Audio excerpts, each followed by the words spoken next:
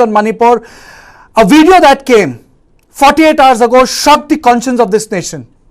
We cannot show you that video, not because only it horrifies the civility within, not only because it will add to the panic and sadness in the valley, because it goes against the grain of humanity. That video goes against the grain of how we treat our own citizens. That video is an example of how law and order collapsed on 4th of May. That video tells us what went wrong in Manipur, but we will not show you, but we'll debate about it because it's about dignity of our civil society. Let's play the bite of Biren Singh and then we get back to our panelists. और CJI के chief justice of India का जो कंडेम्शन जो हुआ था, इसके बारे में आप क्या कहना चाहेंगे? नहीं, ये हर एक जो आदमी, मतलब जो दुनिया में है, हम लोग ह्यूमैनिटी, ह्यूमन बीइंग्स, इसको कंडेम करेंगे.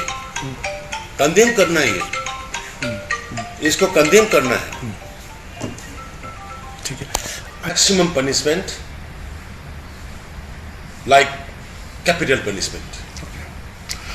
ये बता दीजिए कि आपको एक्शन क्या लेगा तो वो मतलब दो औरतें को इस तरह का मतलब अत्याचार जो किया था. देखो, कल the recent incident that took place where you see the viral video come up of two ladies who has been abducted and been paraded, stripped their dresses and has been molested in the front of the public, where a mob was involved in that. How is your reaction to that? I'm really very shocked when I saw the video yesterday, and after seeing the video, I immediately inquired about the incident. This incident, as per report available to me, was happened on May 4th. Just immediately this crisis was happened on 3rd, and the next day it was happened. But this video leaked only after 40 video. I asked to have mass combing operation where we claim to see the video's authenticity, and yesterday night itself, in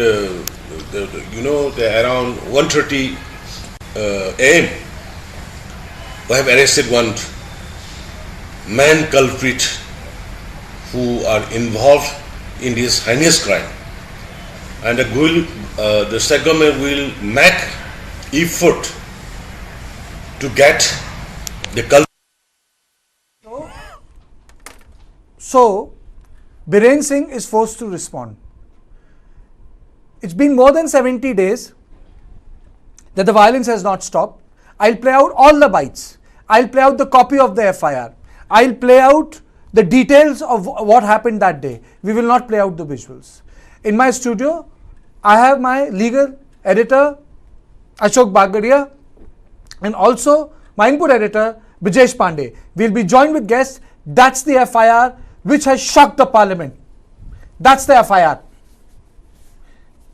Your first comments, Brijesh, on this incident which shocked the national leadership. I mean, people knew about violence which is going on. People know about dastardly acts which were carried out. But the video which came out, Kartikeya, I think, shook the conscience of the nation. I mean, people who were prevaricating, people who were busy, peddling ethnicity versus ethnicity and various angles and all. I think all of those angles have been left far behind by the brutal, ghastly and unimaginable horror which has been displayed on that video. The sheer helplessness of those two women and the fact that there was a massive mob, they didn't beslise them. It was like kind of, the society and the ethics and the fact that, we talk about how we treat our women as goddess and all. I think, word fails to express the kind of horror those women underwent and what their family underwent. Shocking Kartikeya more was the fact that this did not happen, that the mob raided their house and pulled them out. Shocking more was that they were in the custody of police when this was that they were snatched away and this act was considered. We have the video, but Kartikeya very rightly said that we do not want to defile the image of the women again and again by airing those women. We have to talk about it because this is something which cannot be brushed under the carpet. This has to be discussed because all those perpetrators, irrespective of what they are, they should be booked and dealt the most stringent of punishment which is permissible under the IPC and the CRPC. Okay. Ashok, what has Supreme Court said? Well, first let me tell you that the Supreme Court today expressed its concern and deep anguish with the video of a Manipuri woman who was being paraded naked, and the court said these are very disturbing videos and has termed it as the grossest form of the violation of human rights. They have informed the Solicitor General and the Attorney General of India that, look, you represent the Manipur government and the government of India. We are very concerned at what's happening at ground zero in Manipur. This matter is before us. We are looking into this matter. Using women as weapons of violence is condemnable anywhere in the around the world, and this is what is happening in Manipur. The court has put both the governments on notice. They have said that it's high time you step in or we will step in. But what is interesting here, Kartikeya, all said and done, condemnations, criticism, and everything said and done. This particular incident took place on 4th of May. An FIR in this matter is lodged on 18th of May. Seriously, I agree. Yes. 18th of May, the FIR is lodged. Almost 80 days, the FIR has been registered and it looks like no action has been taken. And today we hear the Chief Minister, the Prime Minister and every political leader in this country condemning this act. What was the Manipur police doing for all these 80 days? It's not as if it's the video that surfaced yesterday. Absolutely. The FIR and the police. The video came out yesterday. The FIR and the police knew about the incident since 18th of May. What have they done? This clearly shows that the Manipur government, the Manipur police has lost its grip on the situation on the ground. And it's high time, as the Supreme Court said, that you take action. Apprise us within a week's time as to what steps are you taking to prevent such incidents from recurring. Tell us what action have you taken against the perpetrators of this mob which paraded 2 Manipuri women naked, and not just paraded them naked but also sexually assaulted them. So the court has asked and given the government, central government and Manipur government, to get back to it in a week's time and tell them what is really happening. Okay, I'm also joined by Madam Guite, our guest, and I'm also joined by Hasina. Thank you so much, and Rami Niranjan Desai. All three of them have been regular on my show, but today we thought that it's important that we first give platform to not from the gendered perspective, but women academicians, women activists, women who have a say in context of Northeast, who are at the intersection of understanding Northeast, who stay at Northeast or work in Northeast or know about Northeast. So your first comment, Madam Guite, on the video which went viral, your first comment. Yes, thank you, Kartikeya, for giving me the first opportunity to speak on this really disturbing video, which I came to know about last night through one of the WhatsApp group.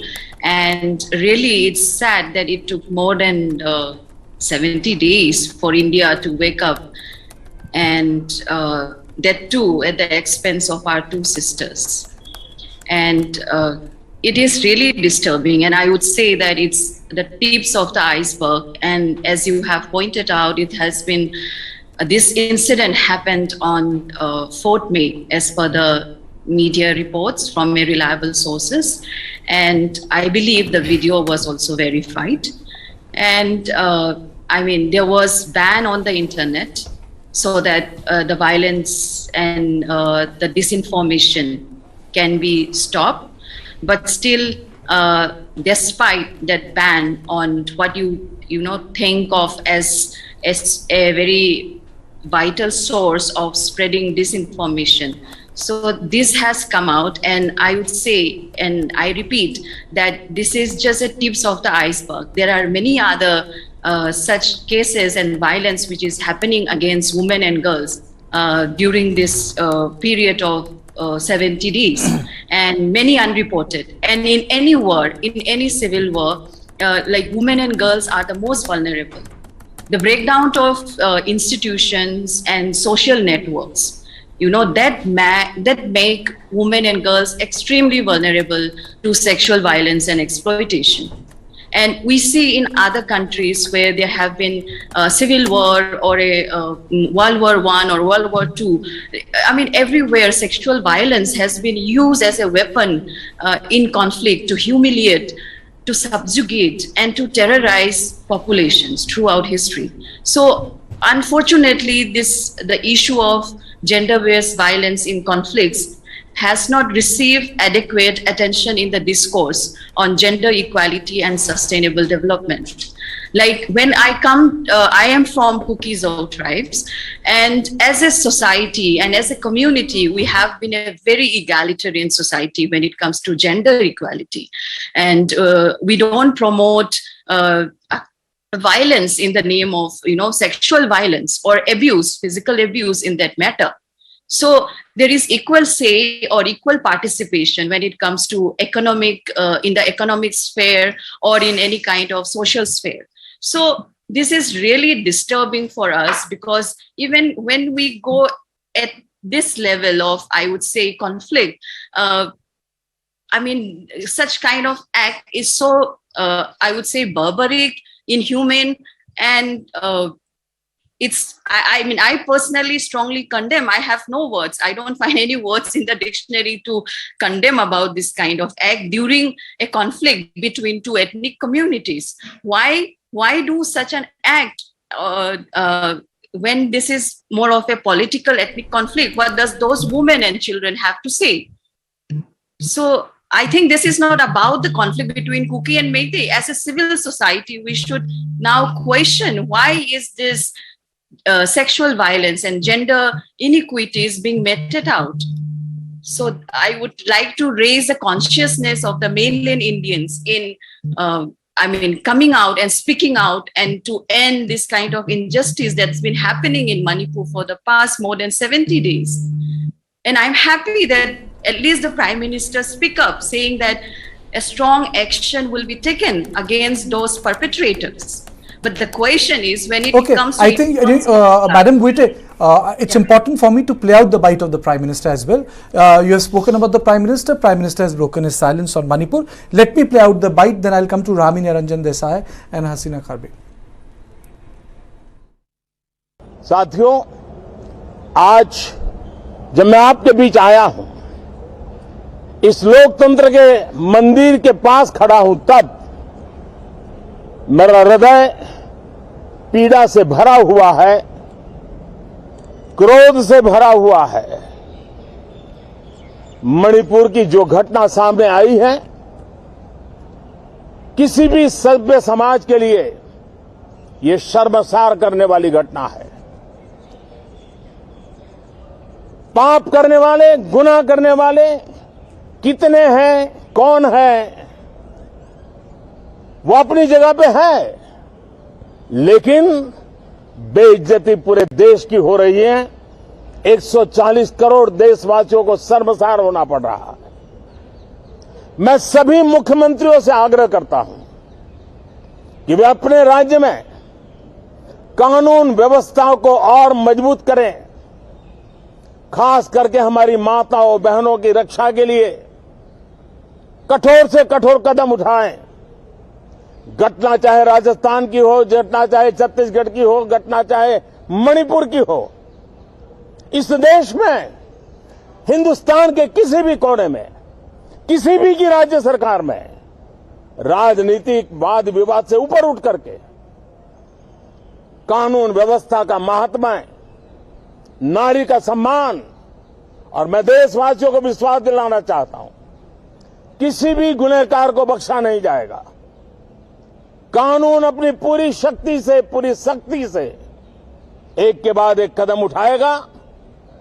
Manipur की इन बेटियों के साथ जो हुआ है, इसको कभी माफ नहीं किया जा सकता है। देखिए, वहां पर इतनी हिंसा घट रही है और हम आज वो मुद्दा उठा रहे हैं।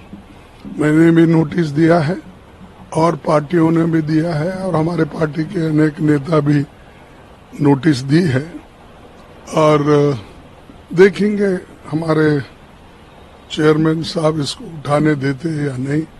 हम ये चर्चा करना चाहते हैं क्योंकि कम से कम 80 दिन से ये घटना घट रही है। जब 80 दिन से घट रही है, इसके ऊपर प्रधानमंत्री चुपचाप है और वो फ्रांस, इजिप्ट, उधर इधर सब जगह जाके आए, यूरोपियन कंट्रीज का दौरा किए, लेकिन मणिपुर उनको याद नहीं है। और मणिपुर में जाके कम से कम एक मीटिंग करके लोगों को बुला के सांत्वन कर सकते थे। वहां पर रेप चल रहा है, महिलाओं को सड़क पे लाट के उनको मारपीट कर रहे हैं, उनके घर लूट रहे हैं, और आज गैंग रेप हो रहा है। तो इसे सब चल रहा है, तो मोदी साहब का इसको याद नहीं है।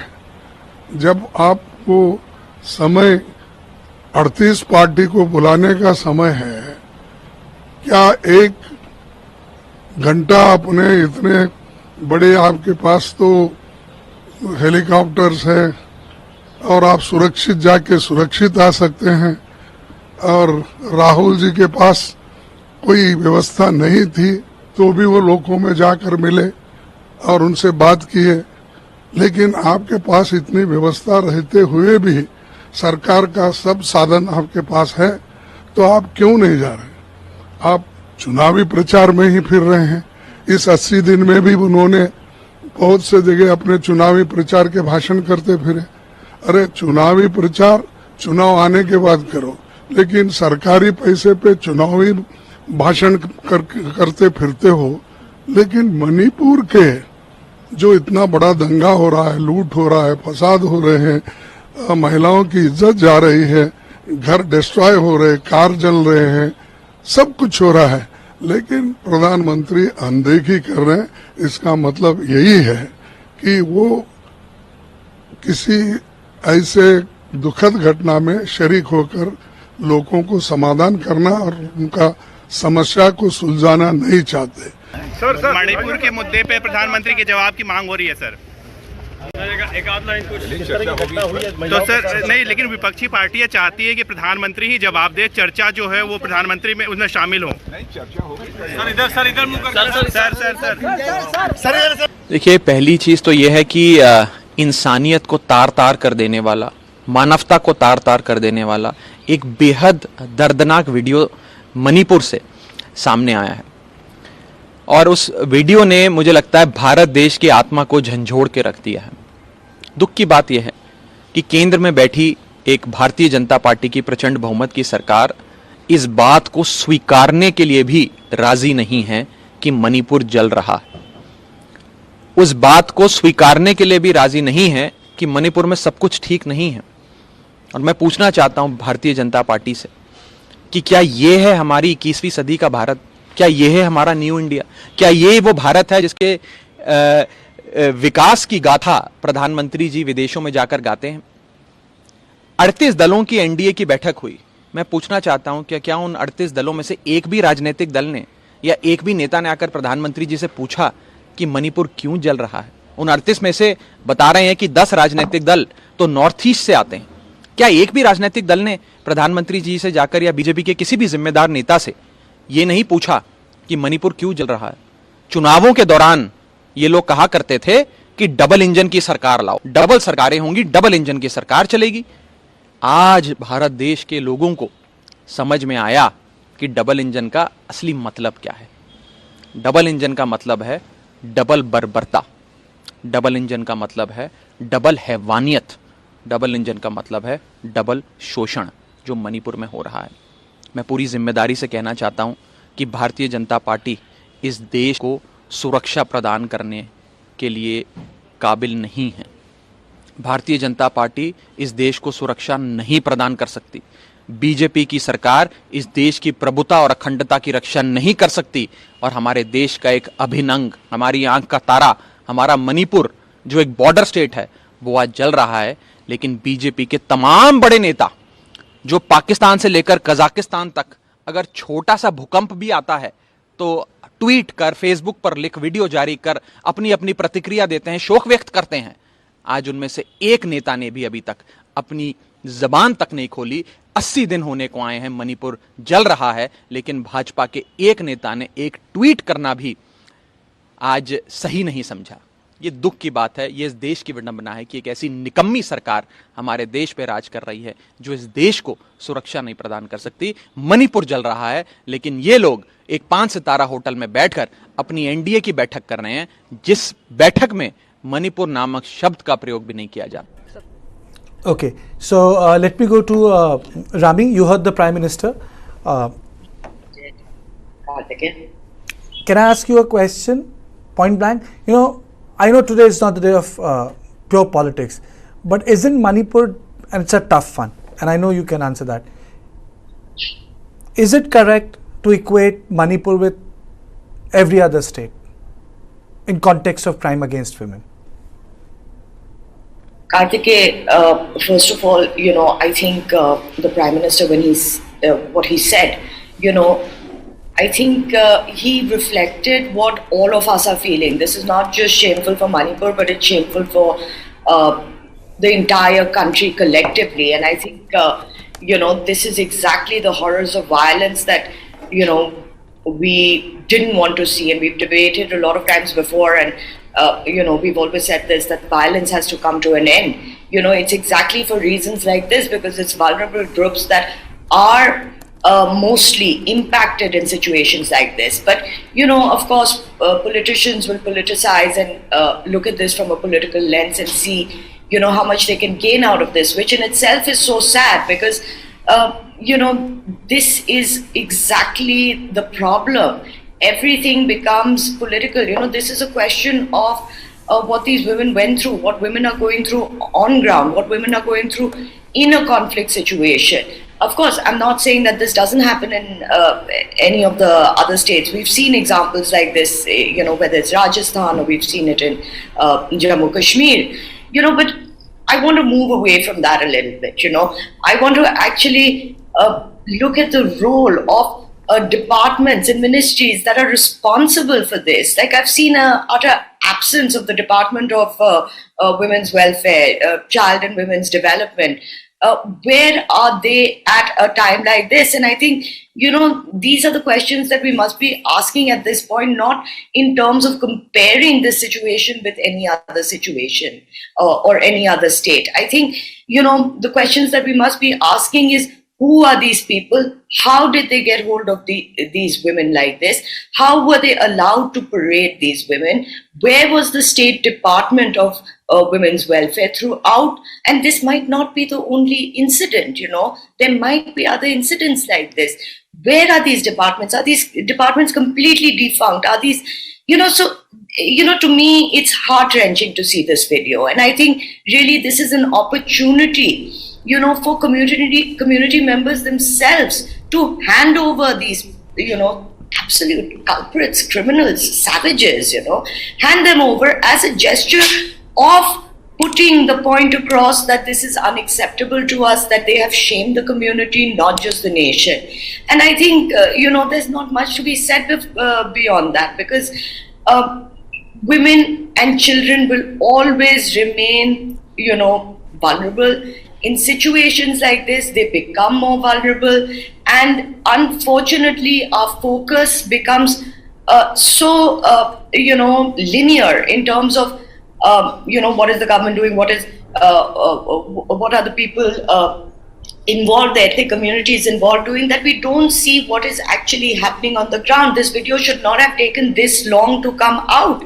This video, or we shouldn't have heard of this news on national television 2 months after this incident had happened. It shows us so many fault lines in even coming to a point where we can say that violence has tapered.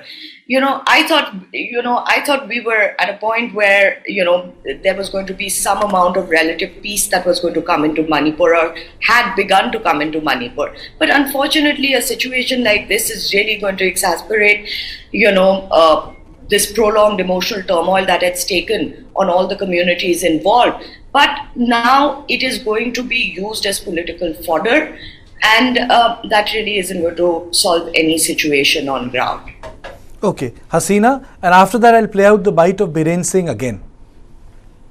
I think sexual violence is an unacceptable norm in any society, in any part of the world. And I think India has seen that over and over again in many parts of the states of news and many cases that has been reported over many years now.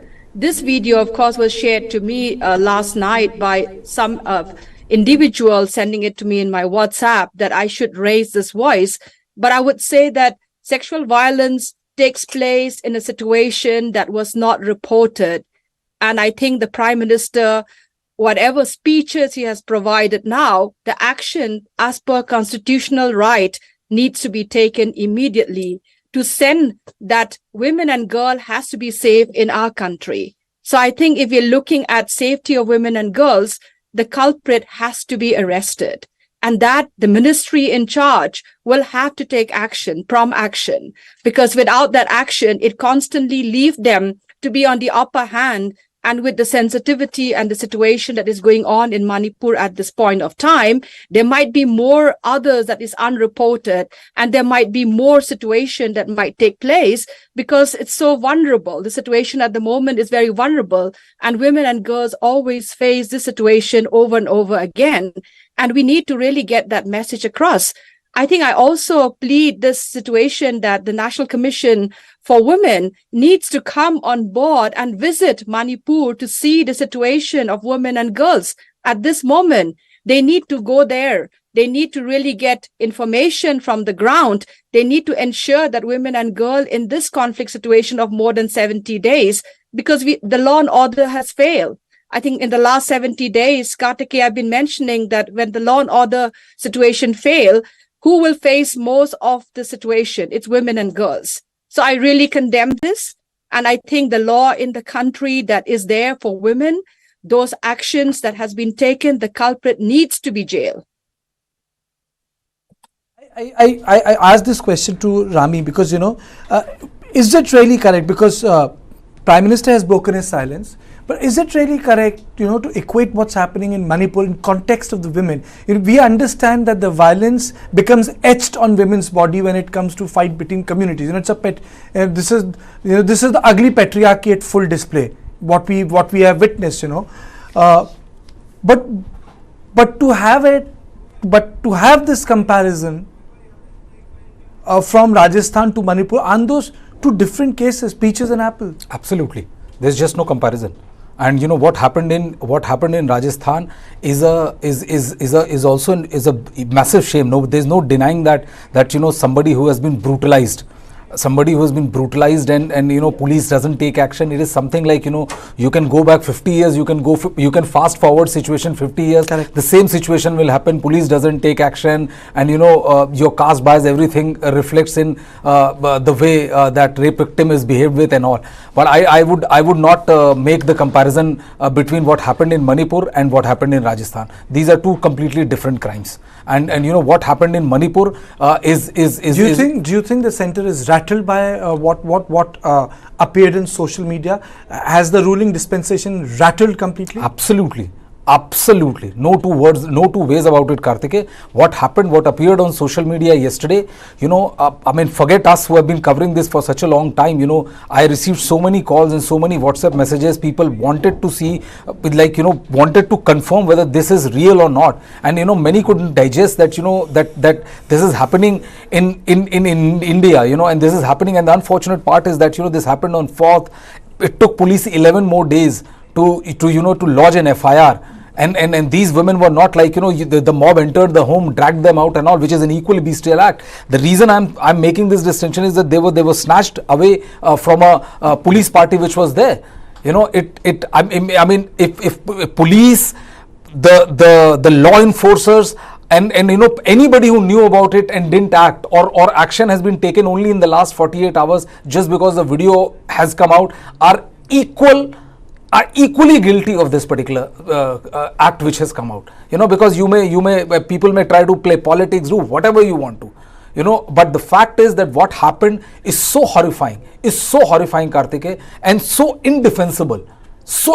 And what really makes me nervous, Kartikeya, is that we have just seen perhaps the first glimpse of what might have happened in the last 60 days. Yesterday I felt that, it's like a Nirbhaya movement, but it's such a sad thing to feel that, if this country requires Nirbhaya movement to be shocked into action, that violence needs to be etched on a woman's body for people to wake up and realize what has happened.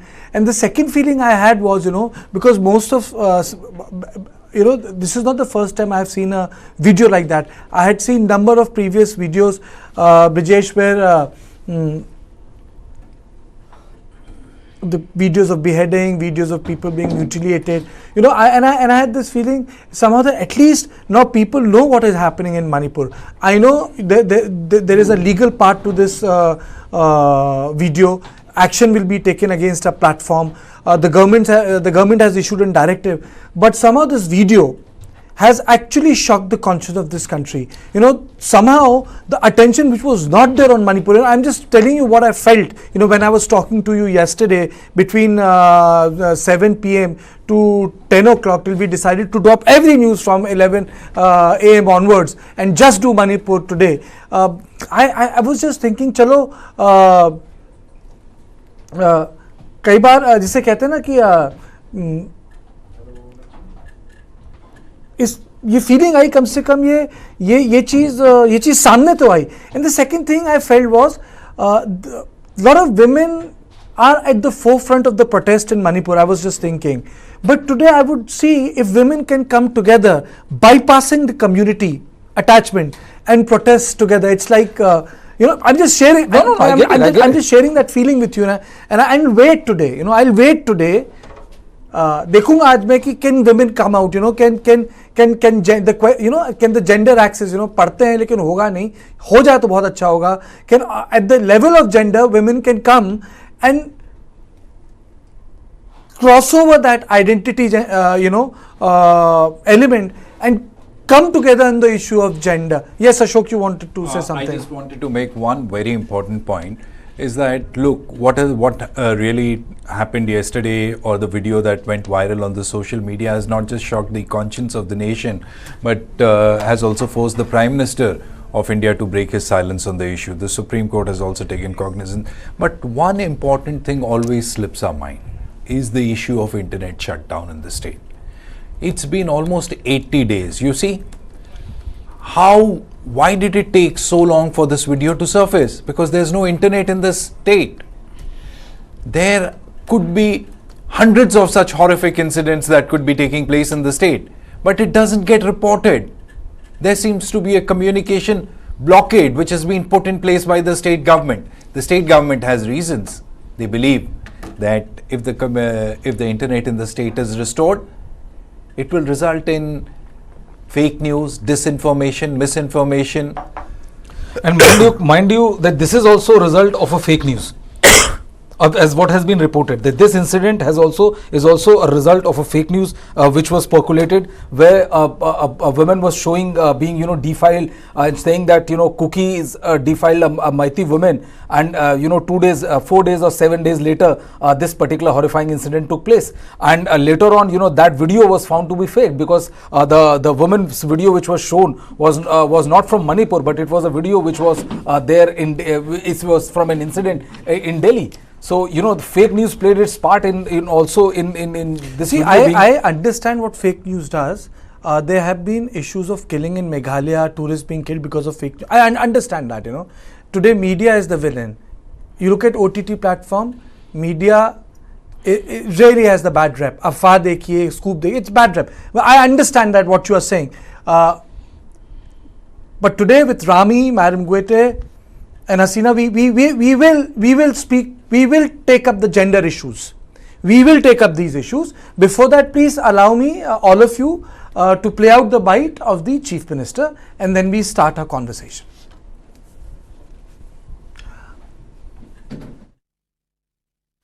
Immediately वो video को देखा, तो वो video देखने के बाद में मेरे को इतना बुरा लगा, इतना खराब। ये तो ह्यूमैनिटी नहीं है इसमें, ये तो एक ह्यूमैनिटी है।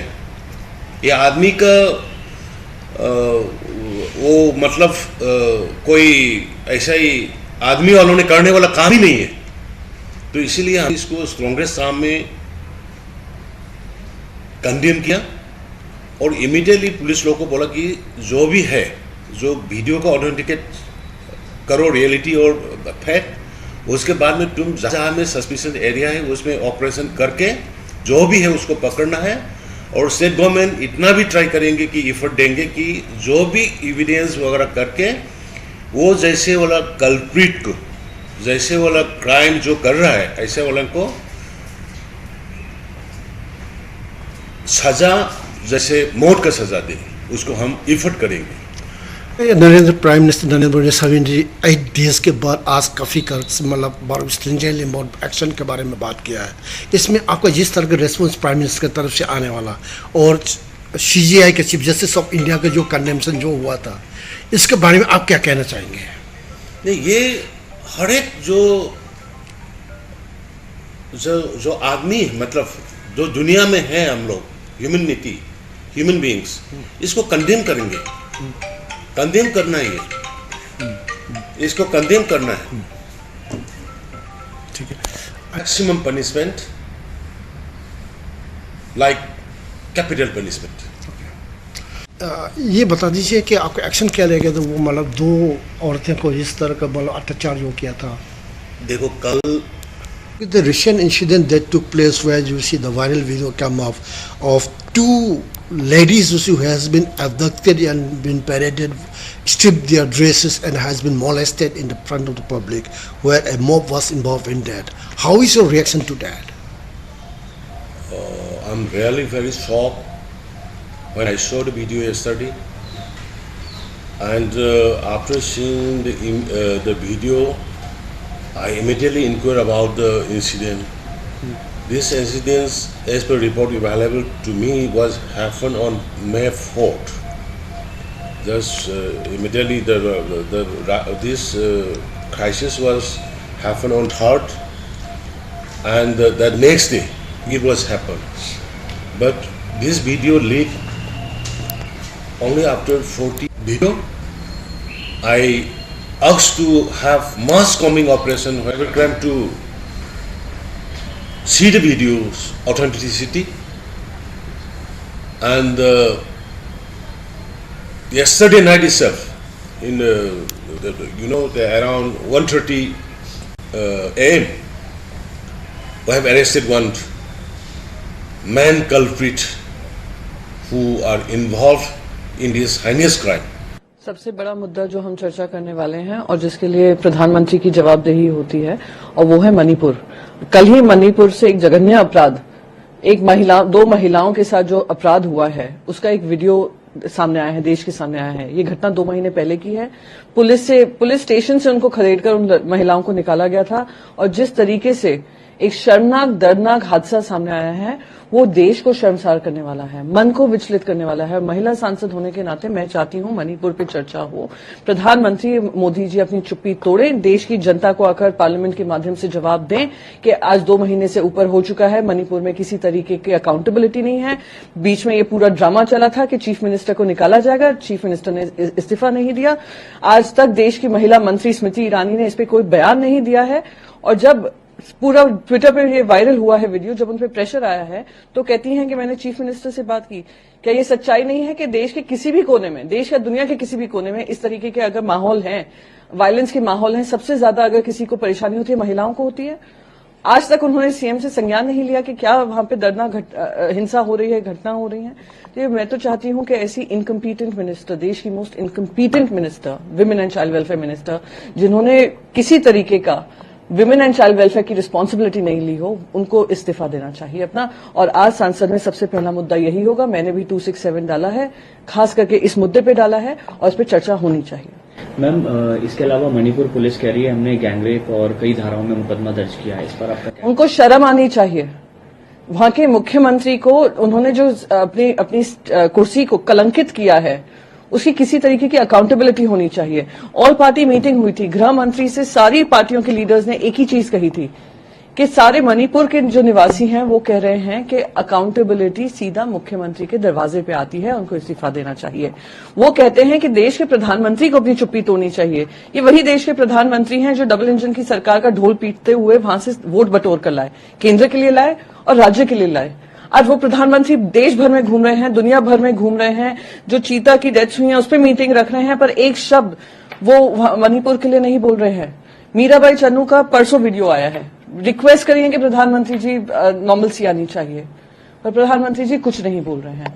तो ये इतनी सारी शर्मसार करने वाली दिक्कतें आ रही हैं वहां पर, कोई अकाउंटेबिलिटी नहीं, सिर्फ वायलेंस बढ़ता जा रहा है, किसी तरीके की बातचीत नहीं। इनको दर्द होता है जब यूरोपियन पार्लियामेंट इसके बारे में बात करता है, पर आज देश के इंडियन पार्लियामेंट पे इसकी जवाबदेही तय नहीं हो रही है। ऑल पार्टी जो मीटिंग हुई थी उसके ऊपर भी क्या रिपोर्ट है, क्या कंक्लूजन्स हैं, क्या काम किया है, कोई जवाबदेही नहीं है। शर्मनाक है, शर्मसार करने वाला है और दुखद है। सबसे महत्वपूर्ण मुद्दा मणिपुर का है।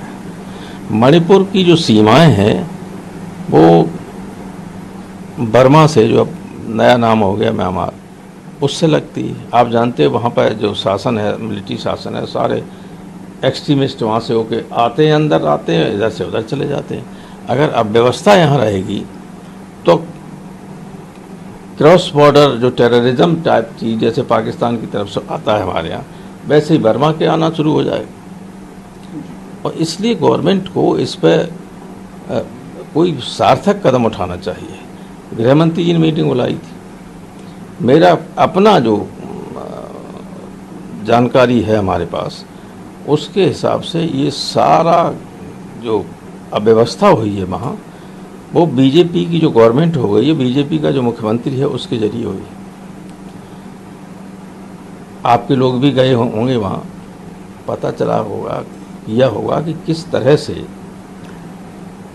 वहाँ के मुख्यमंत्री जो बीजेपी के हैं, वो जो प्लेन वाली जाति है उसके पक्ष में हैं, और जो आदिवासी हैं सब उसमें ट्राइबल हैं हिल एरिया में, उनको पुलिस के जरिए और कुछ अन्य संस्थाओं जो आर्म फोर्सेस हैं उनके जरिए उनको मरवा रहा है। ये सब जानते हैं। इसलिए वहाँ के लोगों की ये डिमांड थी कि जब तक ये मुख्यमंत्री है तब तक दोनों कम्युनिटीज़ पास बैठ ही नहीं सकती आमने सामने। और इसलिए सबसे बेहतर रास्ता यह है कि मणिपुर में राष्ट्रपति शासन लगा के केंद्र सरकार सीधे प्रशासन अपने हाथ में ले, तो शायद जो कुकी हैं और क्रिश्चियंस और आदिवासी हैं वो संतुष्ट हों थोड़े से और बातचीत शुरू हो। अभी तो बातचीत करने की स्थिति नहीं, रोज़ गड़बड़ हो जाता है, घर जला दिए जाते हैं, एमएलए के घरों पे हमला हो रहा है, सब हो रहा है, सारी चीज़ें हो रही हैं। तो ये सारी चीज़ें हैं कि उसको ठीक करने के लिए मैंने वहाँ गृह मंत्री जी की मीटिंग बुलाई थी, उसमें भी कहा था कि आप इसको अपने उसमें लीजिएगा। उसमें जब जनता का मुख्यमंत्री से विश्वास हट गया एक पक्ष का पूरी तरह से कि ये एक पक्ष ही काम कर रहे हैं, तो कभी शांति नहीं हो सकती, कभी हो ही नहीं सकती वहाँ शांति। लेकिन इसके लिए तैयार नहीं है लोग। एक तो ये है मुद्दा जो देश के लिए भी खतरनाक हो सकता है अगर लापरवाही हुई। और देश के सारे लोग हिंदुस्तान के प्रधानमंत्री के बारे में कहूँ सबसे बढ़िया भाषण देते हैं, सारी दुनिया को भाषण देते हैं, और देश में क्या हो रहा है इस पर बोलेंगे नहीं, केवल चुनाव की दृष्टि से बोलेंगे जो बोलेंगे। बहुत ट्विटर खेलते हैं हम लोग, बहुत राजनीति करते हैं। मन नहीं किया ट्वीट करने का, क्या ट्वीट करने से उन महिलाओं को इंसाफ मिल जाएगा? क्या जो अपराधी है उनको सजा मिलने के बाद भी जो उन महिलाओं की देह को नोचा गया है, एक डीमन की तरह उनके साथ व्यवहार हुआ है, सोच के भी हमारी रूह कांपती है। क्या जो अपराधी है, मुझे नहीं लगता कि उनको अपराधी शब्द का प्रयोग करे, राक्षस भी मुझे लगता है कि छोड़ देते हैं, जानवर भी इस तरह की हरकतें नहीं करते हैं। मुझे क्या शब्द प्रयोग करना है उन व्यक्तियों के लिए कुछ समझ नहीं आ रही है। तो क्या उसके बावजूद उनको फांसी में चढ़ा दो, उनको सड़क पे नंगा घुमा दो ऐसे अपराधियों को, उसके बाद भी क्या उन महिलाओं की जो असमत थी, जो उनके भीतर में चल रहा होगा उस वक्त, क्या उसको हम लौटा पाएंगे?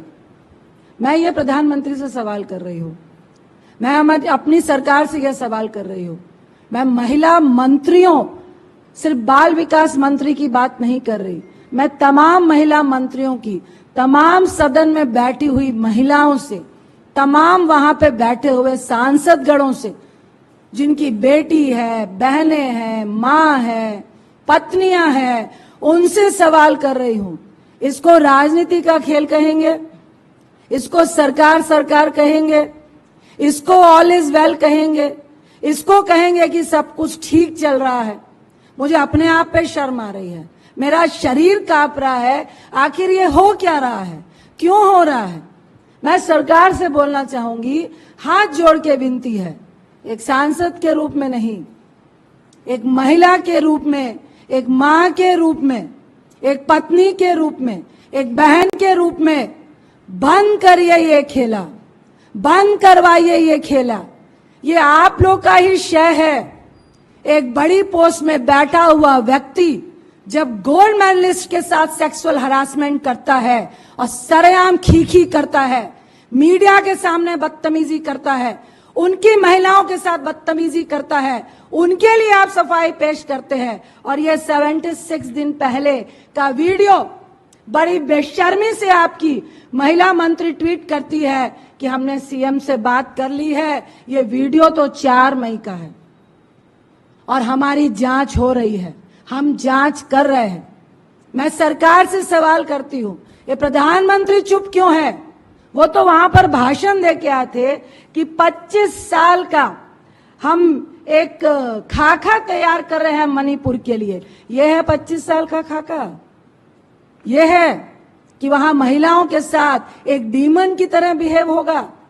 वीडियो देख के रूह कांप रही है, बार बार रूह कांप रही है और मुझे शर्म आ रही है कि मेरे पास कोई शब्द नहीं है। हम सबके सिर शर्म से झुके होने चाहिए और इस पे कोई भी राजनीति नहीं होनी चाहिए। मैं सरकार से जवाब मांगना चाहती हूँ। ये मानसून सत्र है, इंडिया आपसे जवाब मांगेगा, सदन के भीतर, सदन के बाहर। ये 76 दिन हो गए, 4 तारीख का वीडियो है, एफआईआर लॉन्च हो गई, अपराधी पकड़ में नहीं आए हैं। ये कौन सी सरकार आप चला रहे हैं? ये कौन से इंडिया ऑल इज वेल की बात आप कर रहे हैं? हमारी मंत्री का फर्ज सिर्फ एक ट्वीट करना है। होम मिनिस्टर कहां है? हमारे प्रधानमंत्री कहां है? आप कई विदेशों के दौरे कर रहे हो और अपनी बातों को कह रहे हो कि इंडिया शाइन कर रहा है, यहाँ पे सब कुछ ठीक है। क्या यही ठीक है? हम जवाब मांग रहे हैं उनसे कि क्या उन पे क्या कार्रवाई होगी। आप चुप क्यों है? होम मिनिस्टर चुप क्यों है? आपकी मंत्री का फर्ज सिर्फ ट्वीट करना है। आप अपने मणिपुर के मुख्यमंत्री से इस्तीफा ले रहे हैं कि नहीं? Madam Guite, to you, let me just read out the details. We had put it out on the screen. I'm reading out from my computer. Manipur police arrests one of the main accused in the sexual violence case of May 4th in Thubal. A police source has told the newspaper the accused has been identified as Huiram Hirodas Singh, a resident of Pechi Awang Lekai, and the raids continue. Do you think that this is suffice? Shouldn't there be a commission to look into the issues, incidents and events of violence against women in Manipur? Exactly.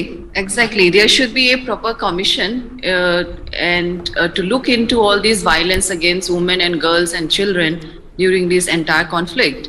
And now I'm surprised to listen to the bites that you play out, talking about, I mean, all these member of Rajya Sabha coming out, speaking against the violence. Where were their voice since 4th May, when the violence was continuing? And it took, this video to surface, actually, to everyone to speak it up.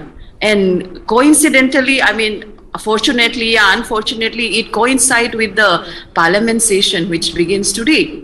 So, and then the Prime Minister also finally spoken up. And besides the commission that you are saying, I would say this is not done by cowardly mob. They are by daring mob who are not respecting the Indian laws. And from day one, I've been saying that the CM is fully responsible and must step down. The situation, to bring the situation under control, no matter what the political compulsions are, this has to be, he has to step down. Are you saying that his position now stands in and you know, and then the harrowing news which has come from the testimony of these two girls, where that Manipur police were present at that time when this incident was happening, and they were a mute spectator to the entire incident. So what can we say about this? What can we say about this? You know, Rami, this incident also tells us about how ineffective the police as an institution has been. Yes, mobs are organized, and I don't want to. This is your domain. Low intensity riots. That famous study by Paul Brass, where no riot can take place unless and until people in power or close to power keep that temperature boiling at the right. To keep the water boiling at the right temperature. If they are not involved, then the riot cannot take. There's nothing called a spontaneous riot.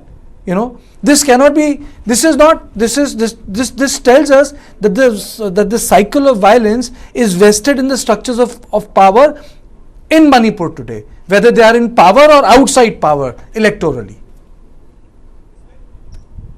Kartikeya, you're quite right. What can one say about this situation? It was a matter of time that incidents like this would come out and shock the nation collectively, and that's what it's done. But of course, one cannot take responsibility away any longer from what the powers that be in Manipur should have done. They were delayed. This conflict should have never gone on for this long. One of the hopes that we sort of, held on to was that the violence is tapering, But this is the repercussion of conflict.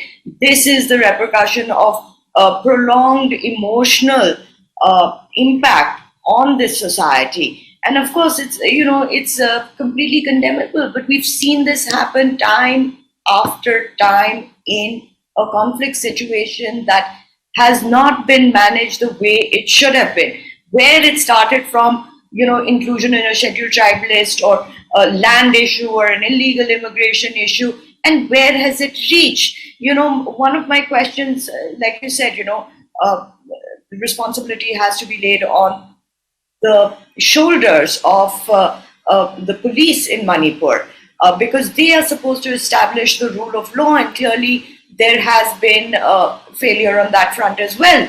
But I would also like to know, apart from the perpetrators of this heinous crime, the people that were walking around them, the people who blackmailed the police station, who are these people? Were there women involved? Because we've seen time and again, even women playing, unfortunately, and I hate to say this on national television, but we saw with our own eyes women playing a very negative, very detrimental role in this conflict.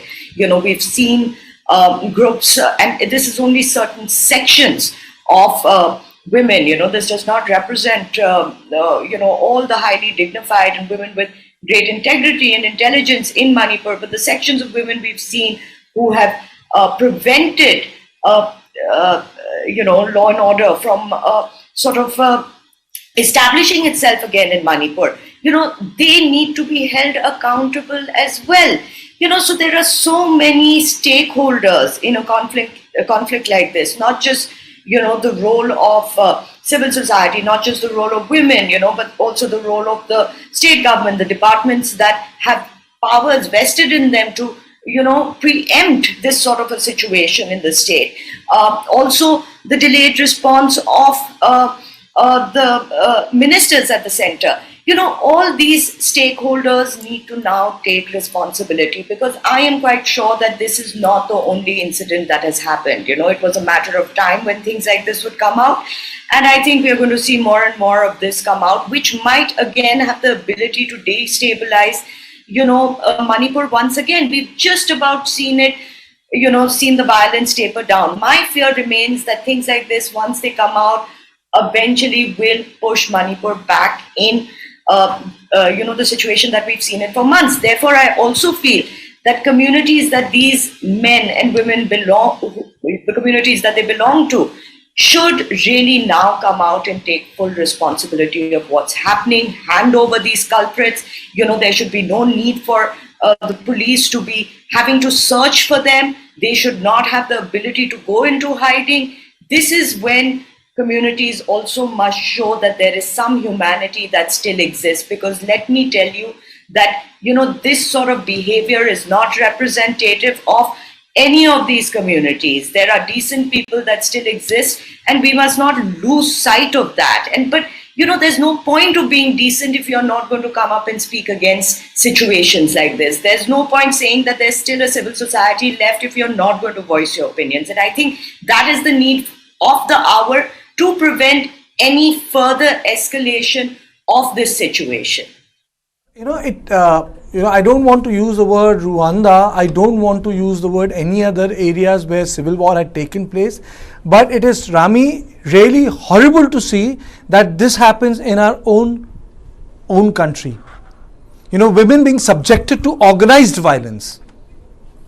Kartikeya, of course, this is, as much as we don't want to compare, but this is one of the repercussions of conflict anywhere in the world, is that vulnerable groups get impacted first. What does this sort of violence have anything to do with any rights being demanded from either of the sides? No, but this is, this sort of miscreant mentality, criminal mentality that takes the forefront in conflicts. Like you and me have discussed, Brijesh has been there when we've said that, the weapons too floating around are not going to be used by people like yourselves and me. It's going to be used by the criminal minded on innocent people. And that is the same situation here. The manipulation of the rule of law on ground, or, the ability to be, just being, the ability to go on a rampage in a state which is grappling with its law and order, is manipulated by the criminal minded, not by people who have any semblance of decency in them. So this is the kind of, this is the kind of segment of society that we see go on the forefront and rise up and, not really work towards coming to a conclusion, but really just make the situation worse.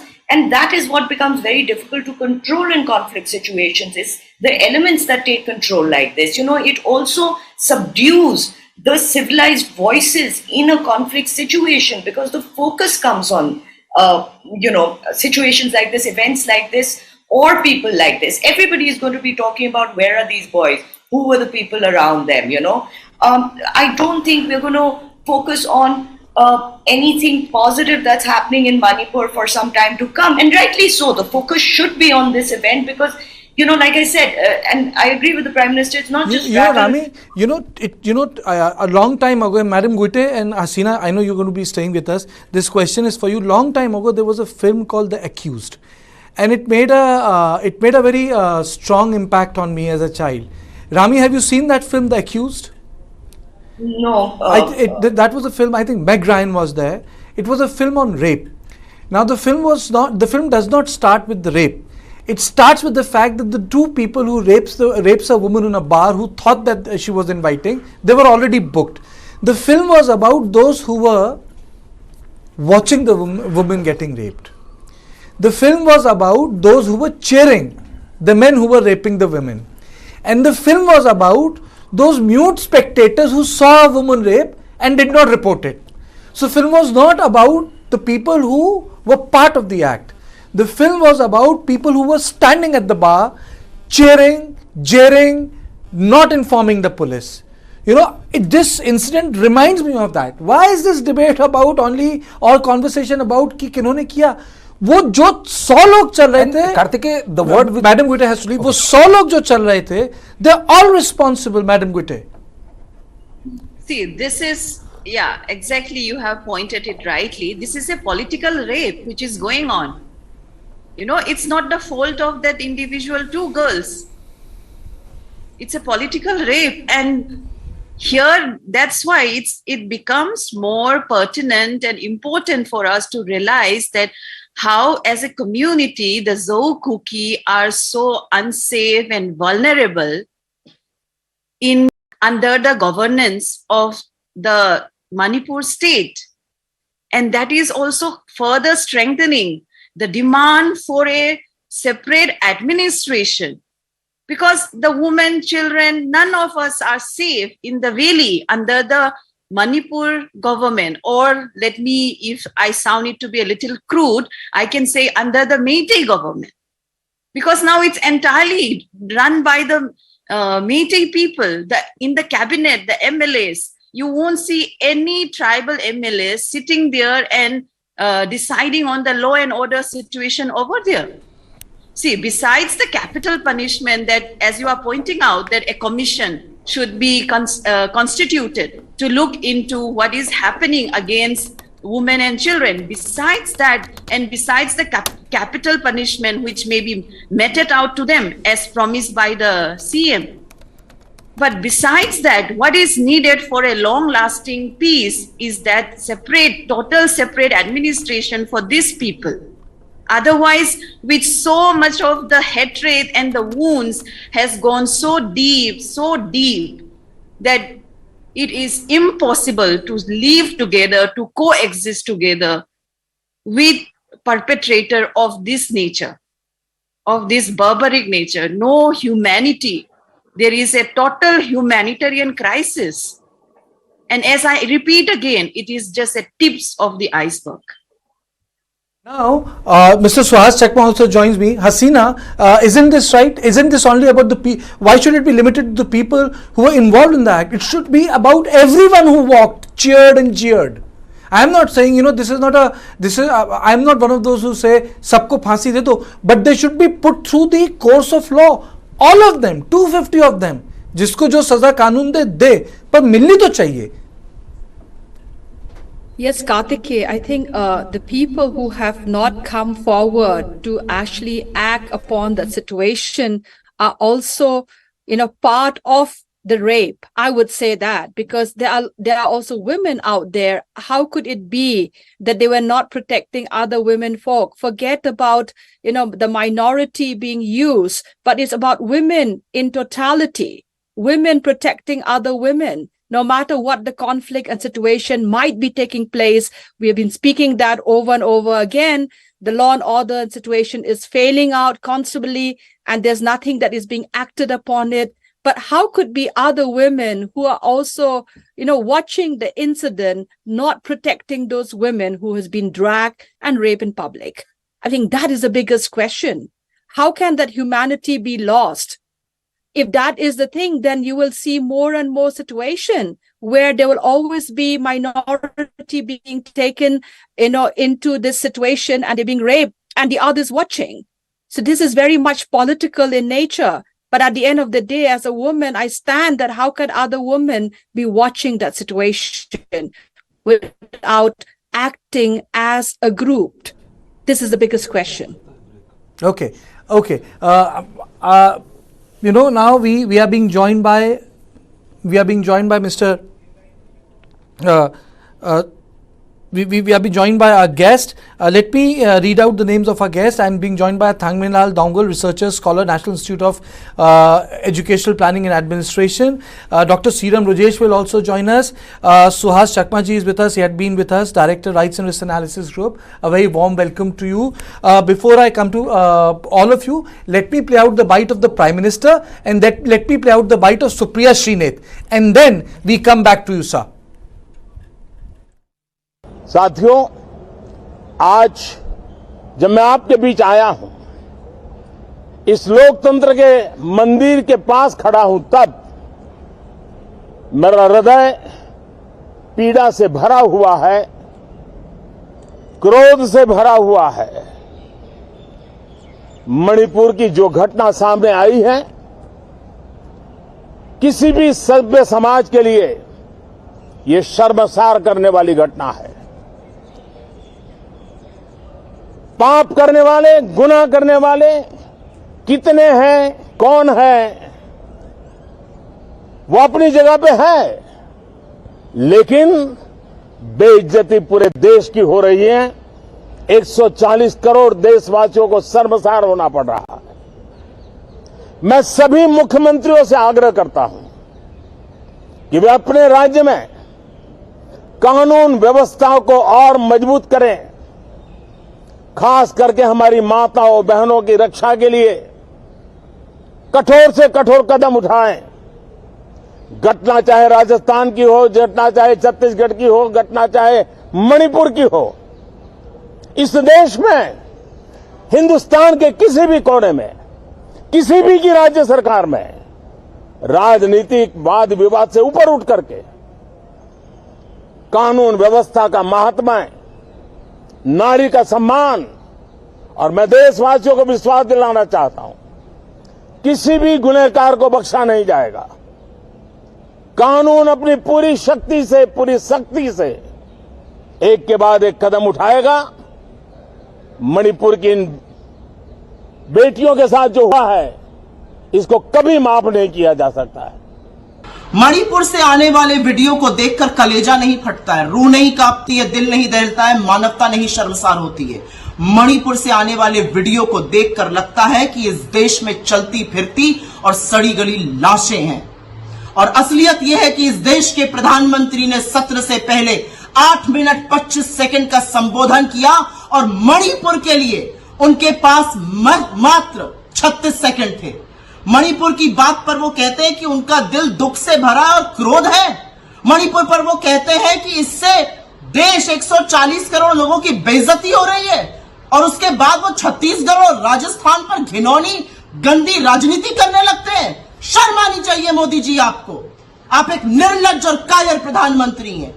उस video को देखने के बाद अगर आपके पास मात्र 36 second का वक्त है और आप सभ्य समाज की दुहाई दे रहे हैं, तो दुर्भाग्य है इस देश का कि आप इस देश के चुने हुए प्रधानमंत्री हैं।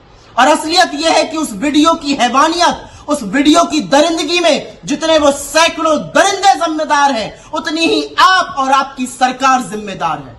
अगर समय रहते हुए आप मणिपुर पर बोले होते, आपने मणिपुर पर कार्रवाई की होती, तो 77 दिन पुराने वीडियो को देखकर इस देश की आत्मा कांप न उठती। और आपका मन अभी सिर्फ पीड़ा और क्रोध से भरा है।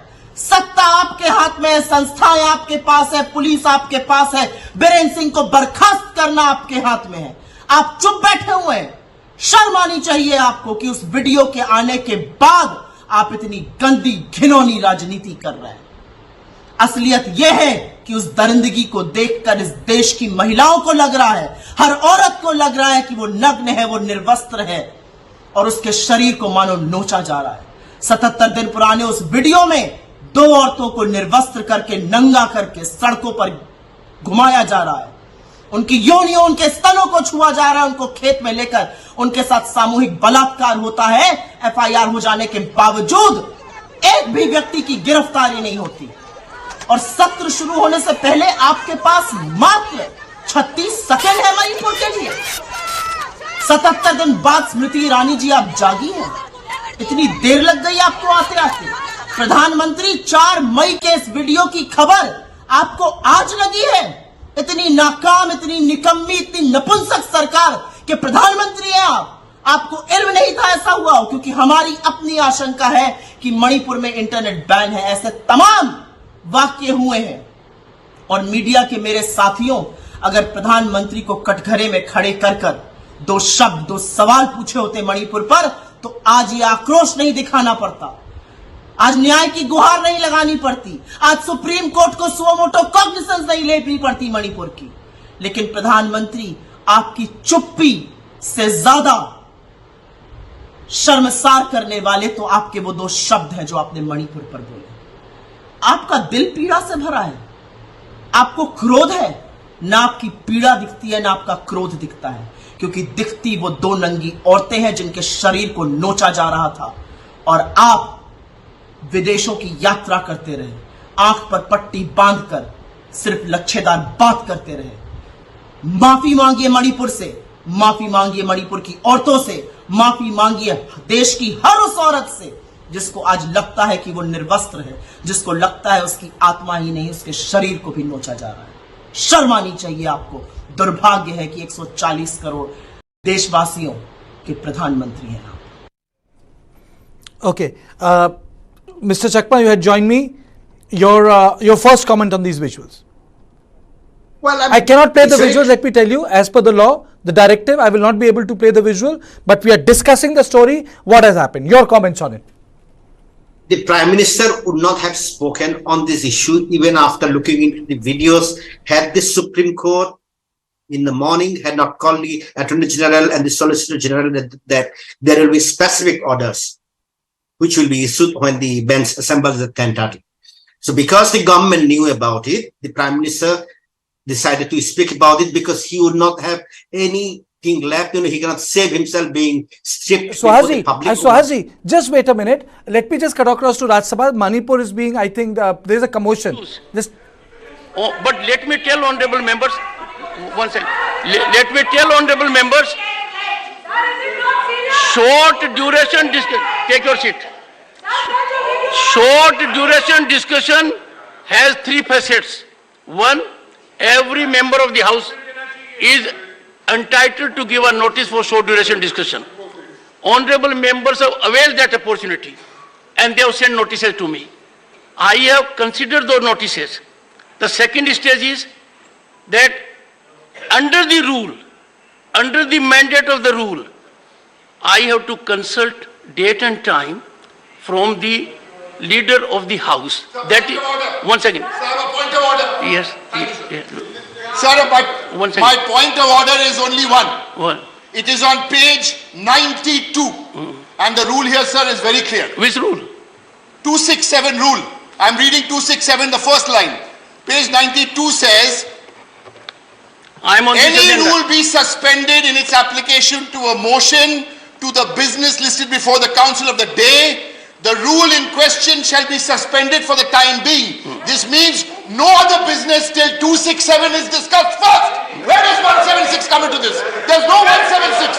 It is on 267 and we want a discussion here on Manipur. We want a discussion and the Prime Minister has to open his mouth. Manipur.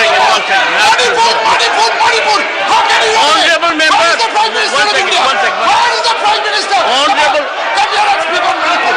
Honorable members.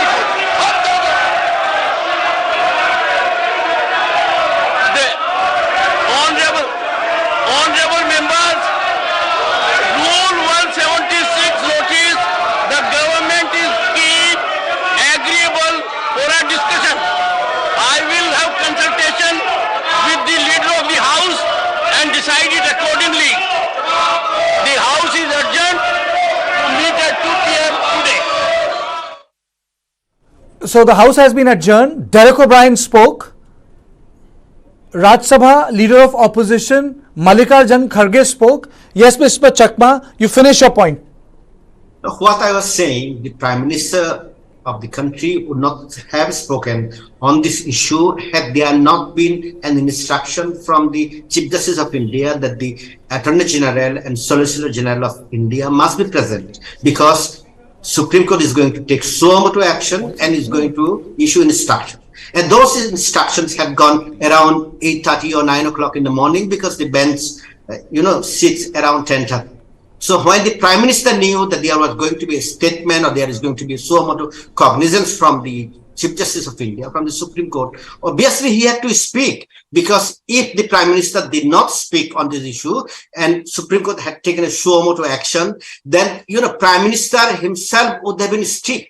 So that is why he spoke in a manner that is, in a way, it did not come, honestly, because there was no reference or there was no need to refer to Chhattisgarh or Rajasthan, which are ruled by the Congress party, because the situation, despite the incidents of rape in those two states, are not the same. And if you look at the statement today from the government of India, and the government of Manipur, one of the prime accused have been arrested. So for the last 76 days since this incident had taken place, what have you been doing? It's very clear, if the government of India wants that the action should be taken, the situation should be brought under control, it can immediately be brought under control. That's why the accused has been arrested. And if this is the way it can function, so then the question would be asked, why have you not been intervening? Why have you not been issuing instruction to stop the riots? And I am telling you, irrespective of whatever the situation is in Manipur, irrespective of the involvement of the armed groups, if the central government wants the riot should be stopped, they can be stopped. You can deploy 400,000 troops. You can provide security for each and every person in that state and ensure that no riots take place. Riots are taking place because the state is involved in it and the state doesn't want to take action. It is not proven by us. It's proven by the action of the government of Manipur today that they have arrested this person. Please remember, these persons we are taken snatched from the custody of the police. The police very much knew who were the culprits. And what have you done till the videos have come? And as I said in the morning, what the government of India is doing. You are trying to shoot at the messengers. You take action against Elon Musk. You take actions against Twitter so that nothing comes out. And that's what the government's intention is. And look at the FIR. The women who were raped, they were tribal women. So the first thing which you had to do is basically invoke the Scheduled Caste and Scheduled Tribes Prevention of Atrocities Act, because at this point of time, the accused are not Scheduled Tribes, and you do not invoke that particular law of this land, then what do? And you frame the FIR in a manner, I think there were some discussions prior to my joining. There are people who are part of the conspiracy. So all the people who were present there, who went and kidnapped these persons from the custody of the police, they are part of the criminal conspiracy. So if they are part of the criminal conspiracy, everybody, all those persons who were assembled, they can be charged. And why are you only filing a FIR against unknown person? Everybody knows. Every person who has been part of that crowd is part of the criminal conspiracy, and they can be charged with the same offense, which is the so basically Swaj ji, आप ये कह रहे हैं कि अगर willingness है, you can control the crowd. Willingness है, administration can take effect. Mr. Dongal, your opening comments on the video that has come out. Yeah, the video that has been circulated since yesterday is really, really disheartening, and it pains all of us, and it really pains me as a human being in the first place, and also as a kuki joke. I mean, me belonging to a kuki joke community. We have seen how after the filing of the FIR, actions has been initiated. However, only with the circulation of the video yesterday that spiraled or otherwise prompted, people in authorities or otherwise people empowered to speak up. Otherwise, this story has been circulated way back in the month of May, towards the end of May, when the survivors had narrated their stories about the rape, about the murder, but then nothing has been initiated. I know it has outraged the country, everybody, and at the same time, although the video, on the other hand, has given the culprits or otherwise the victims to be, finding it hard to see the video, otherwise know that the video has been circulated. At the same time, to me, it is a blessing in disguise. Otherwise, this sort of outpour of uproar from those in authorities would not have been initiated. Now, if you look at the actions taken by the state government, which was obviously coming because of the prompt action by the central government, and which to my previous panelists have also clearly stated that it could have been prevented, it could have been stopped in the month of May itself. But because of the involvement of the state, things have spiraled into uncontrolled mode, and now it has spread far and wide. Now, if you look at the number of FIRs filed from the Kuki Joe community on the atrocities that has been committed. I'd like to highlight few, if you allow me, because if you look at the ambulance which carried a meitei lady and her child to Imphal, who needs medical attention because he was shot. The child was shot by a sniper. He was the lady was a meitei belonging to meitei community, married to a Kuki Joe community. Just because she was married to a Kuki Joe, the bullet was burned along with the lady and the child and the sister of the lady who was attending the child. Now, FIR is filed against that atrocity, but no action taken. Secondly, you have seen how a mentally challenged lady who was shot dead towards the beginning of this month. I think it was on the 5th of July, Imphal, in the heart of Imphal. But FIR was filed against those people committing the atrocities, but no action taken. If you look at, prior to that, David Thier was beheaded, and his head was hung on the village fence. And everybody was angry, everybody saw it, and this FIR was also filed against this crime, but today the criminals are still roaming free. And if we look at, on the 15th of July this month, you see another mentally challenged lady belonging to the Naga community was shot dead. And I'm told that her body was chopped up into 4 pieces. She belongs to the Naga community. And the next day, what happened? The state government took prompt action. All the culprits were apprehended, and there was a negotiation between the Naga organizations and also the meiteis. And there was and the victim was adequately compensated by the so-called the meitei community. And you see who was spearheading all of this. Mr. Dongle, tell me, will it become very difficult for meiteis and Kukis to start a conversation after this?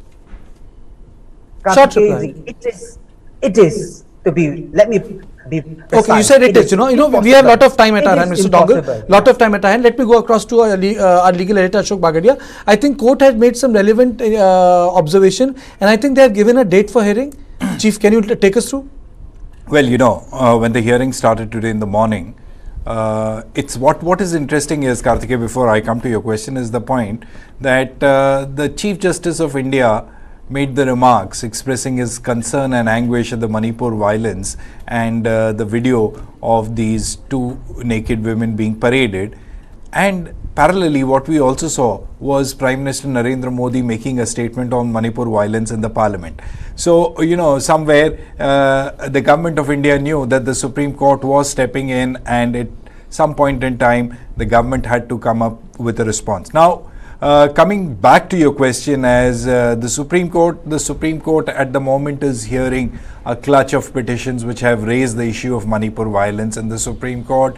They have sought protection, relief, rehabilitation of the people who have been affected by violence, those who have been displaced, people who are living in camps, people who are affected by violence and ethnic clashes. All these points have been raised before the Supreme Court by the way of these petitions. So far, what has happened is that the Supreme Court has adopted a hands-off approach.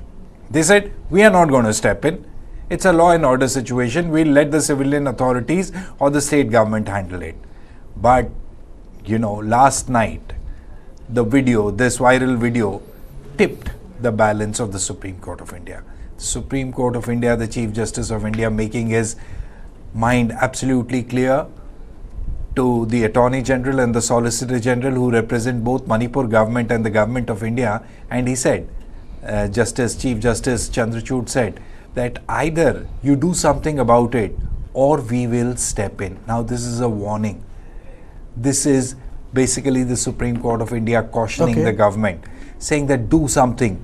We give you time till July 28 to give us a report on what has happened. Time is the word. Do you think Biren Singh has time? Now, let us talk brass tacks here. He's the person. Does he have more time? See, he will have time. I don't see him being replaced, but I think now Biren Singh is on a really very sticky wicket. Why I'm saying this is because, you know, it was one thing which was you know, that you were saying that, you know, violence is going on, and you know, there were talks of all. But I think there's a reason why they say a picture is worth 1,000 words. Ever since this video which has come out, it has shaken the conscience of the nation. It has tipped the balance, as Ashok was saying. You know, the Supreme Court was forced to issue a statement, and so was Prime Minister. And now, you know, the first day of the Parliament is going to be a complete whitewash because of that video. So I think post the emergence of that video, I think a lot has changed. There's a tectonic shift, if I may say so, about the kind of narrative which was being built on. Now the government is forced to, unfortunately, you know, till now the Chief Minister or the various other stakeholders are calling, they're saying that, you know, that we took a suo moto action and all. But I find it extremely hard to believe that people wouldn't be aware of such video in existence of such video beforehand. Police lodged an FIR on 18th, which is 14 days after the incident happened. The police knew about the incident. What action will be taken against those police officers? Nobody knows. If the government knew about it, the police knew about it, then the government definitely must be aware of the incident. What stopped the government from taking a suo moto action on 18th itself, when the FIR was registered? So, you know, all this taking suo moto action, all this talk of law, we are pained and all, it doesn't cut ice, Kartikeya, and that is the reason why, you know, that video has actually put the government, the state government, on a big back foot. And I think it will be very hard for you're spot on. You're the only person who said that the government is completely what you call rattled. It is for this reason, you know, even Prime Minister, उन्होंने मणिपुर के साथ बाकी सारे राज्य जोड़ डाल दिए. Absolutely, you know, and I think, you know, Kartikeya, the thing is that people are now very clear about it. Now, ever since the video has come, you know, it has put you in that kind of position where you have to take a stand.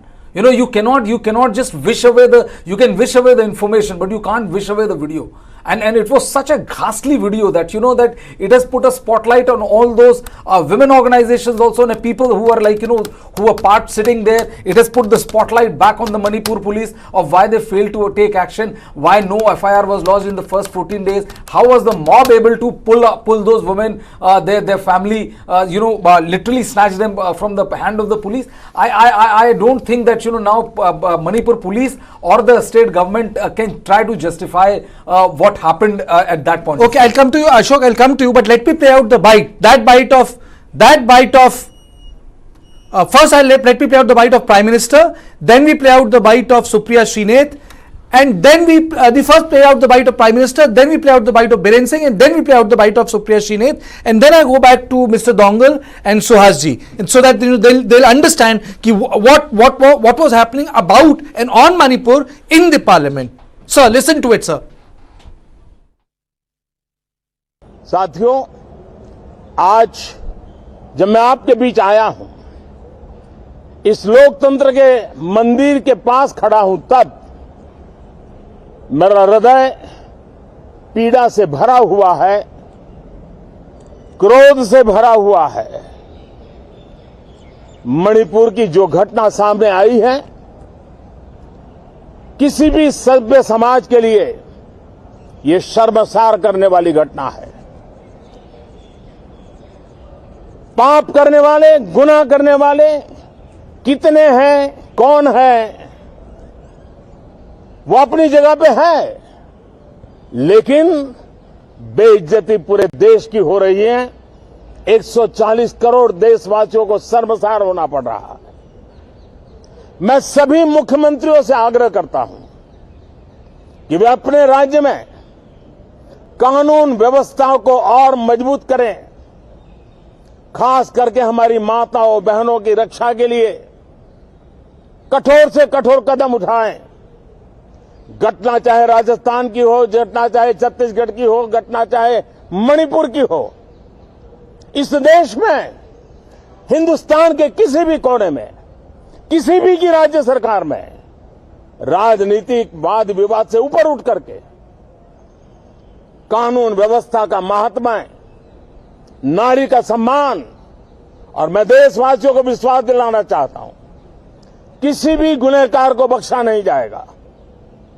कानून अपनी पूरी शक्ति से, पूरी सख्ती से एक के बाद एक कदम उठाएगा मणिपुर की इन बेटियों के साथ जो हुआ है इसको कभी माफ नहीं किया जा सकता है।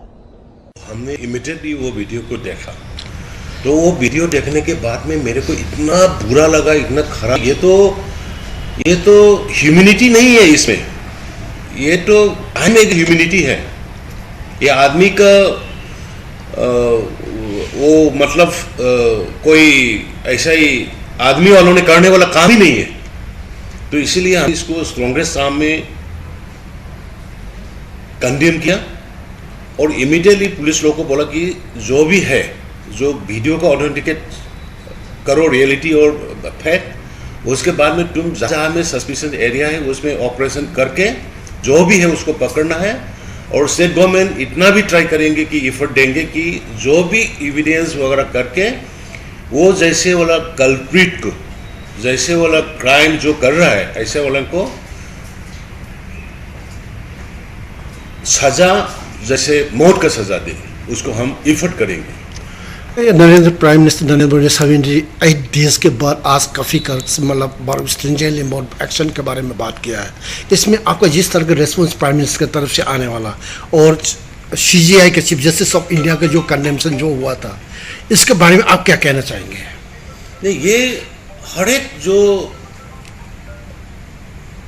जो आदमी मतलब जो दुनिया में है, हम लोग ह्यूमैनिटी, ह्यूमन बीइंग्स, इसको कंडेम करेंगे। कंडेम करना है, इसको कंडेम करना है। ठीक है। Maximum punishment like capital punishment.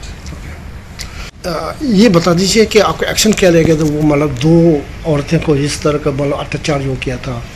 देखो कल the recent incident that took place where you see the viral video come of 2 ladies who has been abducted and been paraded, stripped their dresses and has been molested in the front of the public, where a mob was involved in that. How is your reaction to that?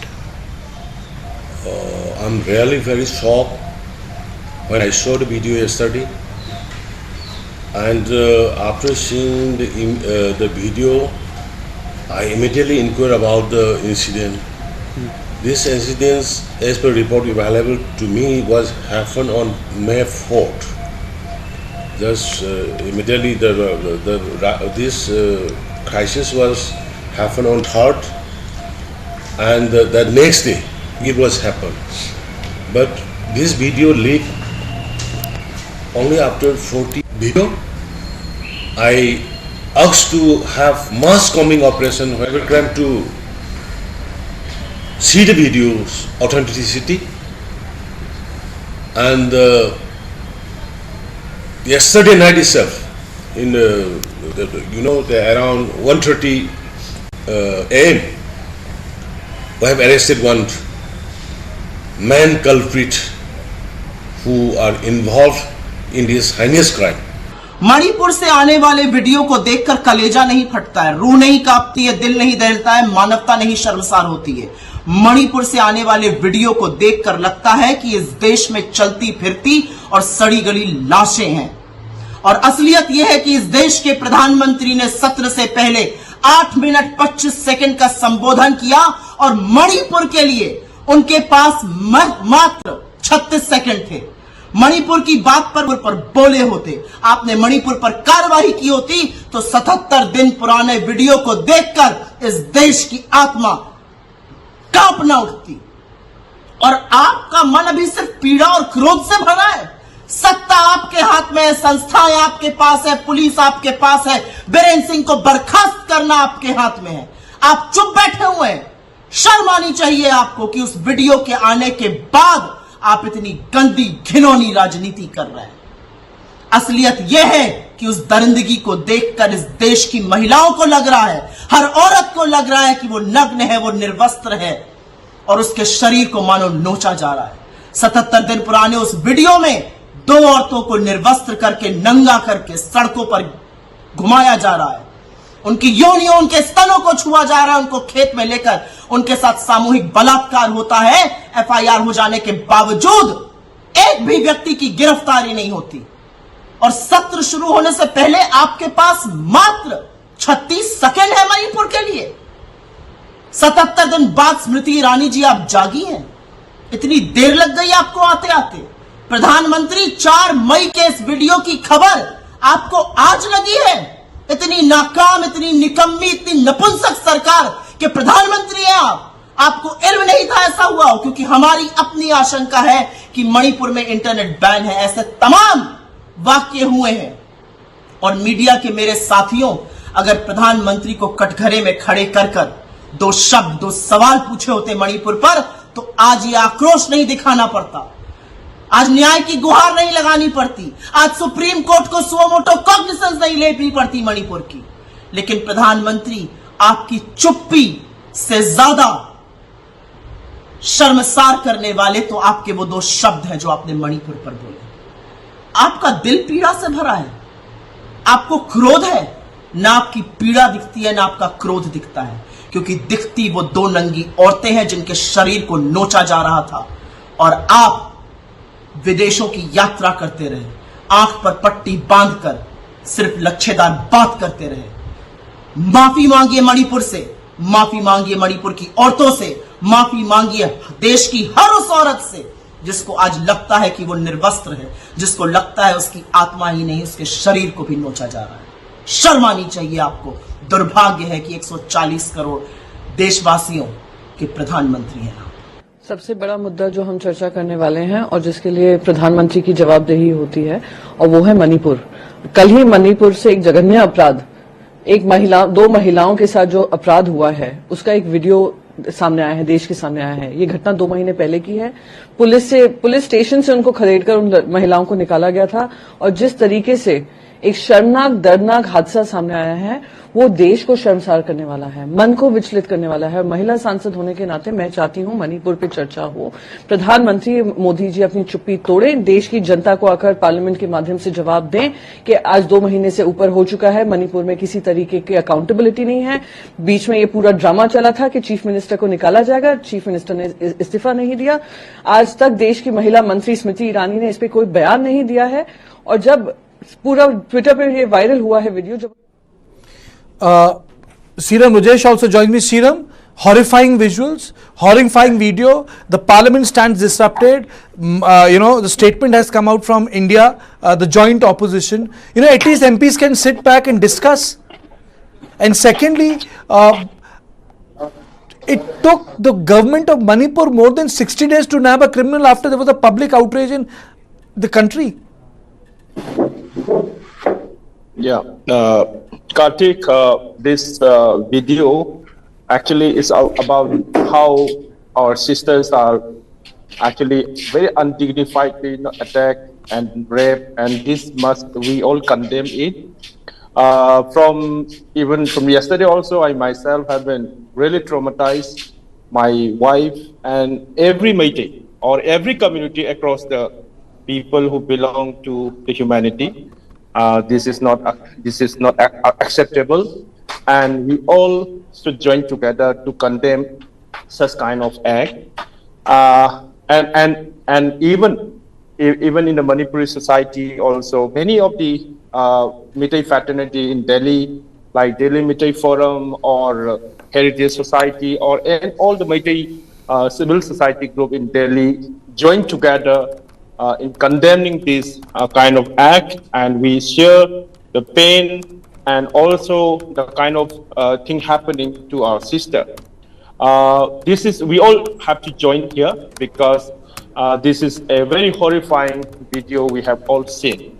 And of course, in the last 70 days, the communities, in fact, they are forced to arm themselves, they are forced to fight themselves, they are forced to, protect themselves when the government of India, the central government and state government completely failed to protect the innocent people, including women, children, and the senior citizen and across the community.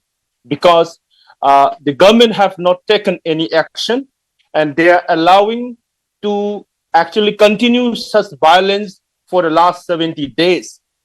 Unfortunately, because of this video and the trauma that our sisters have faced, the Prime Minister was forced to speak. Otherwise, he will not be speaking. on the issue of Manipur in the last 70 days.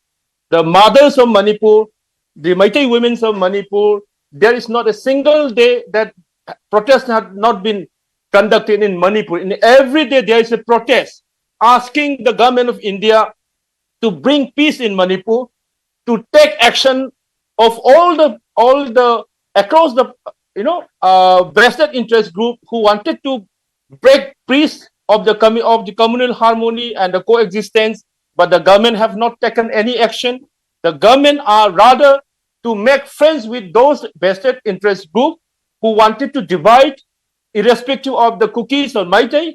Rather, the people are live as a helpless forces. To look at these visuals, and many of the women are on the street saying that enough is enough, and they are protesting. But for this specific issue, I would appeal to all the community, and particularly to the meiteis and the women's group of all the communities, that we all need to stand together, and we should actually follow the same kind of punishment, that whenever such kind of crime, rape happen in Manipur, irrespective of whether it's a war or in other, that those people should be dealt with a hard punishment.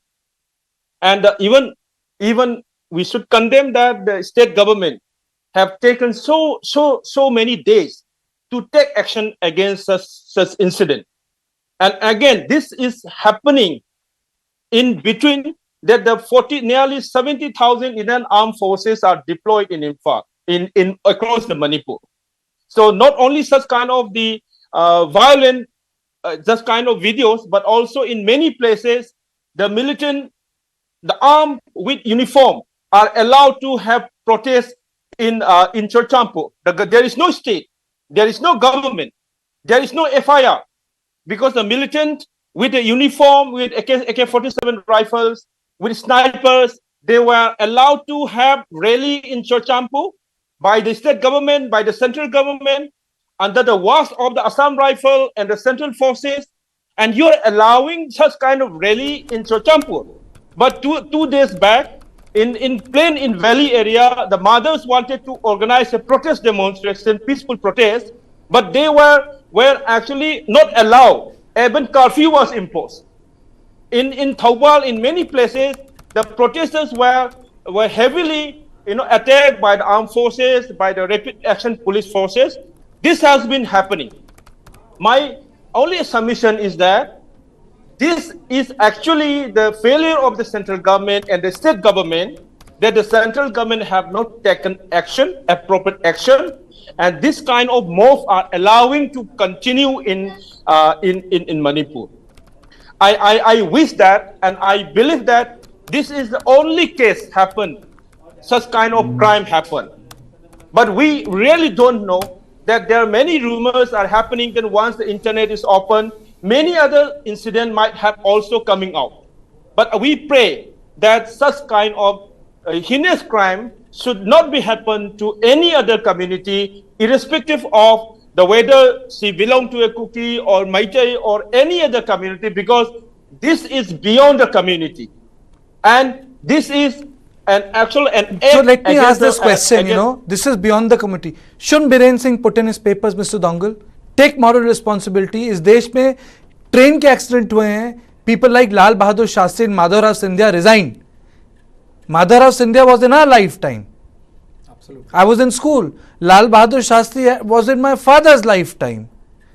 He must have been, reading in newspapers that this has happened. I mean to say, we have public figures who have put in their papers moral responsibility. Why shouldn't that apply to Biren Singh? Whatever made the political compulsion be. अगर भारत है तो भारत राजधर्म से चलेगा ना, moral beat है. Certainly, Kartikeya, the chief minister has to take moral responsibility in the first place, and the first step he could possibly do is step down from the post of chief ministership, and that has been the demand of not just the Kukis, but I think a larger section of the meitei communities have also demanded his resignation. All the tamasha, all the drama that we see on that particular day when his resignation letter was torn down in front of the crowd, that was used as a scapegoat where the Meira Pipes played an important role.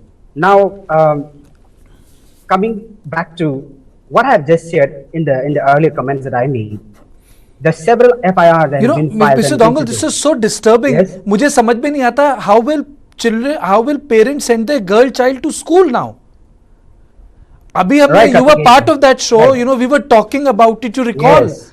Me and Brijesh, Yes. we were talking about that कि बच्चे school जा रहे हैं. कौन भेजेगा अपनी बेटियों को school? Certainly. I mean, I being a research scholar who is doing research on education and also have particularly focused on my state Manipur, which the thesis, my PhD thesis is also based on Manipur, trying to understand the Hill Valley education system. Now you rightly point out, how can we send our children to schools? And most importantly, although there was likely, I think it was last month, if I'm not mistaken, although there was likely seemingly peace returning to the state, nevertheless, the real issue has not been addressed, and that is why violence continues to take place in the state of Manipur. Now, education, not just in the hills, but also the valleys. I think most of the schools are now closed again, whereas in the hill areas, none of the schools are open. And as I have said in my earlier presentation also, that most of the schools in Churichandpur and colleges are used as a relief camp. You will find internally displaced people filling up all those places. Now, education has been affected. And when you talk about education, Manipur being, a state which has... So, Dongle, some important bites have come. Piyush Goyal has spoken, Derek O'Brien has spoken, Mallikarjun Kharge has spoken in the House. Let us play these bites out and then we go back to our guests. दोनों में विपक्ष का रवैया देख के ये स्पष्ट हो जाता है कि वो मन बना के आए हैं कि सदन को चलने नहीं देना है, सदन की कार्रवाई को सुचारू रूप से आगे नहीं बढ़ाना है, और शायद उनके दिल में कुछ खोट है। जब सरकार ने स्पष्ट कर दिया कि हम मणिपुर की घटनाओं पर चर्चा करने के लिए तैयार हैं, उसके बावजूद कांग्रेस और बाकी विपक्षी दल सदन की कार्रवाई को डिसरप्ट करें, सदन की कार्रवाई में रूल्स के तहत डिस्कशन ना होने दें, ये स्पष्ट दिखाता है कि पूरी तरीके से कांग्रेस और विपक्ष सदन की कार्रवाई को चलने नहीं देना चाहती है। Sir, but my point of order is only one. It is on page 92. And the rule here, sir, is very clear. Which rule? 267 rule. I'm reading 267, the first line. Page 92 says, any rule be suspended in its application to a motion to the business listed before the council of the day. The rule in question shall be suspended for the time being. This means no other business till 267 is discussed first. Where does 176 come into this? There's no 176. It is on 267, and we want a discussion here on Manipur. We want a discussion, and the Prime Minister has to open his mouth. One second. Manipur. How can you open it? Honorable member. How is the Prime Minister of India? How is the Prime Minister? Honorable. Come here and speak on Manipur. Honorable member.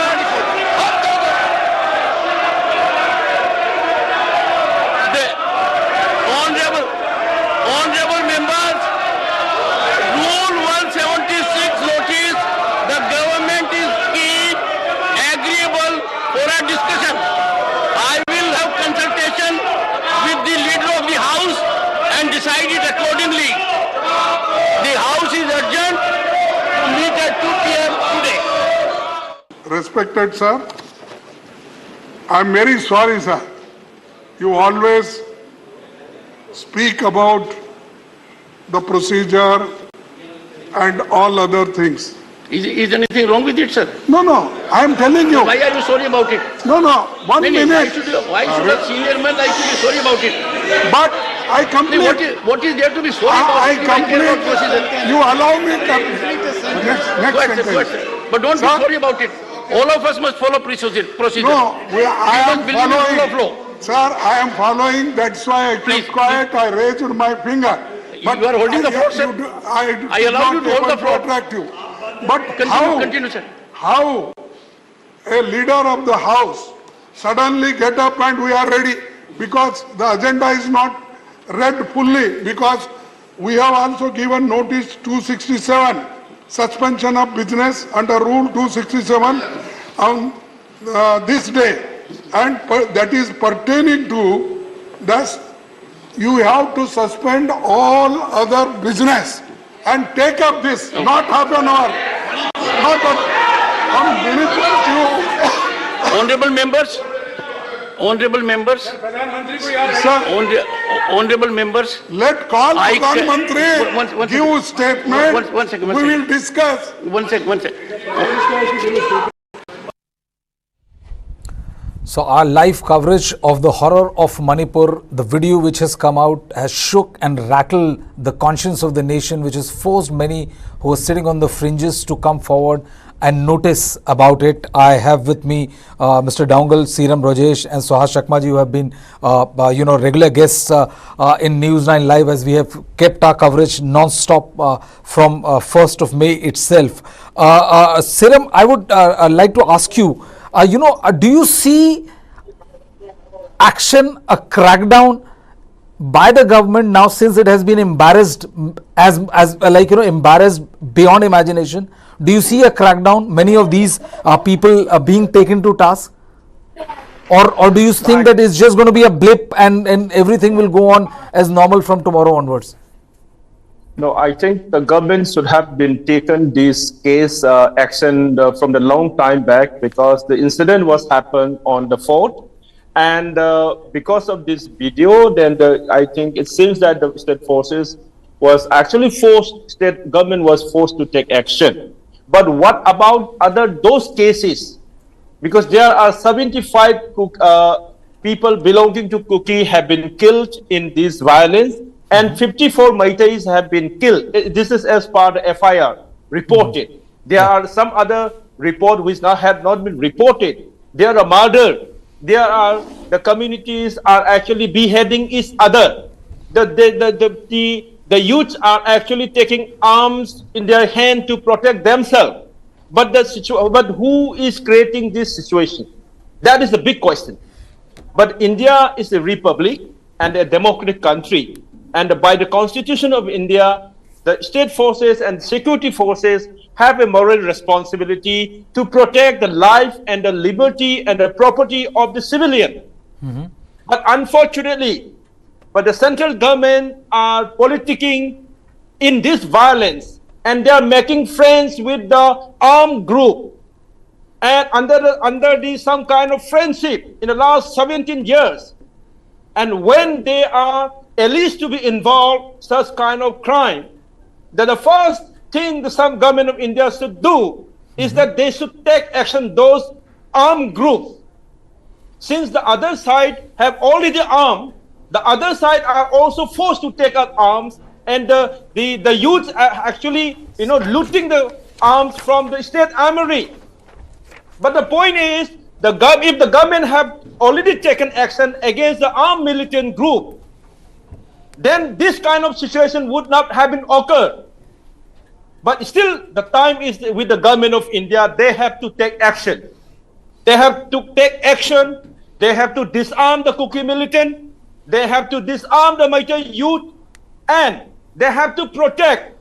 They have to protect the life and the property of the civilian, but for the community, but irrespective of the Kuki and meitei. I'm not speaking on the only behalf of the meitei as a meitei. I'm speaking as a civilian. I'm coming to you, Mr. Suhas. I'm coming to you. So the state should act. State cannot be complicit, as has been accused by many other newspapers, that they cannot be partition to the conflict.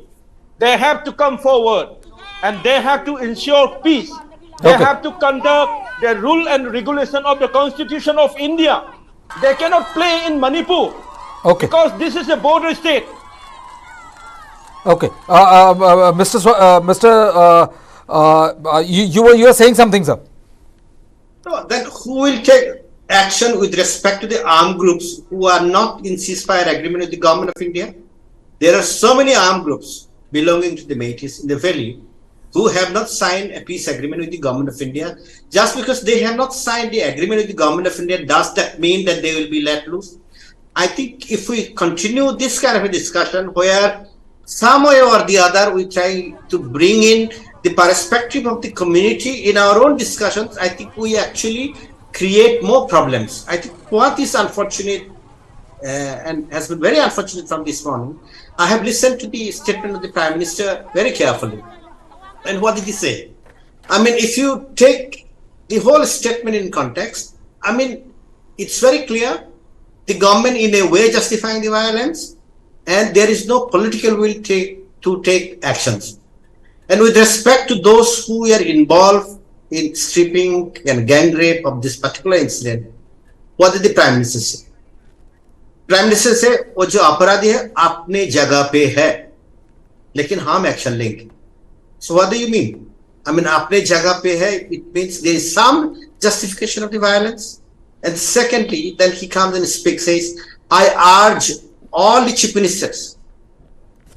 If we urge all the chief ministers, please look at the data of the National Crime Records Bureau. You know, thousands of rape cases take place, hundreds of thousands of rape cases take place in the country, including in the metropolitan cities. Are we equating the rape which are taking place in normal or ordinary course of the crimes or ordinary course of life? And here we are dealing with a particular situation where the riots are raging. So the indication which I have got, or the way I construe it, is that there is no willingness even today on the part of the Prime Minister to take any action. And if you look at the statements of Chief Minister Biren Singh, he was lost with words and he could not even express himself as to what he wants, except saying that, you know, I want capital punishment, maut ki saja de do. You know, I mean, that is not the issue at this point of time. At this point of time, the critical issue is you take action against all those who are seen in the video. And it should not be difficult for a country with the fourth largest army in the world, you know, to find out who are involved in it. As I say, you know, I mean, it's the Hindi film dialogue that, you know, if the policemen are strict, that you cannot even, you know, steal a pair of chappals from the temples. It is very easy. It is very easy for the government to take action if they want.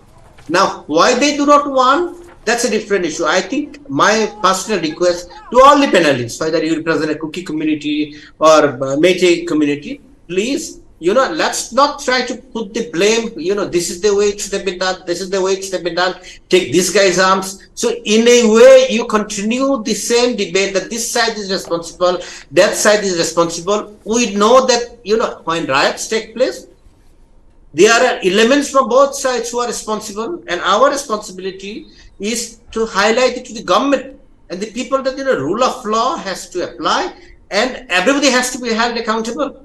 And if we, I'm saying again, I mean, I have been very distressed, and I sometimes, when I see my friends from the human rights fraternity, and I have known everybody from Manipur, that, you know, they have lost track of the whole discussion. And in fact, some of the people who have independent view can't even express themselves, cannot even speak independently. So here we do not have to say kuki militants are responsible because you take away the arms from the kukis. Then of course the kukis will come and say, you know, they are meitei militants.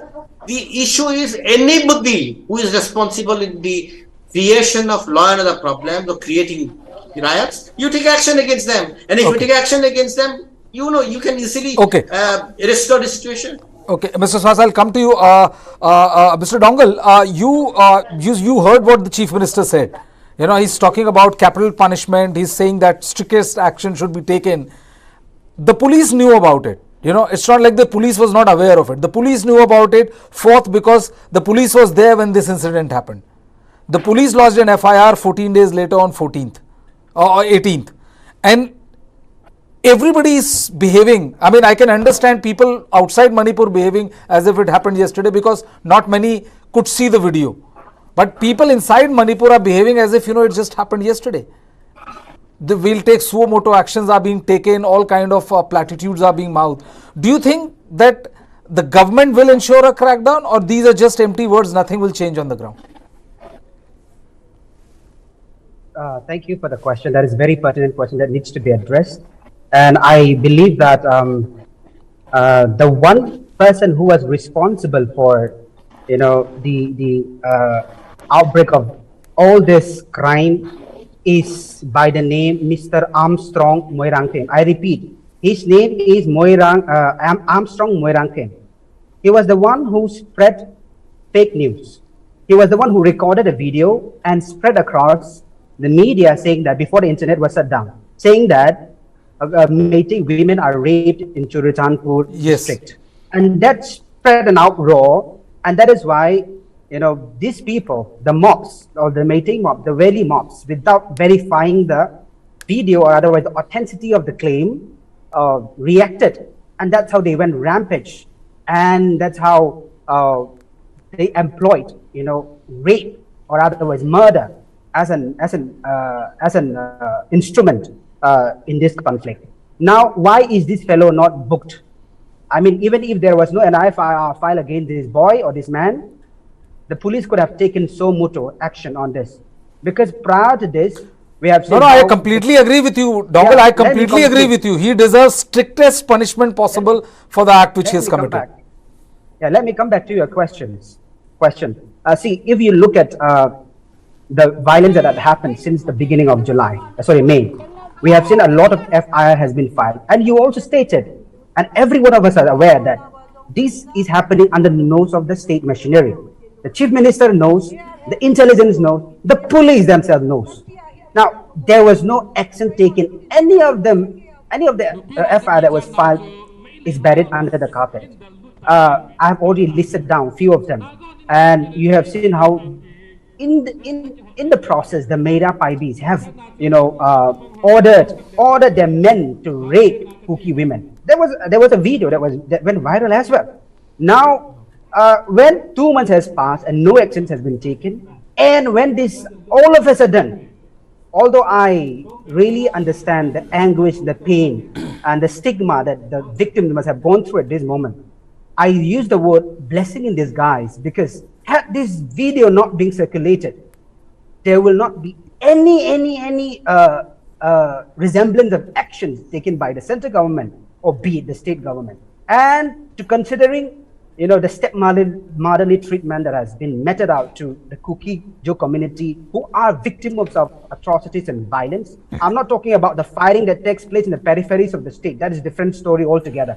Now we are talking about violence committed against women who are weak, and then, taking pride in committing crimes such as rape and murder. All of these things has been happening for the past 2 months. The state has remained mute spectator. And if that is so, what give me, where do I find that a hope that the state government will start a crackdown on all these atrocities against the perpetrators? I don't think so. And secondly, we have seen also how most of the Supreme Court has always asked to report on the status of Manipur. And Advocate General of the state has done most of the report in the Supreme Court. And if you see, most of the senior advocates, are from the meitei community. Now, one of my panelists has said you should not pinpoint on communities, but let us speak the truth. And you see how Advocate General reporting on the atrocities in the state is many a time manipulated and doesn't give the real picture of the violence and also the suffering that is suffered by both sides, particularly to those people living in the hills, the Kuki Jo community. Yeah. So when these things are happening and not adequately represented even in the Supreme Court, where do we find respite? That is why I have been vouching all over again, looking at the in-depth enmity, violence, and also the fault line that has been drawn between these two communities, and the ethnic cleansing that is taking place. Why not separate the two? Let them live peacefully as neighbors. Yeah. Okay, Ashok, you had to say something. Well, Brijesh, I was just pointing out one small thing, that most of the guests have made out a case saying that the state government has not really done much in the last 80 days ever since this ethnic conflict has broken out in the state of Manipur. Now, what I fail to understand is that we have witnessed such incidents in the past. It's happened in the state of Punjab, it's happened in the state of Gujarat. Now, you see, the action taken by the government of that time when dealing with situations in Punjab and Gujarat is slightly disconnected with what we are witnessing today in Manipur. For dealing with situations in Punjab and Gujarat, the first step that the government did was to appoint a special security advisor, a neutral person, a person of some eminence. Like, for instance, in Punjab, we saw Julio Rivero being appointed as a security advisor to the governor. In Gujarat, during the 2002 riots, we saw KPS Gill taking charge there, and within 4 days after he takes charge, the situation is brought back to normalcy. Now, surprisingly, in Manipur, we see there is no security advisor. It's the DGP who is trying to... No, they have appointed advisor Mr. Kuldeep Singh, but yeah, I mean, it's definitely not... What we need is a person of some eminence. Yes. Somebody who is seen to be neutral, somebody who people of the state trust. Okay, now this is a situation that is required. Yes. Now coming back to the whole discussion that we have been talking about, is about that viral video. What is interesting, Brijesh, if you look at it closely, is the date of the incident, the date of the filing of the FIR, and statements which have been made not just by the Chief Minister but by other people. The Chief Minister says that he came to know about this incident only yesterday when this video went viral on the social media. Now, it looks to be an attempt at it looks to be a hogwash or an eyewash which is being attempted by the state government, because you cannot have a situation where the police have registered an FIR into such a heinous incident on 18th of May, yes, and the Chief Minister of the state saying he was not aware, and he was aware, he became aware of the situation only after the video went viral on social media. So this is something, it seems to be some sort of a cover-up also, which is kind of taking place at the level of the state government or the police or at the local administration level. Okay, Ashok, I'll have Dr. Serim Rajesh, I'll come to you, but first let us play a bite of the Manipur Chief Minister N. Biren Singh, and then we'll resume the discussion. Who are involved in this heinous crime, and the state government will make effort to get the culprit the maximum punishment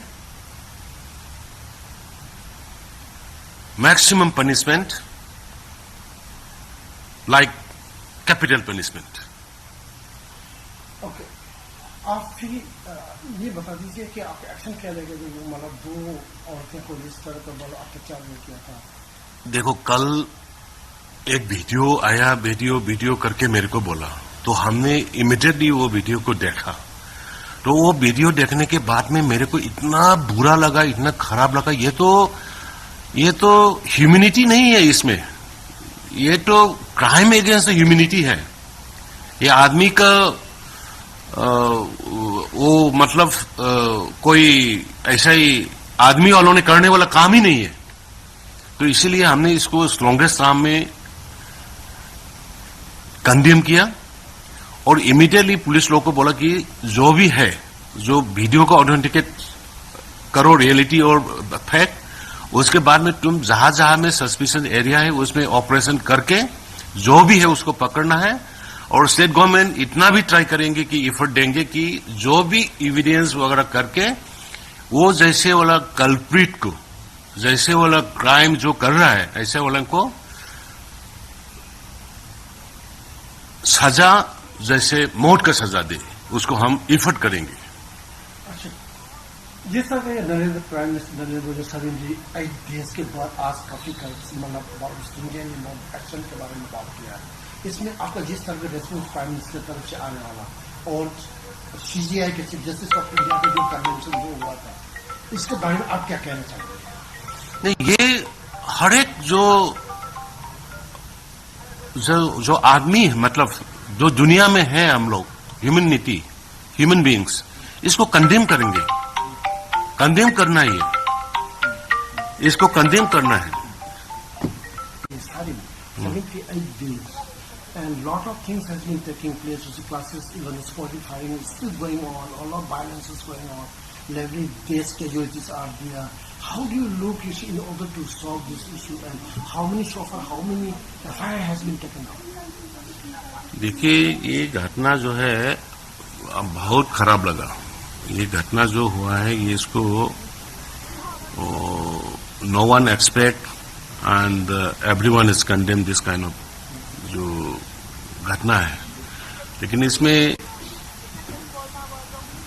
अभी हर एक government के machineries, public, civil society सब मिलके हम लोग शांति लाने की कोशिश कर रहे हैं। तो इसमें शांति जहां में हम लाने के लिए हमने जो कोशिश किया है, कोई नागा भाई लोग को हम बातचीत किया, कोई कुकी भाई लोग से जाके मिले, और बिजनेसमैन लोग को हम, और रिलीजियस लीडर्स लोग को, जहां जाकर सिविल सोसाइटी लीडर्स वगैरह को भी हमने रिक्वेस्ट किया कि आप लोग जाके, और हमने भी खुद किसी का जो जान पहचान पहले का अपने कुकी भाई लोग बहन लोग का हम टेलीफोन करके बोला, अभी देखो एक ही साथ तो रहना ही है हम लोग, और साथ रह के आया है, तो थोड़ा सा इसमें जो मिसअंडरस्टैंडिंग जो भी है उसको हम लोग बैठ के बात करें और पीसफुली एक साथ रहे। तो इसी हिसाब से हम लोग पीस के लिए काम काफी जारी है। इन द मीन टाइम हम लोग रिलीफ का जो रिलीफ कैम्प में है, उसके लिए चाहे सुल्तानपुर में हो, कांगपोपी में हो, टेक्नोपुल में हो, इम्फाल ईस्ट में, थौबाल में, इम्फाल वेस्ट में, जो भी हो, इसको हम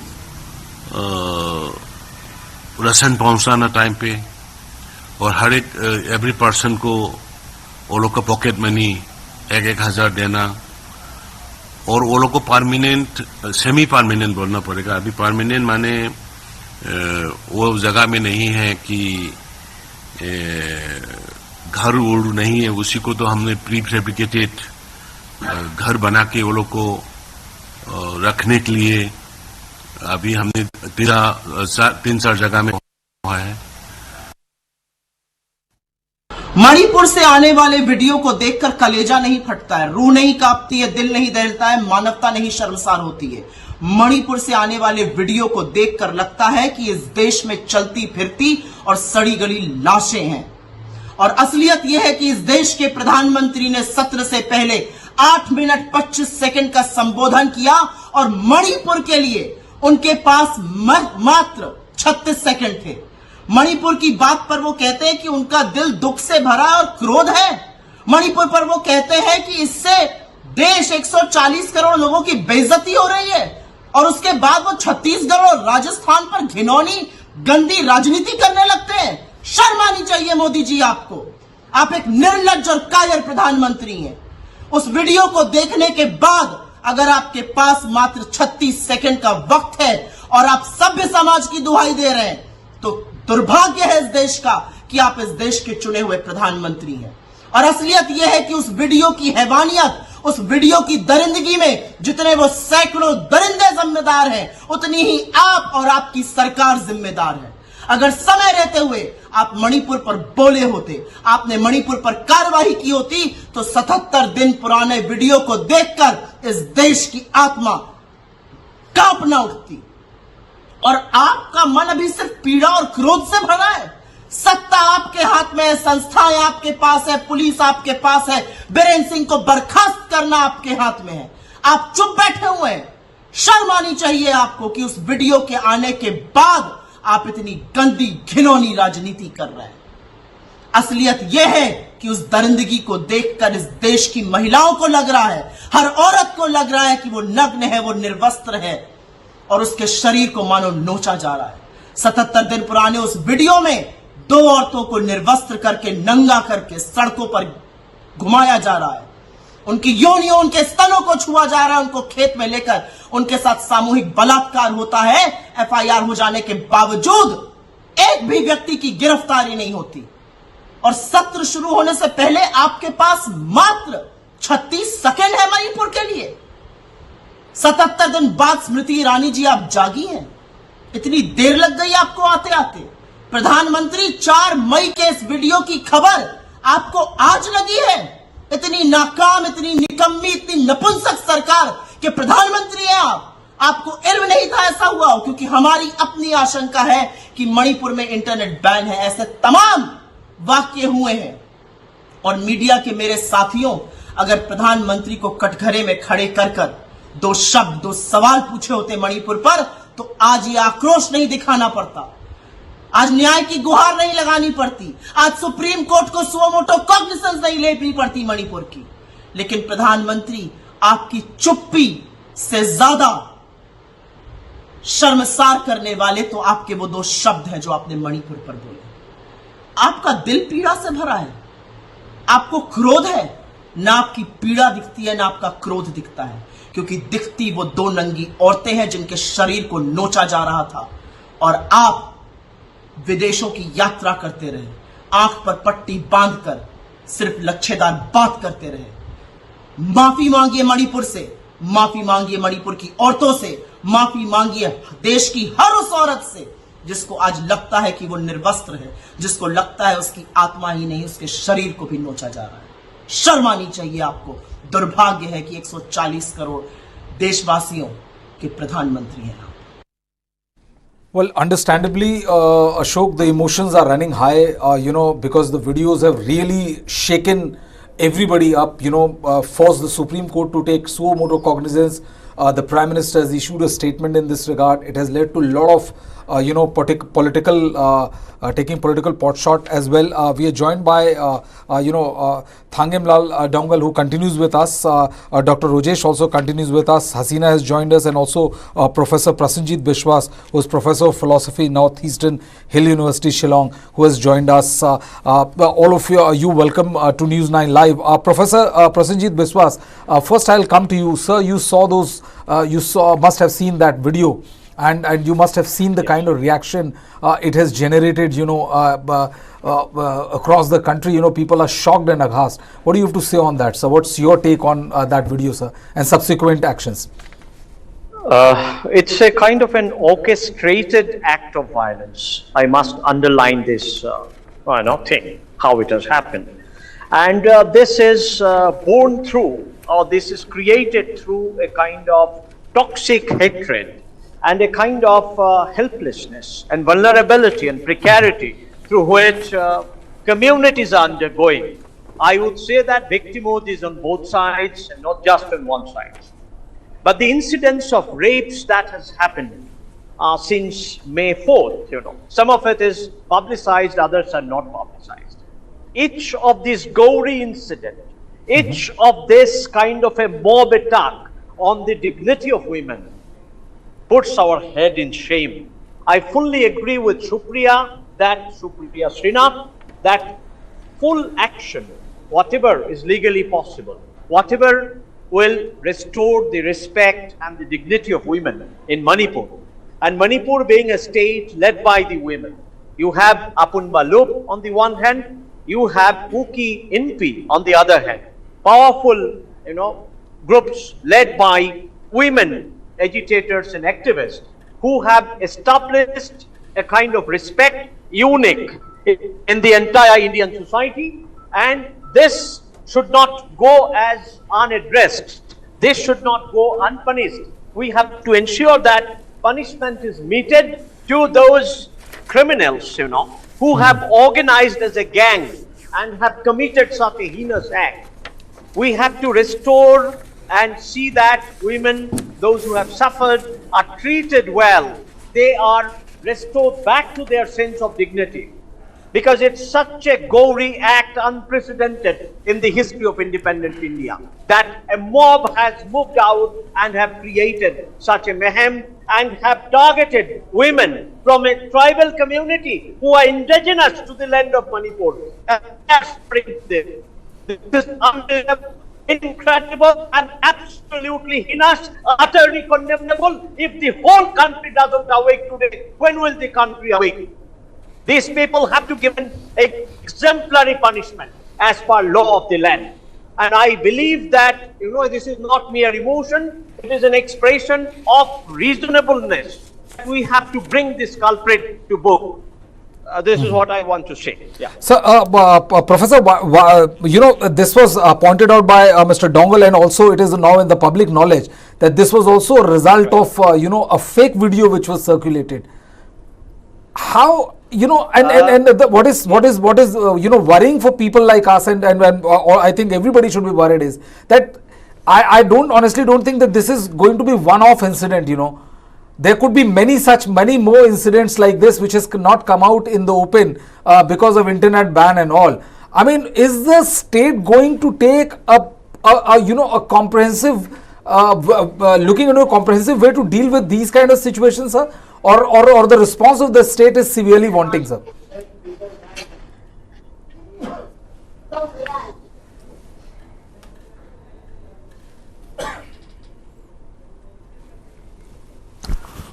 There seems to be some sort of internet connection issue with Professor Prasenjit. We'll go to him the second we get connected to him. Hasina, you made a very interesting point. There have been certain videos also which has come out, and group of women are also kind of enticing the mob to go out and teach the women a lesson and all. I mean, how horrifying can it be? Or how, I just don't know what to call it. A woman mob enticing the men to go ahead and indulge in violent act against them. What kind of deep divide and distrust this display, Hasina? I think this deep divide is so much to do with the law and order situation. And I think because the failure of law and order situation has given rise to more and more kind of complex situation where vulnerable communities, women and girls are going to be highly vulnerable.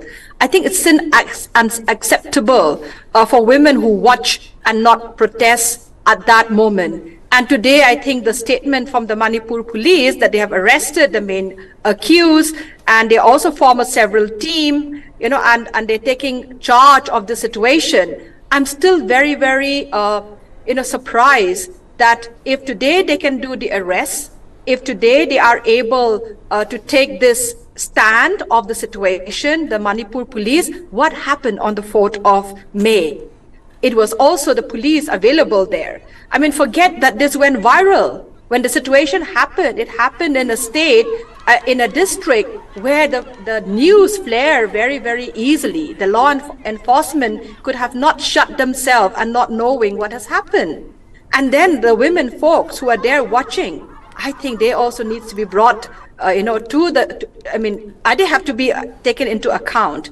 They cannot do this because Absolutely. I think that Absolutely. they cannot do this, for women, and it's like women against women out here, that women is participating on a patriarchal, kind of violence against women. And we are talking about women's right in general and protection of women's right. And this is more unfortunate, Hasina, is because, the women of Manipur have always been on a higher pedestal than many other region, because they have led from front, they have fought against many other stakeholders and all, and they have always been at the forefront. But them behaving like this is definitely not done. Professor Prasenjit Biswas is back with us. Sir, you heard my question which I asked her. Sure. The fact is that on 4th this happened, sir. The family was snatched away from the police. The FIR was lodged on 18th, and the main culprit was arrested yesterday because the video created a furor to which the government, both the central and the state, were not immune to. They realized the kind of damage it could do. What does this speak of the state, sir? That it took them, from 4th of May till this to act against and arrest the main perpetrator, sir? I mean, it prima facie looks like a complete breakdown of the law and order mechanism. There is no absolving of the state at all, and state becomes indirectly complicit if state is not acted at the right moment. So no one can turn a blind eye to such a gory incident. And therefore, police in Manipur, the government in Manipur should have been much more alert that such a kind of a ethnically motivated acts of crime against women are happening all around, and that should have been prevented right in the first instance. Instead of that, there was complete chaos and disorder, and therefore the state is not able to do anything with respect to that. And this is something that is not really acceptable by any standard. Forget about moral standard, by any legal standard, this can be accepted.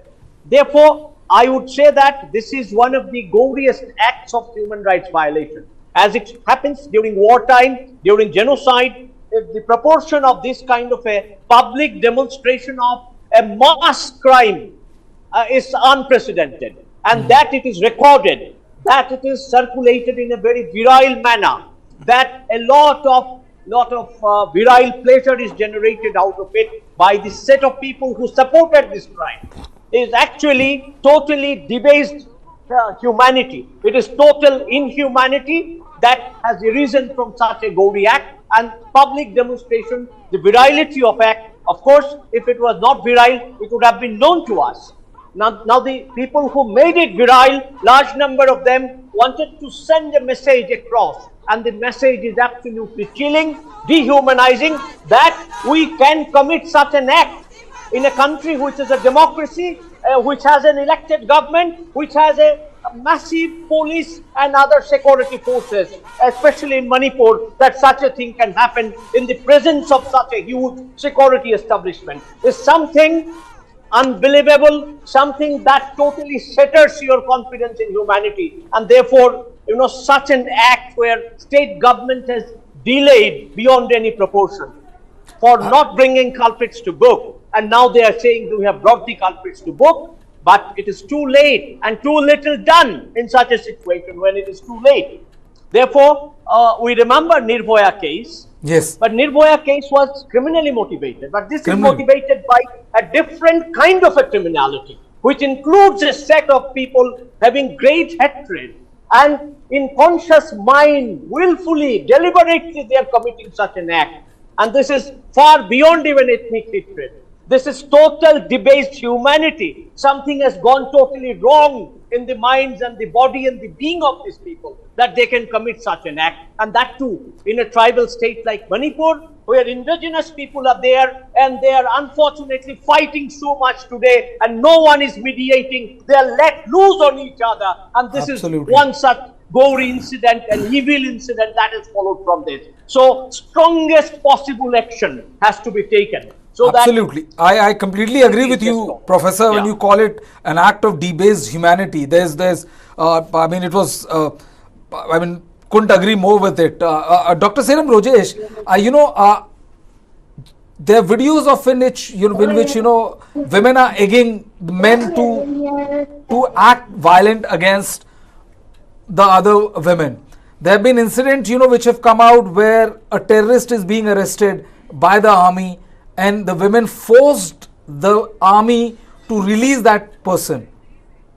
An army had to release a video detailing how it all happened. I mean, how exactly can this happen, and why is it being allowed? Brijesh, in fact, I've already told that this actually act of crime is unacceptable. And yes, as I'm a meitei and a responsible citizen of this country and every community, I'm actually joining with the strong condemnation, and that the state should take the hardest action against them. But I will also tell you some kind of other social other agencies. But in the case of Manipur, when such crime, rape are happen, then generally people don't go to the court. They actually used to publish in the newspaper and so that one of my diseases has happened. So they actually published that, okay, those people who wanted justice, please kindly take action against the kind of crime. And after some time, what happened? The person who involved have been killed by unknown people.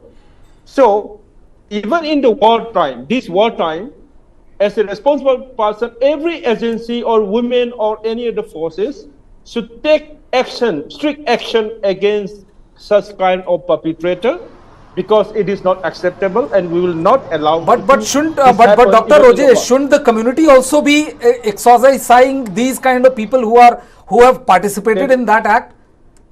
You know, I mean, people cheering as if they're bloody going to win they won a World Cup or something like that.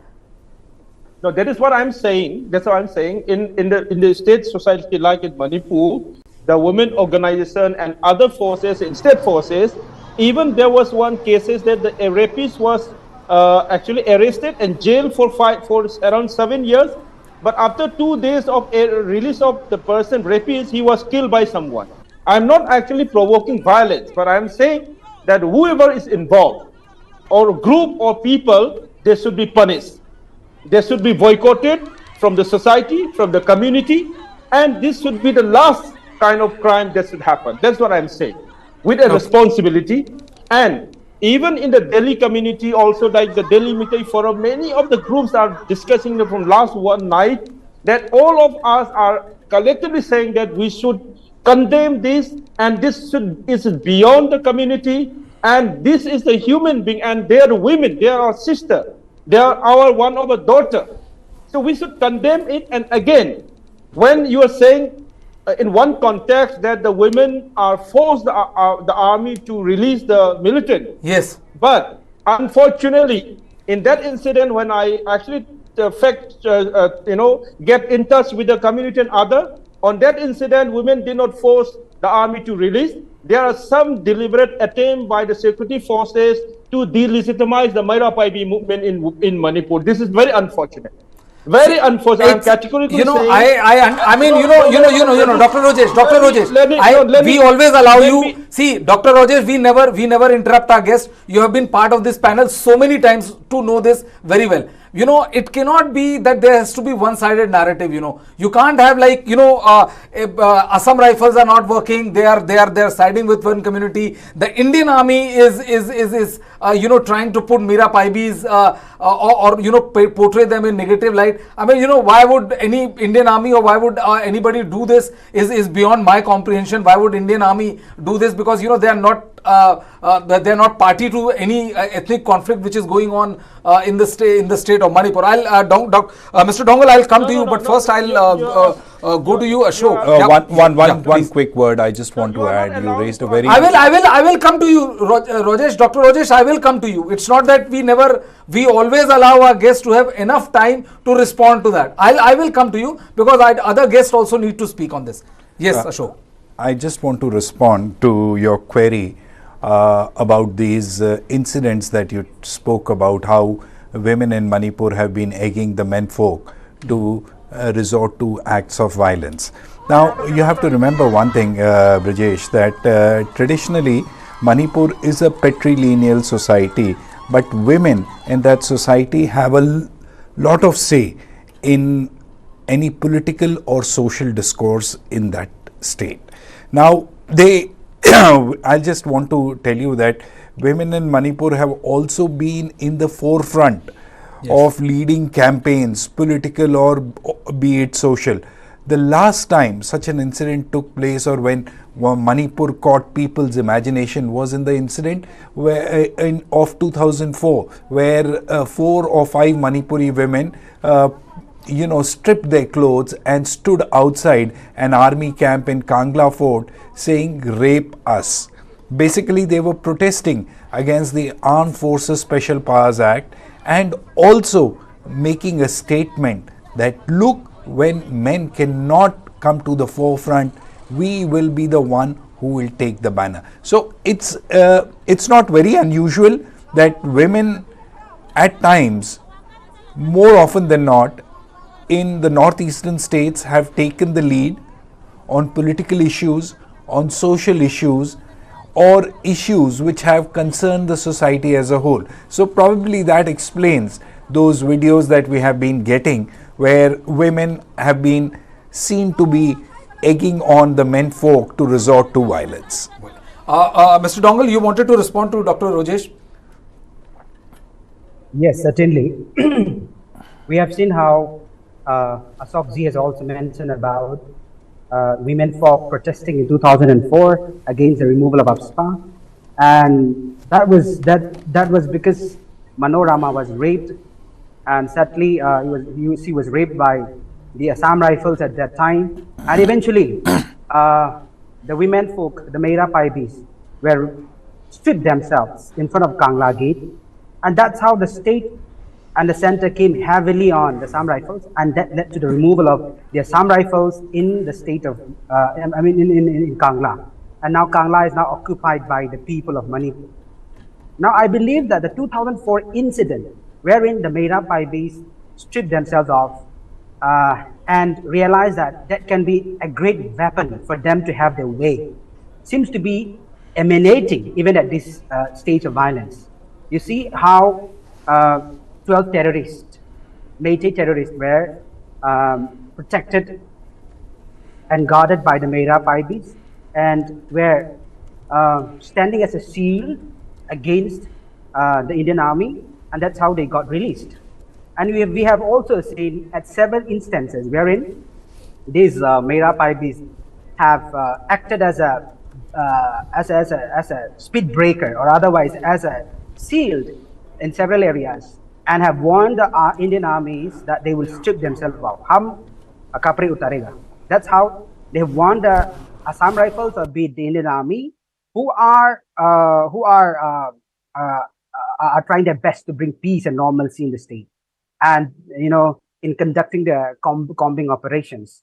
So acting as a herder, the Meira Paibis today have used, stripping themselves as a weapon, or otherwise as an agent to have their way.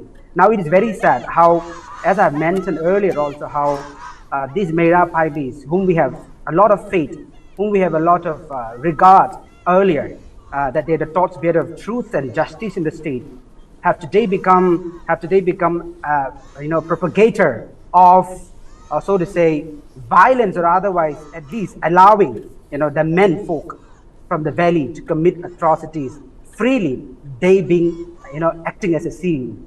And we have also seen how in Imphal Valley, the two women of the Kuki belong to Kuki Jo community on 4th May were handed over by the Meira Paibis to their men to rape, and that video circulated, and nothing has been said about them. They were raped, brutally raped, murdered, and their bodies still lying at Reams morgue, and they have not been identified yet by the family members. So the use of Meira Paibis and the use of stripping themselves off has become a modus operandi by the Meira Paibis. Okay, Mr. Dongle, I'll come back to you. Okay, Mr. Dongle, I'll come back to you, but first I'll go to Professor Prasenjit, and then I'll go to Hasina. Professor, do you see that this video, as Mr. Dongle said that blessing in disguise, he used a word, so that it jolted everyone into seeing the kind of dark underbelly of what is happening in Manipur for the last 70 days. He used that word in that context. Do you see this video forcing the hands of the government to ensure that some sort of political dialogue be initiated, some sort of action seeing on the ground, which can, I'm hoping that which will see some sort of normalcy returning back to the state of Manipur, sir? Normalcy is actually far away. If we have to understand the implications of these kind of videos and the kind of orchestrated violence, as I can see, that there is a cycle of violence operating, violence, counter violence, act and its revenge, in equal proportion, and thereby, there is a kind of a obfuscation of reality for the government and forcing everyone to take some side or the other. Those of us who do not want to take any side, but want to see that justice is done to everyone, so that the political, moral, social claims of justice are satisfied within the democratic system, this entire rational democratic way of thinking is just disrupted by this kind of an orchestrated violence. Those orchestrators of violence are to be identified. But if state is in some way complicit with one side or the other, state will never identify those who have orchestrated this violence. More than those who commit the violence in the forefront, the orchestrators, they remain in the backdrop. And it is these orchestrators, they are the biggest obstacle today in any peace building process in Manipur. Because the state is not able to identify the orchestrators, state is also not able to strengthen those who sincerely want peace, to bring them together. So state is somewhere totally absent. I'm sorry to say, we call it the absent present state. A state which is not able to deal with this kind of orchestrated violence, this kind of gory acts of undermining the basic human rights of people and violation of all the constitutional principles based on a certain kind of hatred, bias and prejudice. If the state is not able to deal with such prejudices, the state loses its own legitimacy. And this is precisely what has happened in Manipur. And in that process of losing legitimacy, there is a majoritarian understanding of the situation. There is a continuous vulnerability that is created for ethnic minorities. And this is a very dangerous, slippery slope. On the one hand, where you have this majoritarian sentiment. I won't include and generalize the entire Meitei community, but people who are orchestrating violence, they don't belong to a community. The sanctity, the sacredness of a community, the great cosmology, culture, art, and the humanity of the majority community of Manipur is undermined by those perpetrators. The community has to identify these people, have to restrain them, and state has to use a proper strategy of containment, a proper strategy of bringing them under law, and not to allow the impunity that is built up based on such an incident and perpetuating it further in the form of a larger sequence of violence, which is yet to follow. And it seems that the ground reality is so fragile, anytime it can break. So we have to really not only strengthen the security system, but we have to bring back the basic sense of democratic values. We have to bring back a kind of moral condemnation of all kinds of perpetrators. If we are not able to do that in public domain, in our civic discourse, no state can restore itself to a certain kind of a peace. So Manipur situation has to be understood in its multidimensional complexity. If we are not able to understand it, taking up one aspect of it and fighting it piecemeal is not going to result into any kind of peace process. So therefore, it's ultimate of heinousness that has happened in this, ultimate barbarity that has happened in this kind of a case. I remember Hutu versus Tutsi fighting. Such barbarities we have seen there. Now Manipur or any Indian state doesn't deserve this kind of a situation, because we have, after 75 years of independence, we have evolved into a civilized state. The entire world is looking at us. Our people, our communities are doing extremely well. And on the other side, you have this dark underbelly of violence, this cycle of violence and counter-violence, taking revenge and retaliation all the time, and using certain pockets of population as a tool for that. This process must come to an end, and every responsible citizen, every committed political party, every civil society group must really come forth and see that such a process comes to an end. Otherwise, we are really heading towards a major disaster, a major calamity that will afflict all our lives, that will lead to loss of everything that we have in this country. So it's ultimate baseline, bottom line that we have hit now. We have to really revive from here. If we are not able to, that will be a measure of great, great shamefulness, which should not happen anymore. This is a sincere appeal. Yeah. That's very, very wisely put, Professor. Hasina, do you see this video further damage the ties of whatever left is between the Kukis and the Meiteis? This video is bringing more, I would say, a situation of distrust, a situation, that will actually aggravate if it's not going to be addressed, by the state that has failed to address. And I think the government of India will need to really act upon it.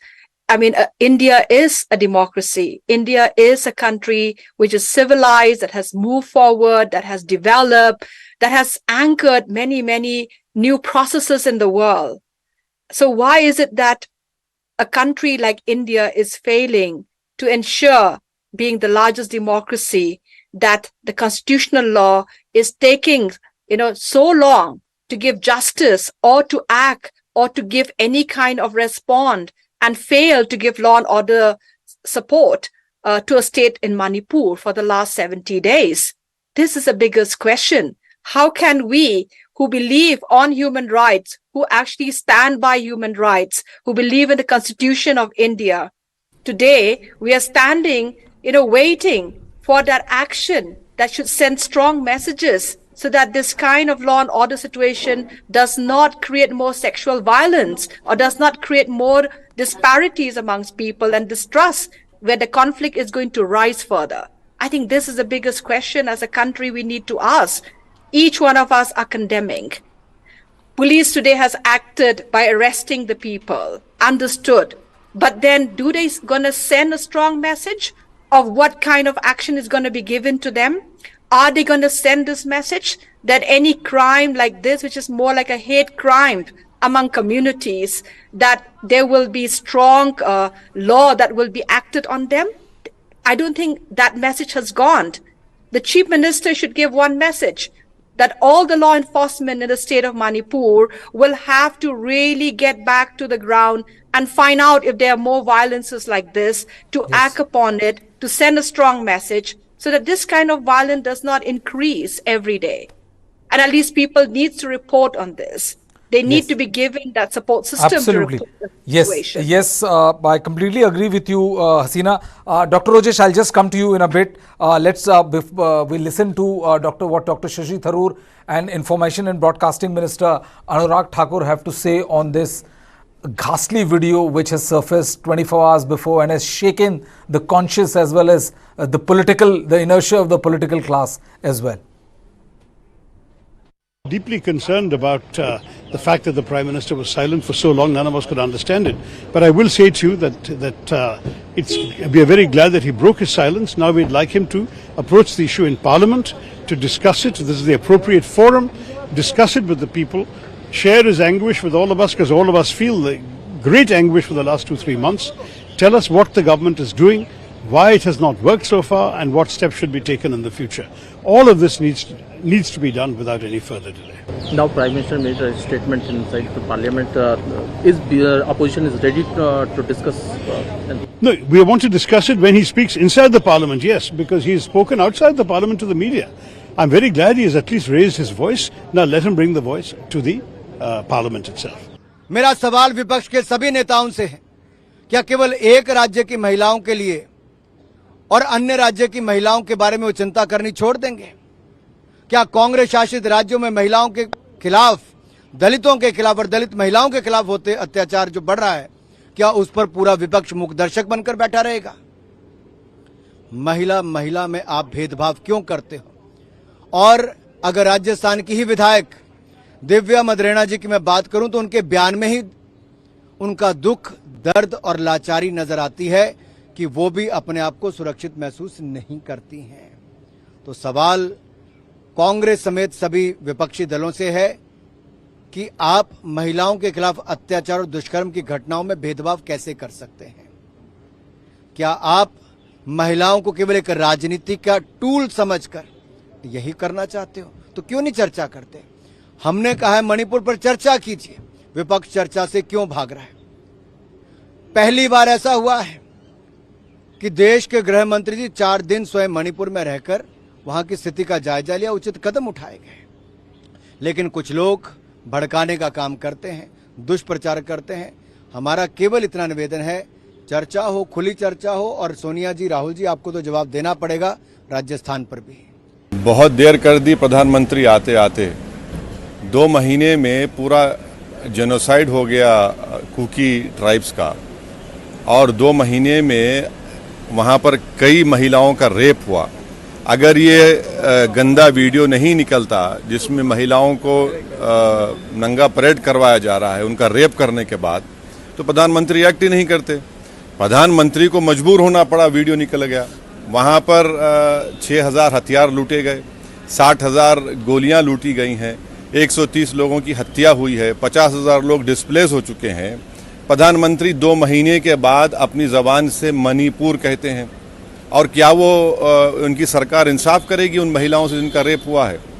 जिन महिलाओं का rape हुआ है उनको police custody से छीन कर निकाल कर उनके सामने उनके पिता को, उनके भाई का कत्ल करने के बाद उनका रेप किया गया। एक 15 साल का लड़का रेप करता है 40 साल की महिला का। तो इससे साफ जाहिर होता है कि प्रधानमंत्री की सरकार नाकाम साबित हुई मणिपुर में, और इंसाफ उन महिलाओं से नहीं होगा क्योंकि मुख्यमंत्री सिर्फ मेटी लोगों की तायीद में है। और 9 साल के इनके इख्तिदार में अक़लियतों को, ख़ास तौर से अल्पसंख्यक समाज में मुस्लिम क्रिश्चियंस को तो टारगेट किया गया है, उनका नुकसान किया गया है, उनको मारा गया है, रेप किया गया है। तो ये सरकार सरासर इसमें नाकाम साबित हुई अपनी कॉन्स्टिट्यूशनल ड्यूटी को निभाने में। जो मेन एक्यूज है उसको गिरफ्तार कर लिया गया है, अब आप डिमांड क्या करते हैं? क्या गिरफ्तार कब हुआ है? अब तो आज सरकार ने फैसला लिया कि वीडियो को निकाल दो, ट्विटर को कह रहे हैं। 2 महीने से सरकार को नहीं मालूम था क्या हो रहा है वहां पर। अमित शाह गए थे, उसके बाद दोबारा क्यों नहीं गए? आप इंसाफ करेंगे, वो मुख्यमंत्री इंसाफ नहीं करेगा, बीजेपी इंसाफ नहीं करेगी वहां पर कुकी लोगों से, उनका कत्लेआम जारी रहेगा। अरे आप जो लोगों को सेफ्टी से निकालना है, आप बजाय कुकी को निकालने के, हिल्स के लोगों को आप कह रहे हैं कि पॉपी कल्टीवेटर हैं, म्यांमारी हैं, आतंकवादी हैं, कहाँ इंसाफ होगा उन लोगों से? आप डिमांड क्या करें, कैसे हालात ठीक होंगे? अरे हालात, प्रधानमंत्री को एक ऑल पार्टी डेलीगेशन लेकर मणिपुर जाना चाहिए और प्रधानमंत्री को सीबीआई इंक्वायरी ऑर्डर करनी चाहिए। वहां की मणिपुर की बीजेपी की सरकार उन पीड़ित परिवारों से कोई इंसाफ नहीं करे। 130 लोग मारे गए। अच्छा बताइए, अगर वो जो 60,000 गोलियां लूटी गई, 6,000 हथियार लूटे गए, उसमें से अगर 10 हथियार लूटे जाते कश्मीर में, क्या होता वहां पर? इंडियन आर्मी को बीजेपी के एमएलए रोकता है मिलिटेंट्स को ले जाने से। बताइए कौन सा इंसाफ होगा वहां पर? NCW has taken a suo motu on this. Rekha Sharma ji has tweeted as a chairperson, and I think as an NCW member, but as a woman, it's absolutely shocking. And I say that we all, as a community of human community, we should hang our heads in shame that we still allow this kind of atrocity, a heinous crime in our country. And the worst part is we are mute spectators. It's about these 2 women who are paraded naked in Manipur, and apart from that, there are like 30-40 people who are, looking at it, probably enjoying this parade, and there are people who are taking videos of it, and I don't understand what do they gain by this. And my question to them would be just one: would you still continue taking the video and enjoying this kind of a scenario? Had it to be a woman from your family, you wouldn't, because then your blood would boil. And here I, as a woman, as a mother, as a daughter, I'm absolutely outraged as to what I see happening. And I think this is the time that we all need to put our political differences aside rather than start the blame game, and say that we, as the people of this nation, we have to make sure that this country is safe for women and this kind of incidents do not happen. Manipur से आने वाले video को देखकर कलेजा नहीं फटता है, रूह नहीं कांपती है, दिल नहीं दहलता है, मानवता नहीं शर्मसार होती है। मणिपुर से आने वाले वीडियो को देखकर लगता है कि इस देश में चलती फिरती और सड़ी गली लाशें हैं। और असलियत यह है कि इस देश के प्रधानमंत्री ने सत्र से पहले 8 मिनट 25 सेकंड का संबोधन किया और मणिपुर के लिए उनके पास मात्र 36 सेकंड थे। मणिपुर की बात पर वो कहते हैं कि उनका दिल दुख से भरा और क्रोध है। मणिपुर पर वो कहते हैं कि इससे देश 140 करोड़ लोगों की बेइज्जती हो रही है, और उसके बाद वो छत्तीसगढ़ और राजस्थान पर घिनौनी गंदी राजनीति करने लगते हैं। शर्म आनी चाहिए मोदी जी आपको। आप एक निर्लज्ज और कायर प्रधानमंत्री हैं। उस वीडियो को देखने के बाद अगर आपके पास मात्र 36 सेकंड का वक्त है और आप सभ्य समाज की दुहाई दे रहे हैं, तो दुर्भाग्य है इस देश का कि आप इस देश के चुने हुए प्रधानमंत्री हैं। और असलियत यह है कि उस वीडियो की हैवानियत, उस वीडियो की दरिंदगी में जितने वो सैकड़ों दरिंदे जिम्मेदार हैं, उतनी ही आप और आपकी सरकार जिम्मेदार है। अगर समय रहते हुए आप मणिपुर पर बोले होते, आपने मणिपुर पर कार्रवाई की होती, तो 77 दिन पुराने वीडियो को देखकर इस देश की आत्मा कांपना उठती। और आपका मन अभी सिर्फ पीड़ा और क्रोध से भरा है। सत्ता आपके हाथ में है, संस्थाएं आपके पास है, पुलिस आपके पास है, बीरेन्द्र सिंह को बर्खास्त करना आपके हाथ में है। आप चुप बैठे हुए हैं। शर्म आनी चाहिए आपको कि उस वीडियो के आने के बाद आप इतनी गंदी घिनौनी राजनीति कर रहे हैं। असलियत यह है कि उस दरिंदगी को देखकर इस देश की महिलाओं को लग रहा है, हर औरत को लग रहा है कि वो नग्न है, वो निर्वस्त्र है और उसके शरीर को मानो नोचा जा रहा है। 77 दिन पुराने उस वीडियो में 2 औरतों को निर्वस्त्र करके, नंगा करके सड़कों पर घुमाया जा रहा है, उनकी योनियों, उनके स्तनों को छुआ जा रहा है, उनको खेत में लेकर उनके साथ सामूहिक बलात्कार होता है। एफआईआर हो जाने के बावजूद एक भी व्यक्ति की गिरफ्तारी नहीं होती और सत्र शुरू होने से पहले आपके पास मात्र 36 सेकंड है मणिपुर के लिए। 77 दिन बाद स्मृति ईरानी जी आप जागी हैं, इतनी देर लग गई आपको आते आते। प्रधानमंत्री 4 मई के इस वीडियो की खबर आपको आज लगी है। इतनी नाकाम, इतनी निकम्मी, इतनी नपुंसक सरकार के प्रधानमंत्री हैं आप, आपको इल्म नहीं था ऐसा हुआ हो, क्योंकि हमारी अपनी आशंका है कि मणिपुर में इंटरनेट बैन है। ऐसे तमाम वाक्य हुए हैं और मीडिया के मेरे साथियों, अगर प्रधानमंत्री को कटघरे में खड़े कर 2 शब्द, 2 सवाल पूछे होते मणिपुर पर, तो आज ये आक्रोश नहीं दिखाना पड़ता, आज न्याय की गुहार नहीं लगानी पड़ती, आज सुप्रीम कोर्ट को सुओ मोटो कॉग्निसेंस नहीं लेनी पड़ती मणिपुर की। लेकिन प्रधानमंत्री, आपकी चुप्पी से ज्यादा शर्मसार करने वाले तो आपके वो 2 शब्द हैं जो आपने मणिपुर पर बोले। आपका दिल पीड़ा से भरा है, आपको क्रोध है, ना आपकी पीड़ा दिखती है ना आपका क्रोध दिखता है, क्योंकि दिखती वो 2 नंगी औरतें हैं जिनके शरीर को नोचा जा रहा था और आप विदेशों की यात्रा करते रहे, आंख पर पट्टी बांधकर सिर्फ लच्छेदार बात करते रहे। माफी मांगिए मणिपुर से, माफी मांगिए मणिपुर की औरतों से, माफी मांगिए देश की हर उस औरत से जिसको आज लगता है कि वो निर्वस्त्र है, जिसको लगता है उसकी आत्मा ही नहीं उसके शरीर को भी नोचा जा रहा है। शर्म आनी चाहिए आपको। दुर्भाग्य है कि 140 करोड़ देशवासियों के प्रधानमंत्री हैं। 26 पार्टियों की मांग जो इंडिया जो बनाए हैं, इंडिया को 26 राजनीतिक दलों की मांग थी कि रूल 267 तहत सभी बिजनेस को सस्पेंड किया जाए और मणिपुर में जो स्थिति पैदा हुई है 3 मई से, उस पर चर्चा की जाए। प्रधानमंत्री एक बयान दें और इस बयान के आधार पर यह चर्चा लोकसभा और राज्यसभा में होनी चाहिए। इस मांग को नजरअंदाज किया गया, हमारी सुनवाई भी नहीं हुई और ये मांग हम बार बार करते रहेंगे लोकसभा में और राज्यसभा में। प्रधानमंत्री को मणिपुर की स्थिति में, खास तौर से जो 3 मई से स्थिति पैदा हुई है, वहां डबल इंजन सरकार पूरी तरह से विफल हुई है, उस पर एक बयान देना चाहिए और उस बयान के आधार पर चर्चा लोकसभा और राज्यसभा में हो। आज वो नहीं हो पाया।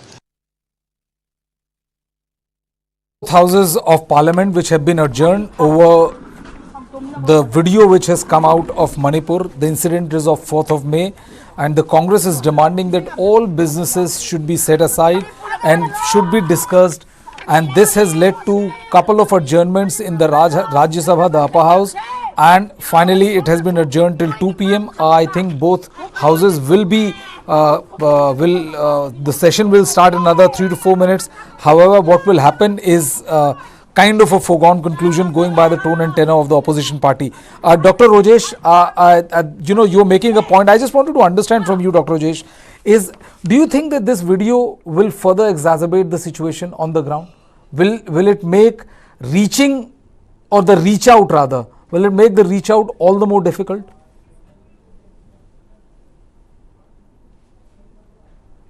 Can you please unmute yourself? With this heinous crime happened to the sister of the community, this is actually like everyone should actually intervene and act against such kind of crime. And this is unacceptable.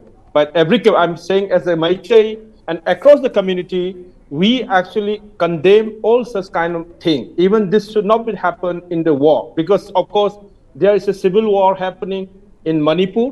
There are 70,000 armed forces are actually in the ground, and nothing has been actually restoring peace, because there are allegations that the state is complicit to the conflicting parties. They are not taking action. And yes, Manipur was an independent country before 1949.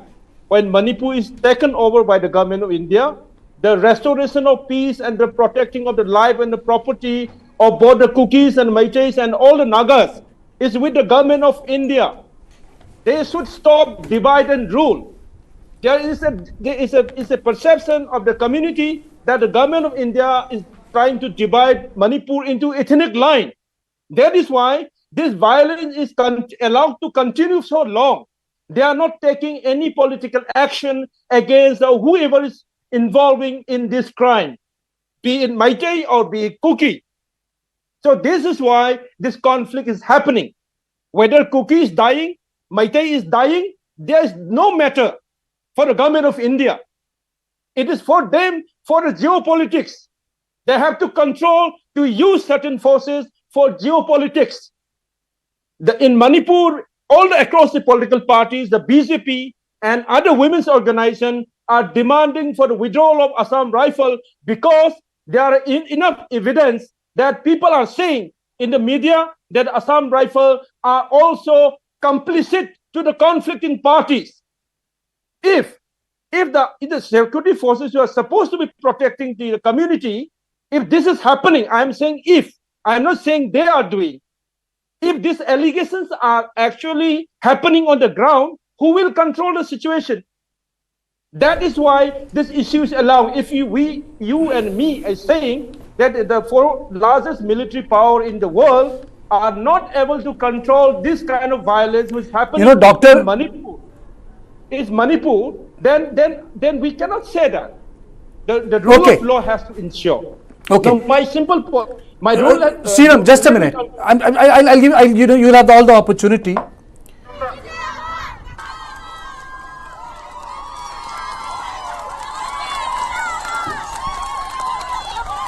For our viewers of News9 Mediaverse, you are watching a special program on Manipur, on my show, To The Point, with Brijesh Pandey. Just to remind you that this is not the first day we are doing it, it's more than 70 days. We have seen many ups and downs. We have seen days when things were very bad, we have seen days when things were good, and we have seen days when things are horrible. What we all witnessed but cannot be put on air is something the most horrible. I think it's the nadir. I think it's the bottom line. I think it's the abyss. I think it's where the humanity collapses. It's where the questions must be asked to powerful people. It's where we must be asking the questions, who is responsible for this in Manipur? We must be asking this question, why Manipur continues to burn? We must ask question, is it fair to connect Manipur with what has happened in Chhattisgarh and Rajasthan? Are we comparing apples with peaches? We must ask this question. We must ask this question as to why administration has not seen in force, why lawmakers are not going to the relief camp, why lawmakers are not sitting together, why lawmakers are behaving as they belong to just one community, not to the state of Manipur, not to the Union of India, Bharat, that is Union of States, India, that is Bharat, that is Union of States. Why? And it's not rhetoric. It is not rhetoric. The fact of the matter is that there is the political determination to do better in election dominates what is better for Manipur. And it is for this reason the dialogue has not succeeded. And it is for this reason that Manipur continues to fester. And this is my question to our panelists. I want them on board again. I want to see my panelists. And before I go to Hasina and Ramesh, to you, isn't this the reason? चुनाव पहले जीतना है, बाद में सारी चीजें आती हैं. ये जो एक festering problem है electoral democracy की, it's taking a toll on Manipur. Well, I don't see any wrong with political parties wanting to win the election. That is the nature of the beast. That's the nature of the game. There's nothing wrong in it. But Kartikeya, what is wrong is that you put precedence of something over something which is very, very brutal and heinous, which is unfolding. For example, if you put precedence of winning election over what is happening in the state of Manipur in the last 70 days, then it definitely does create a problem. And I think, the problem is also that if the state government was given a severe dressing down, if the state government was told and ensured that the state government actually makes an honest outreach to both the communities, I think the situation would have been a lot more different. But nothing of that sort was done, and that is the reason why you see that this entire outreach program has not happened. Look at the peace committee which was announced with great fanfare. It fizzled out in the second it was announced. With people walking out. The government's outreach was simply not there. There were statement which was made, there were words which were said, but the outreach was not there. And the outreach ended up further worsening the situation rather than improving it, and that is the most unfortunate aspect. No track 2, no track 3, no outreach by respectable people who belong to ethnicity other than these two, other than kuki, meitais. No other ethnicity made that kind of attempt. So the net result was what we are witnessing right now. Professor, is it correct to say what Brijesh is saying, that the political outreach was so muddled on ethnic lines that the political outreach did not create a social solution? It ended up hardening the political cleavage. I mean, his assessment is broadly correct. Otherwise, we wouldn't have seen this kind of a gory incident. And there are many other types of totally abysmally wrong kind of incidents that are perpetrated, and it continued for a while in the form of a cycle of violence. Had there been right kind of intervention, the peace committee, and previous to the peace committee, the larger context of representation of the hill and the valley, if all these asymmetries were sorted out in a desirable manner, in a manner that makes a better Manipur than what it is today, then we would not have seen this day at all. So it's a kind of a counterfactual, which is very rightly put by the editor here. So therefore, I would say that the governmental intervention is something that remains very crucial and critical. And government has gone tilted. Various sections of government, the elected representatives, the people who are actually accountable, these people haven't come down to the field, or they haven't controlled the situation, or they haven't ensured law and order in a situation of violence. So therefore, the entire fault goes on the chief minister in particular and his cabinet, and also the other elected representatives. None of them can absorb their accountability. They cannot pass the blame on something else. Therefore, as long as he's chief minister, Shri Biren Singh should have been much more, sensitive to the whole situation. He's doing his level best, we understand, but it cannot be that he cannot control the situation. So if he cannot control the situation has to be controlled by Delhi. That's the constitutional way. So we do not see enough of a positioning, enough of an action taken on a day-to-day basis from the state government as well as from the central government. It is like allowing people to do this kind of a perpetration. Certain people who are interested, they are allowed to do this kind of a conflagration, this kind of a fratricidal rioting, mayhem, torture, brutalization, rape, and all kinds of forms of violence and torture, dehumanizing forms of violence and torture have happened across last 75. There is no substantial intervention. So you can understand which way it is going. As if Manipur is no one's case, no one's enemy. That cannot be the case. Manipur is part and parcel of India, and all these communities living in Manipur are Indians. So no one should create a situation of division by calling certain community as outsider and certain community as insider. One can talk about it, but in a moment of rioting, in a moment of mayhem, if this becomes the identity of the people, then Prasanajit, let me just read this out. Let me just read this out for our viewers. Shalini, just throw the camera to both me and Brijesh, and let me read this out. You know, the complainant, one in her 20s and another in the 40s. This complaint has been accessed by a daily newspaper from Delhi.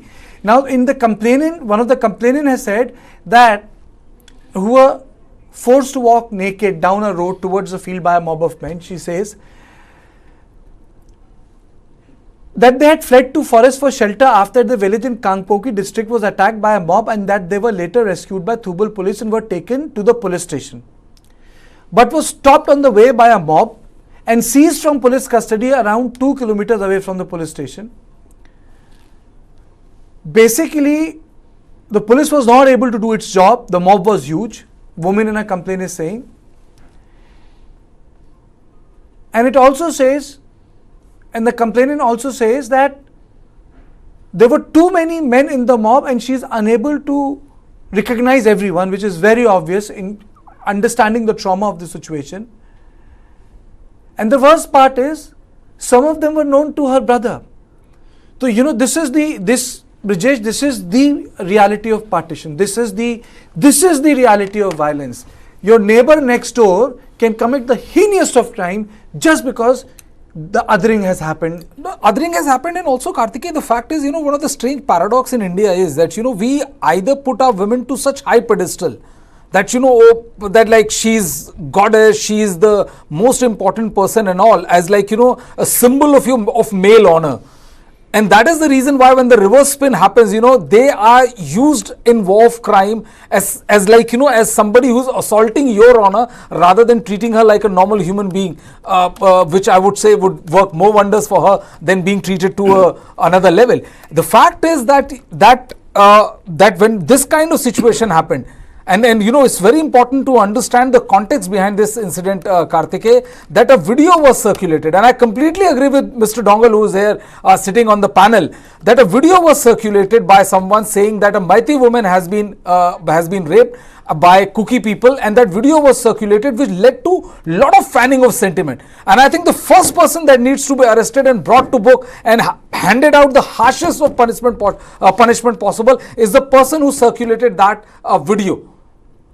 Post that video, a lot of sentiment, you know, people went amok, a lot of sentiment was fanned, and people thought that, you know, it is the time for revenge, we have to extract revenge, and it's in a very unfortunate sequence of events, these two ladies were caught in that kind of quagmire. Because it was, othering was happening, and also the fact that you see that, you know, women from your ethnicity has been brutalized by men of other ethnicity. And that fanned the sentiment to another level, where the proximity, the knowingness that I know you. ये क्या ये UP में देखने को मिलता था. No, but it is always there, Let me complete. कि इनको अपनी जगह दिखानी है. The sort of violence which has happened is कि इनको अपनी जगह दिखानी है. I mean to say, my head hangs in shame. No, but Kartikeya, this is not a UP centric phenomena. I'm sorry, but this happens anywhere where this kind of violence happens. You know, the women are the targets. Why? Because they are, it's like, you know, false, I won't hesitate to use the word idiotic imagery of her being the honor of the man. And, you know, that is why the assault is there too. And that is why most of the women and girl child are subjected to these kind of brutalization, is because by attacking them, you also kind of try to send a message that the honor has been, you know, besmirched or honor has been done. So this happens everywhere. And this has happened here in Manipur, which is extremely shocking. But I think, you know, the government must also take strongest possible action against the person who spread this fake news. Unfortunately, we don't know whether any kind of action has been taken or an FIR has been lodged and all. I mean, this video which has come, and I would again like to quote Mr. Dongal, is, as he says, called it blessing in disguises, because you know, it has all of a sudden jolted everyone out of their seats to see that, oh my God, this is what is happening in the state of Manipur, and they are shaken to the core, whether and are forced to react, whether by their like or dislike, but then they are forced to react. Mr. Dongal. Yeah, I went out of contact for a while. Can you please? No, I'm saying, you know, I think that's a fair point to make, because women become in the patriarchal dialogue honor of the community. That is why they are being targeted. So, women are not seen as an individual. They become it. That's the worst part. Patriarchy in its ugliest form. Yes. There is nothing much to boost off of patriarchy, but then this is the ugliest form. Yeah, as a student of sociology, I can also, adhere or otherwise align myself to the view of one of our editor there. You see how in a patriarchal society, as we have seen and have heard, how women has become, an object of portraying the honor of the men. Not just in Manipur, but also we have seen how women have been become a soft target by the family members in elsewhere across Indian states. And today, that ugly side of patriarchy is in full display here in Manipur. We have seen, if you look at the entire episode that panned out in Manipur, and how women, on the other hand, target, but on the other side, I'm talking about the difference between meiteis and the kuki tribal community. You see how the men from the valley, the meitei community, have used the women as a soft target because they're vulnerable, because they're defenseless, to show that the honor of the men of the kuki community, other community, is being suppressed or tainted.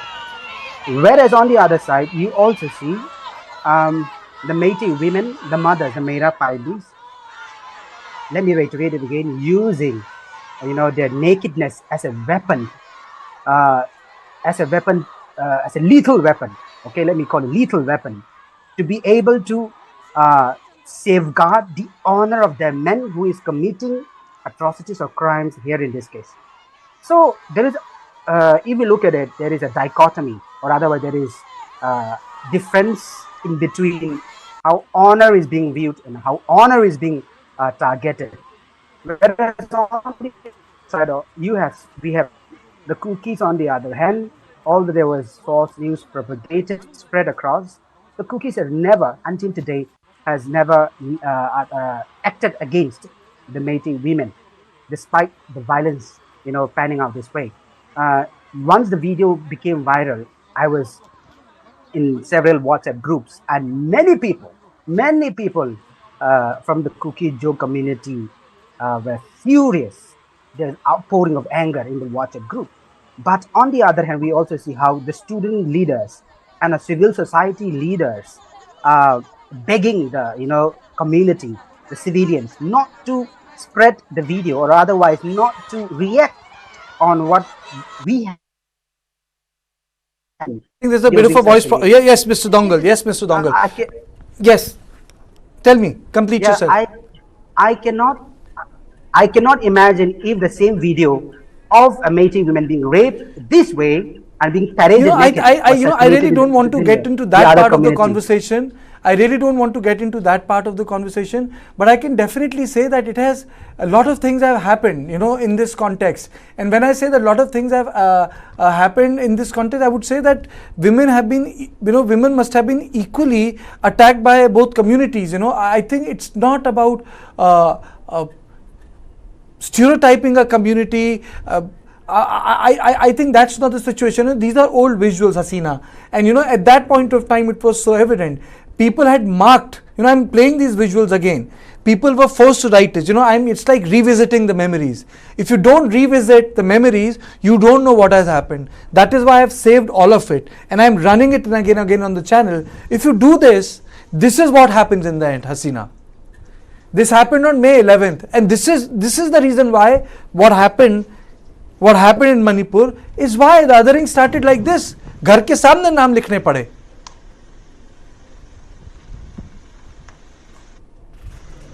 I think, Kartikeya, this divide has come very, very strongly in terms from the very beginning. And that divide has made the violence escalate, and also because there has not been any strong administration, intervention from the very beginning. The escalation has went in diverse situation, whether it's ethnicity, whether it's women and girls, whether there's a relief situation, it's people's safety, what happened, outside the school. All these are violent that get escalated when there is an absence of law and order situation in a state. When the law and order situation is not being taken into consideration, that escalation will flare up if there's no messaging, there's no strong intervention. At the end of the day, I think it's so critical to also look that sexual violence tape that when made the whole country talk. All the political leaders has come to give their message, give their statement, tweet, understood that this is something that is making everybody speak. But at the cost of women going through the situation that everybody raised their voice, I mean, a country like India, at this point, a democracy, when there's a parliament thing going on, why don't they just keep the political parties aside, keep their opinions of political parties aside, and look at from the constitutional framework on human rights violation that has happened? Why can't they just You're absolutely right. At least people are speaking up. Let me read out a tweet which we have with us of Zoramthanga, on which I would like to get Professor. Zoramthanga, who is the Chief Minister of Mizoram, in his tweet, which we are showing it on our TV, says brutal violence in Manipur not only affect the neighboring state but even the whole country. Situation seems to have worsened.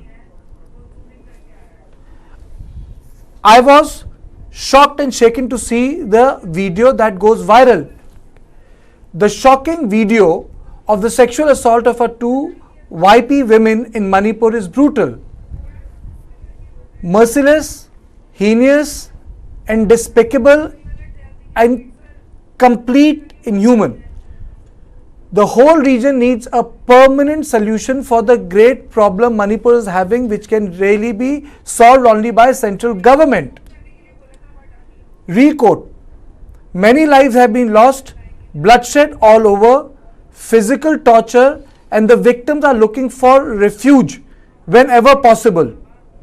With no iota of doubt, those victims are my kin and my kin, my own blood, and should we quieten the situation by just being silent? I don't think so. Silence is not an option. I would like to call for immediate restoration of peace and normalcy. It is incumbent and imperative upon Manipur government and central government to look for immediate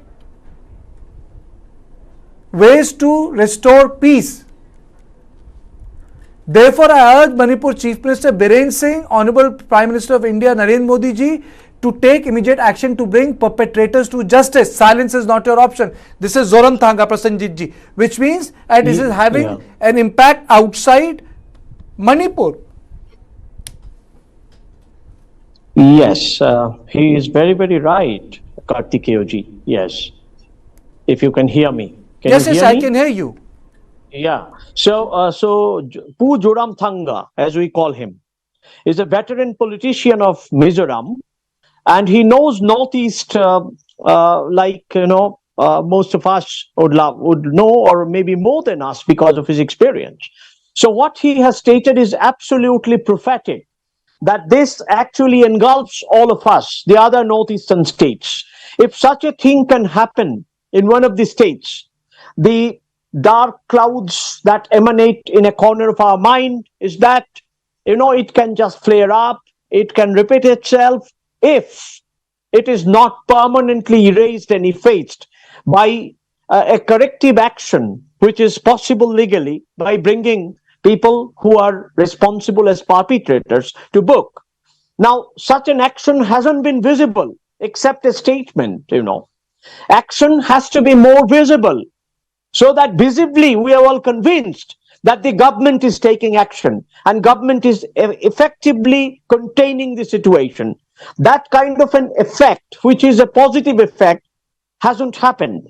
Instead, everyone is horrified and everyone is shivering at the insensitive act, the cowardly, heinous act that has rattled our conscience. So everyone has started speaking up outside the Northeast and inside the Northeast. And therefore, a moment has come that all these voices, what we are speaking up, people have to be now synchronized into proper action, direct action to nab the culprits, to secure the victims, to give them back, to restore back their dignity, which is the most important thing.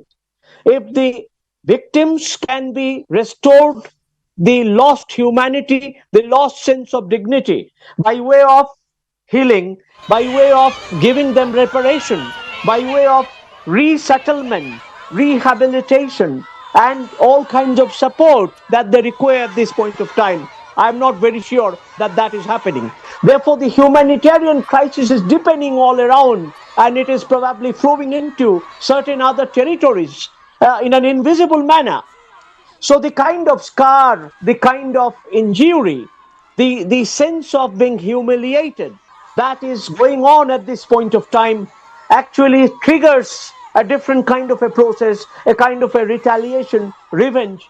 That is something very human. Now this is something, that kind of an act of violence and counter-violence is a antithesis of a democratic governance and its practices. But right now, we are with the thesis and the antithesis, violence and counter-violence, rape and counter-rape, mayhem and counter-mayhem, and then stereotyping each other into the name of the community.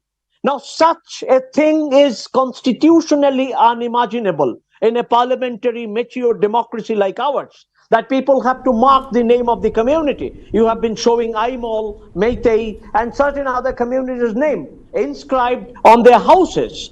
Now, this doesn't bring any sense of security. It's now insecurity everywhere, spread out for everyone. That's the situation. And it has gone into the larger existential situation. So therefore, we have to really intervene in a very sincere way. I won't use the word in a strong way, but in a sincere way. We have to identify areas of violence where people are being mobilized, and we have to keep our ears on the ground so that we can see and hear when violence is being built up, and accordingly a correct strategy of containment can be devised.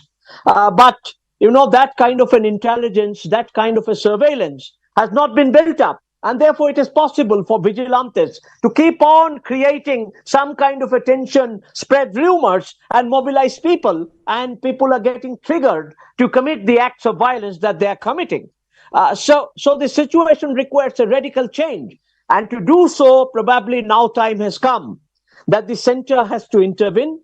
I don't want to say 356. I don't want to say suspend and all that, because these are what goes into the domain of politics. Professor,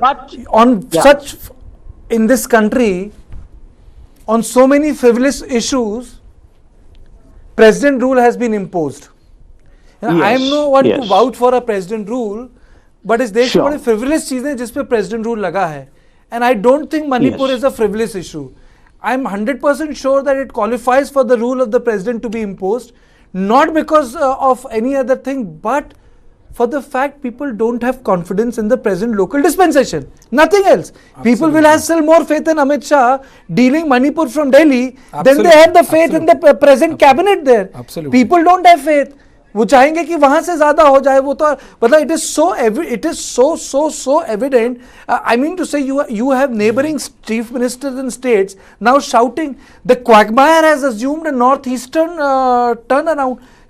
I mean to say, he has used the word Zoram Thanga, kin and kith, and he has used the word silence is not an option, and he used the word my blood boils. I mean to say, the blood should boil for every drop of blood of the innocent. And he says, I was shocked to see the video. Everyone is. Those victims are my kin and kin. My own blood should be quietened by the situation. I understand the elections in Mizoram this year. But they share the same ethnicity as well, Kartikeya, and the videos are so revolting that it's hard for anyone with a slightest hint of conscience to be to not get revolted. by what is there. And one very interesting thing is, Kartikeya, that right ever since this violence is broken out in the state of Manipur, you know, one ethnicity, the Kukis have always been demanding president rule, and it was always opposed by the other side. So it's a very interesting, set of demands which had come out, and very interesting also to see that, you know, that while Kukis were not trusting Manipuri police and the Meiteis were not trusting the Assam Rifles. So it was very, you know, had the president rule been imposed, or the centre should have taken a more active role in, you know, reaching out to the people, I think the situation a lot more could have been achieved in the last 70 days. Okay. Okay. And we also have a copy of so FIR. Can you just read the copy of the FIR for our guests? Yes. You know, we have this copy of the FIR which is here with us. You know, it was it was written to the office in charge, Saikul Police Station, Kangpokpi District, Manipur, and the complainant says that, you know, that at around on 4th May at 3 p.m. some unknown miscreants suspected to be members of she's calling them members of Meitei Lipun and KKI Arambai Tangol and World Meitei Council. I'm just going by the FIR as what has been written, and numbering around 900 to 1000 persons carrying sophisticated weapons like AK-47 rifles, SLRs, INSAS and 303 rifles entered our village B Painam Island subdivision, Kangpokpi district, Manipur, about 68 kilometers south from Saikul police station. They said that the violent mob vandalized all the houses and burned them to the ground, looting all the movable properties, cash and on. They said that in addition to 5 villagers, namely, you know, the name of the persons and all 5 people who feared for loss of life, fled towards the forest. They were later rescued by Nonpak Sekmai police station on their way to Nokpak Sekmai police station. They were blocked in the way by a mob and snatched from the custody of the police team there, and which is about 2 kilometers from Nokpak Sekmai police station and 1 kilometer from 33 AR Somrai post. And then they say that the father, I guess, Mr. Sointin Kam Wi-Fi, who's 56-year-old, basically, he was killed on the spot. Neither the civilians intervened nor police intervened. Civilians were the one who were perpetrating the violence. So he said that he was killed on the spot. But and what then a shame. Matlab, bataiye, civilian word has become as perpetrators of violence. You know, the word civil means, I mean to say, what a travesty. I mean, so the language itself, civil, it comes from something else. And you know, in our conversation, the civilian themselves are perpetrators of violence. What travesty of... Absolutely. And you see, when they're saying that now the 3 women were physically forced to remove their clothes and stripped naked in front of the mob, and one Miss Nemthianngai Guite, she was brutally gang raped in broad daylight in front of the witnesses, was there, and one other brother who just tried to tell defend this to a viewer. Brijesh is reading the FIR. Yes, we are going verbatim by the FIR. Kohi dekhi suni baat nahi. And they're saying that verbatim by the FIR, because the name is slightly, I can't read the name properly, but yes, like the you brother just tell us who the tried to defend the sister's modesty was also shot dead, and then they were paraded naked, and then they requested the police to register a case in this thing, and then later on, the officer in charge and all, and this was what I feel. What I feel is, Rajesh, this is like tip of an iceberg. There is no internet in Manipur. I am 100% sure that violence of whatever nature it may be is there, but it's not being noticed, recorded what it needs legally in police stations, because first, either the access is not there, second, you can't circulate the video, which is an audio video memory. Earlier we had oral narratives, memories, that was memory, Ramayana, oral narrative, Mahabharata, oral narrative. People remembered things through narratives. Now these are modern ways of narrative, but these narratives are not being circulating because there is an internet shutdown. Correct? Sriram?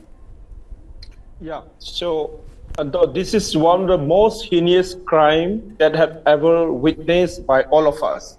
And this has actually broken our conscience of civility and all kind of the civilized norm. So all of us have condemned this, and Professor has already said. Hello. Professor, hello, am I audible? So Professor has already said about in the very perspective about this rape, counter-rape, and then the violence, and in the larger perspective of showing that there is a completely lawlessness and there's a completely lack of the interventions from the central government. Now, in the case of Gujarat riot happened after 2 days that the security officers was appointed, then within 4 days of army security forces interventions, within the 4 days, it was actually under control. But in the case of Manipur, after the 3rd May violence happened, on the 5th May, many security forces have actually come to Manipur and they are actually flight there. And even the security officers was actually taken over the in charge of the Home Minister. He was the chairperson of the Unified Command, and the Indian Army and Armed Forces are deployed from the 5th to till now. But still, the situation is out of control. So what does it mean? What does it say? It actually clearly says that the central government completely failed, and all the democratic institutions completely failed, including the state government. Then who is the responsibility of this? And I'm actually differences. My respectful difference to Kartik, as you are saying, that instead of Imphal, the Home Minister is more reliable. It's not. The Home Minister is dividing people. He is doing politics, because instead of calling all the party to one agenda, he's inviting all the community separately. He invited Naga MLA separately. He invited Kuki MLA separately. And then Meitei MLAs were forced to come to Delhi. What is this going on? He should have invited all the groups, all the communities.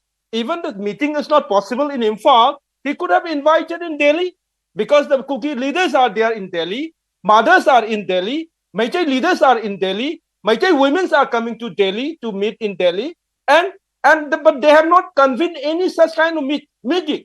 Rather, I was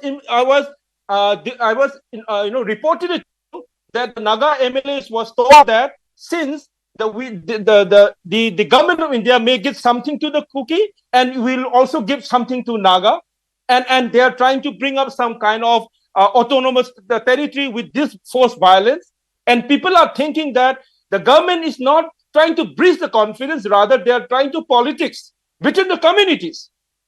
That is why the problem is happening. There is no sincere effort from the central government to actually bridge the community. Okay, let me do a little Rajesh, can we just I don't know how many minutes you are giving to all the panelists. If you're giving 3 minutes, I will speak 3 minutes. If you're giving only 30 seconds, I will speak 30 seconds. Rajesh, but I expect all the panelists to be given enough time. Rajesh, you take 5 minutes, no problem. I just wanted to play out a bite of Mallikarjun Kharge, no problem. पहले आप अपनी बात रखिए. I'll do that later. So what I am trying to say is that there is no sincere effort from the central government to bring peace in Manipur, because Manipur is a very small and very historic state, have been evolved from the last 1,000 years, and Kukis are very much part of Manipur society. The Nagas are, and the Meiteis are. So it's a composite culture we have. But why suddenly is fighting? And who is actually serving the purpose of that? That Manipur is a composite culture. So what we are saying that we should live together, but whoever is trying to break this composite culture should be punished.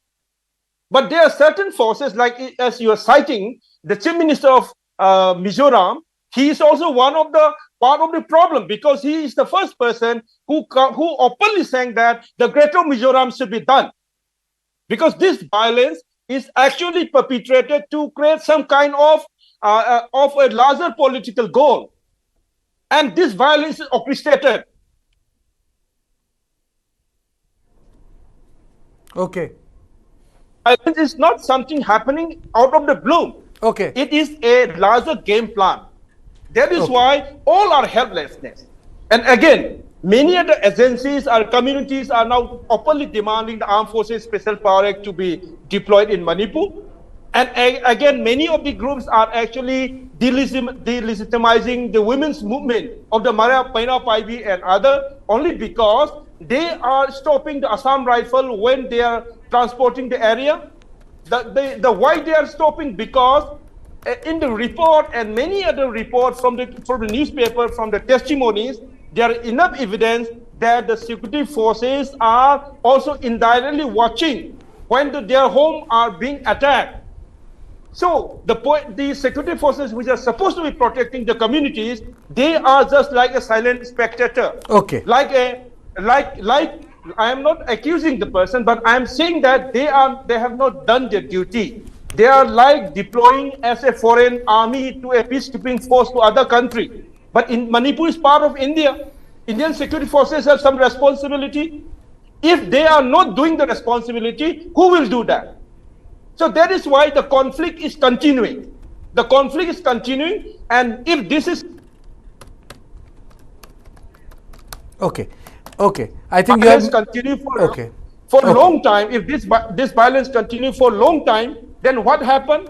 The government is trying to show that there is a division. I think Rajesh, there is a bit of a problem on your line. Let me play out the bites. Political reactions that have come. It is very important. Let's play them out. And in end, I will also, the bite of an outer Manipur MLA, I will also play that out in the show. Let's play out the bites. Manipur is burning and the women are raped and naked, paraded, everything. And Prime Minister is keeping quiet. He is giving a statement outside. He is giving a statement outside. Honorable members. मैं ये स्पष्ट on record में ये स्पष्ट करना चाहता हूं, opposition के तरफ से जो मांग किया था मणिपुर पे चर्चा होना चाहिए, हमने ये स्पष्ट कर दिया है। माननीय राजनाथ सिंह जी डिप्टी लीडर साहब ने भी स्पष्ट किया है कि हम दोनों सदनों में चर्चा करने के लिए तैयार है। मणिपुर से एक संवेदनशील विषय है, एक मानव संबंधित बहुत बड़ा संवेदना का विषय है, इसलिए हम चर्चा करना चाहते हैं और चर्चा के उत्तर भी डिटेल में गृह मंत्री जी देगा। इसलिए मैं निवेदन करता हूं, कृपया सुचारू रूप से सदन चलाने के लिए सहयोग करें। लोग देख रहे, बहुत महत्वपूर्ण बिल्स है, वो भी पारित करना है, बहुत विषय है, वो भी चर्चा करना है। मणिपुर में हम चर्चा करने के लिए तैयार है। तिथि माननीय स्पीकर डिसाइड करने दो, हम तैयार है सर, ये मैं स्पष्ट करना चाहता हूं। तो आज मतलब मान लीजिए कि सदन शुरू हुई, मैडम की अपनी तरफ से मांग रखकर, मतलब सारे ऑपोजिशन की जो मांग, वो मांग मैडम खुद रखी और वो सीधे तौर पर पीएम मोदी साहब को पास ही रखी। हम लोग तो इधर उधर करके सीधे कभी स्पीकर होते जाते हैं, रूल होते जाते हैं, तो मैडम को ये लगे कि इधर उधर की बात ना करके सीधा जब मौका मिले सीधा ये मौके को इस्तेमाल करते हुए सीधा हिंदुस्तान के प्राइम मिनिस्टर को ही ये प्रस्ताव दे कि सदन के अंदर शुरुआत में ही ये मणिपुर की चर्चा करना जरूरी है। मैडम ने पीएम साहब की जरूरतों को समझाने की कोशिश की। बहुत ही स्तब्ध करने वाली और शर्मसार करने वाली घटना सामने आई और मीडिया के माध्यम से जो पता चल रहा है कि शायद 4 मई की ये घटना, वीडियो का तो मेरे को मालूम नहीं, मैंने देखा नहीं, पर जो स्टिल्स देखे उससे भी जो चित्र सामने आते हैं वो मानवता को शर्मसार करने वाले हैं। हमारे बीच में, मानव समाज में और देश में ऐसे विचार के भी लोग हो सकते हैं, ऐसी कल्पना नहीं की जा सकती थी। और प्रधानमंत्री का बयान भले देर से, लेकिन जो आया है कि कड़ी से कड़ी कार्रवाई होनी चाहिए, वो स्वागत है और हम चाहेंगे कि कार्रवाई भी हो। वहाँ गृह मंत्री जी, प्रधानमंत्री जी अभी गए नहीं हैं, जाके वहाँ भी शांत करने की मुझे लगता है कि आवश्यकता है। स्थिति का जायजा लेके सर्वदलीय दल जाए, उच्चतम हमारे जनप्रतिनिधि जाएं और हर स्थिति में वहाँ के समाधान को हमको ढूंढ निकालना होगा हर परिस्थिति से। वो स्ट्रेटेजिकली भी क्षेत्र वैसा है और इस प्रकार की घटनाएं जहां हों वहां हर राजनीति से ऊपर उठ के बयान भी जो आए, जिनके भी बयान आए, उसमें जरा भी राजनीति नहीं झलकनी चाहिए। The most cruel violation of constitutional rights is happening in Manipur. One limb of Mother India has been burning. The government turns mute, deaf, blind. Children are starving. There's nothing happening in the relief camps. Nothing. And this is the way? Is the state government unconscious? Is it lying there invalid? What is the central government doing? What is Prime Minister doing? Why haven't we heard a word from him? Doesn't he know that even in France you can tweet, you can write, you can speak? He has the time to go and canvass for his party's victory. These are people of India, Mr. Prime Minister. These are citizens of this country. These are the daughters of Mother India. And this is the cruelest, the dirtiest, the grossest way that women have been exploited. Whether it is in Parliament, whether it is by the ministers in your cabinet, whether it is the conduct of the people around you, that you stay quiet. That they abuse women like this. They violate every decent norm that they are entitled to. That the constitutional privileges and protection that they have has been removed. Shame. Shame, Mr. Prime Minister. You are going around for international accolades and appreciation. Please turn and look at India. Amrit Mahotsav. What a shame. Please listen, Mr. Prime Minister. Manipur is burning. Manipur is burning. Manipur is giving sleepless night to all of us. हम सब मणिपुर को ओ करते हैं, हमारे शरीर का हिस्सा है। प्रधानमंत्री जी लगातार 2.5 महीने से चुप्पी साधे हुए हैं। हमने कहा with in the Rajya Sabha and Lok Sabha prime minister first make a statement suo moto followed by a nuanced discussion which has been turned down so far, but will remain talking about it, will remain raising the concern of Manipur inside the parliament. 26 पार्टियों की मांग जो बनाए हैं India को 26 राजनीतिक दलों की मांग थी कि रूल 267 तहत सभी बिजनेस को सस्पेंड किया जाए और मणिपुर में जो स्थिति पैदा हुई है 3 मई से उस पर चर्चा की जाए, प्रधानमंत्री एक बयान दें और इस बयान के आधार पर यह चर्चा लोकसभा और राज्यसभा में होनी चाहिए। इस मांग को नजरअंदाज किया गया, हमारी सुनवाई भी नहीं हुई और ये मांग हम बार बार करते रहेंगे। लोकसभा में और राज्यसभा में प्रधानमंत्री को मणिपुर की स्थिति में, खासतौर से जो 3 मई से स्थिति पैदा हुई है, वहां डबल इंजन सरकार पूरी तरह से विफल हुई है, उस पर एक बयान देना चाहिए और उस बयान के आधार पर चर्चा लोकसभा और राज्यसभा में हो। आज वो नहीं हो पाया। See, there's 2 ladies which were paraded naked. It all happened within my constituency in Outer Manipur. It is in the Kharbhih district of my constituency. It is a very, very sad thing. It's so barbaric, it's so shameful, and it brings tears into your eyes. It's so inhuman, satanic in nature. And I'm very sad that at this advanced civilized age, things like that could also happen even till now. You know, the 2 girls, they were caught, and it is told that it happened on the first 2 days of the violence that began in May.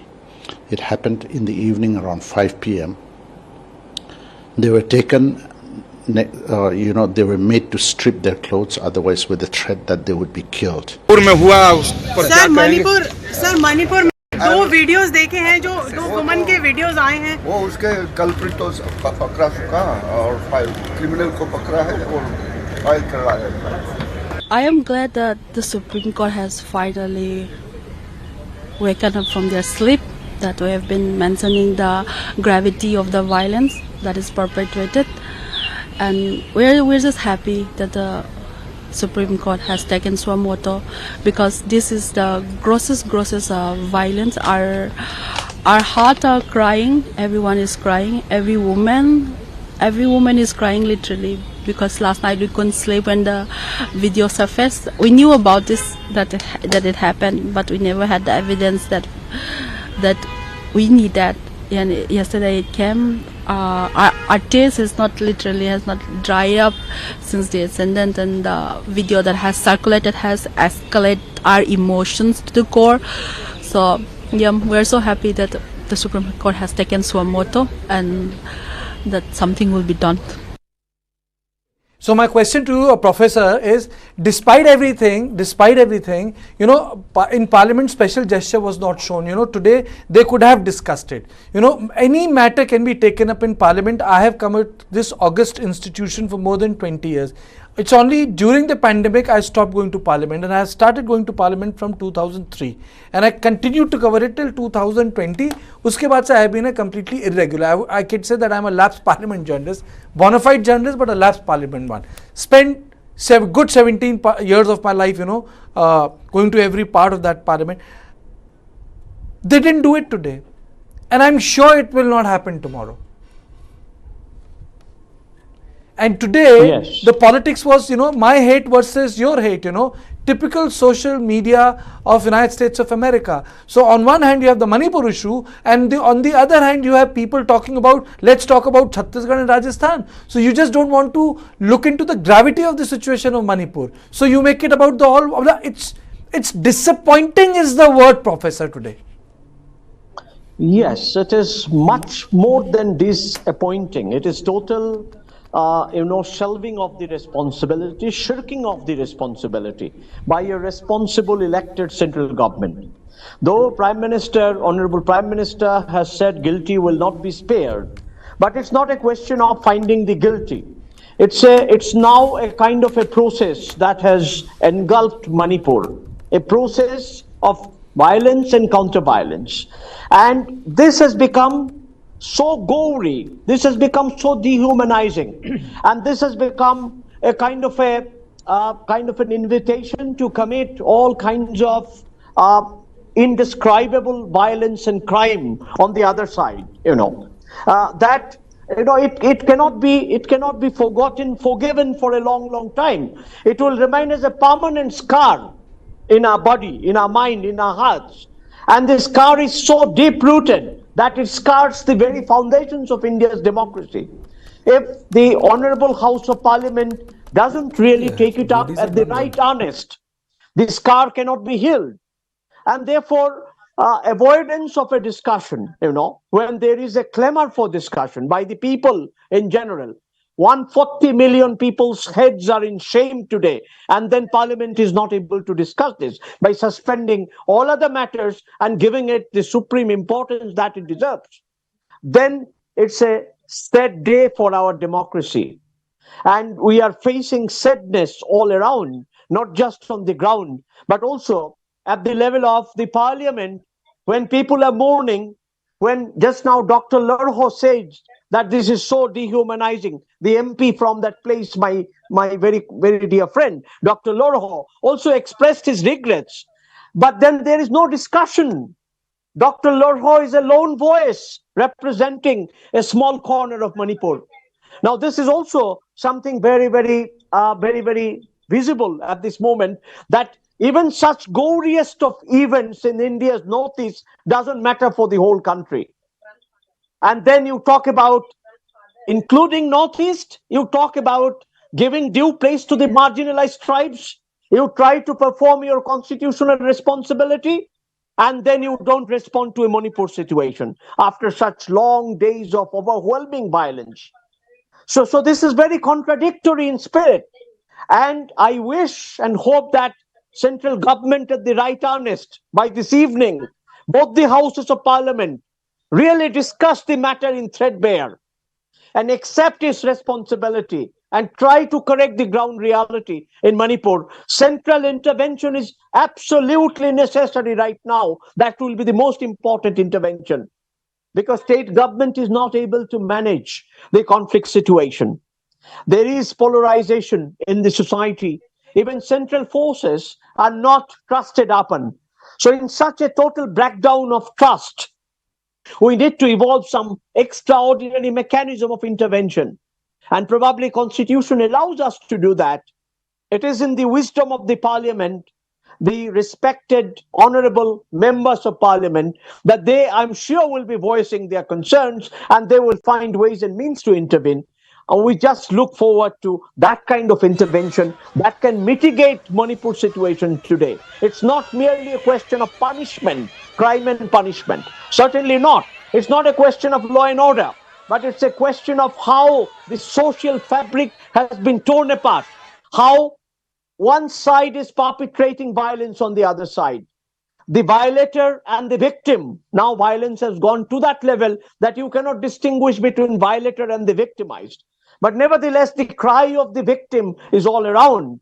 And we have to certainly empower the victims. We have to secure people not to fall victims in this kind of a situation. That's the sacred duty of the state, the constitutional duty of the Indian state and the Parliament. So there is no other option but to take a very substantial amount of steps, I would say, in plural, so that the situation can be restored. We can regain our faith in Manipur. This is absolutely important. Otherwise, what Pu Joramthanga says, that a spark may become a wildfire. I'm not advocating that it will happen, but the scar is so deep-rooted. It's a psychic, spiritual, moral, and also political scar that is afflicting the entire region. High time that central government comes forward and they intervene with the help of the saner voices, with the help of politicians, civil society, educationists, medical doctors. Everybody will be jumping into this humanitarian crisis, I'm sure, once central government intervenes. So kindly intervene. That will be the largest. When you say the intervene, when you use the word intervene, Mr. Dongal, the real issue is that people should regain the trust of the state. The job of the state is that they are the sole purveyor, users and owners of organized violence. If we have to understand state sociologically, they are, and they only should they be, because if they are not and the civil society segments are, that is called a civil war. And what we witness in Manipur is that the state has not been able to take back that most important aspect of statehood, which is that they are not in control of law and order. That violence shows that they are not in control of law and order, and the mechanisms of intervention for the state units have dissolved. That is why only Assam Rifle Army remains. The police has not been able to do the job. And I'm just thinking that this might be just tip of an iceberg. I don't know what would have, kya hua hoga on 4th, 5th, 6th, 7th, 8th, 9th, 10th. Kartikeya, I've been saying in the morning, you know, that God knows how many such more videos are there. God knows how many cases have been there. Nobody knows. And you know, once the internet is restored, once the issue, the monstrosity of the entire issues come out, I think, you know, we'll be left fending for ourselves whether we are human or worse than beast. So, Mr. Dongal, my question to you is that we have seen that the people, and you must have noticed that a lot of MPs have spoken, but very few Manipur MLAs have come out. You must have noticed. In ANI, other PTI, very few MLAs have come out. You know, what do you have to say on the silence of the lawmakers? Only MPs have spoken and they didn't debate it because they fought. And the MLAs are silent. मैंने कहीं नहीं देखा on wired services that 40 MLAs, not even 10 have come out in national media. Why? It just defies, I'm bewildered. Why? Yeah.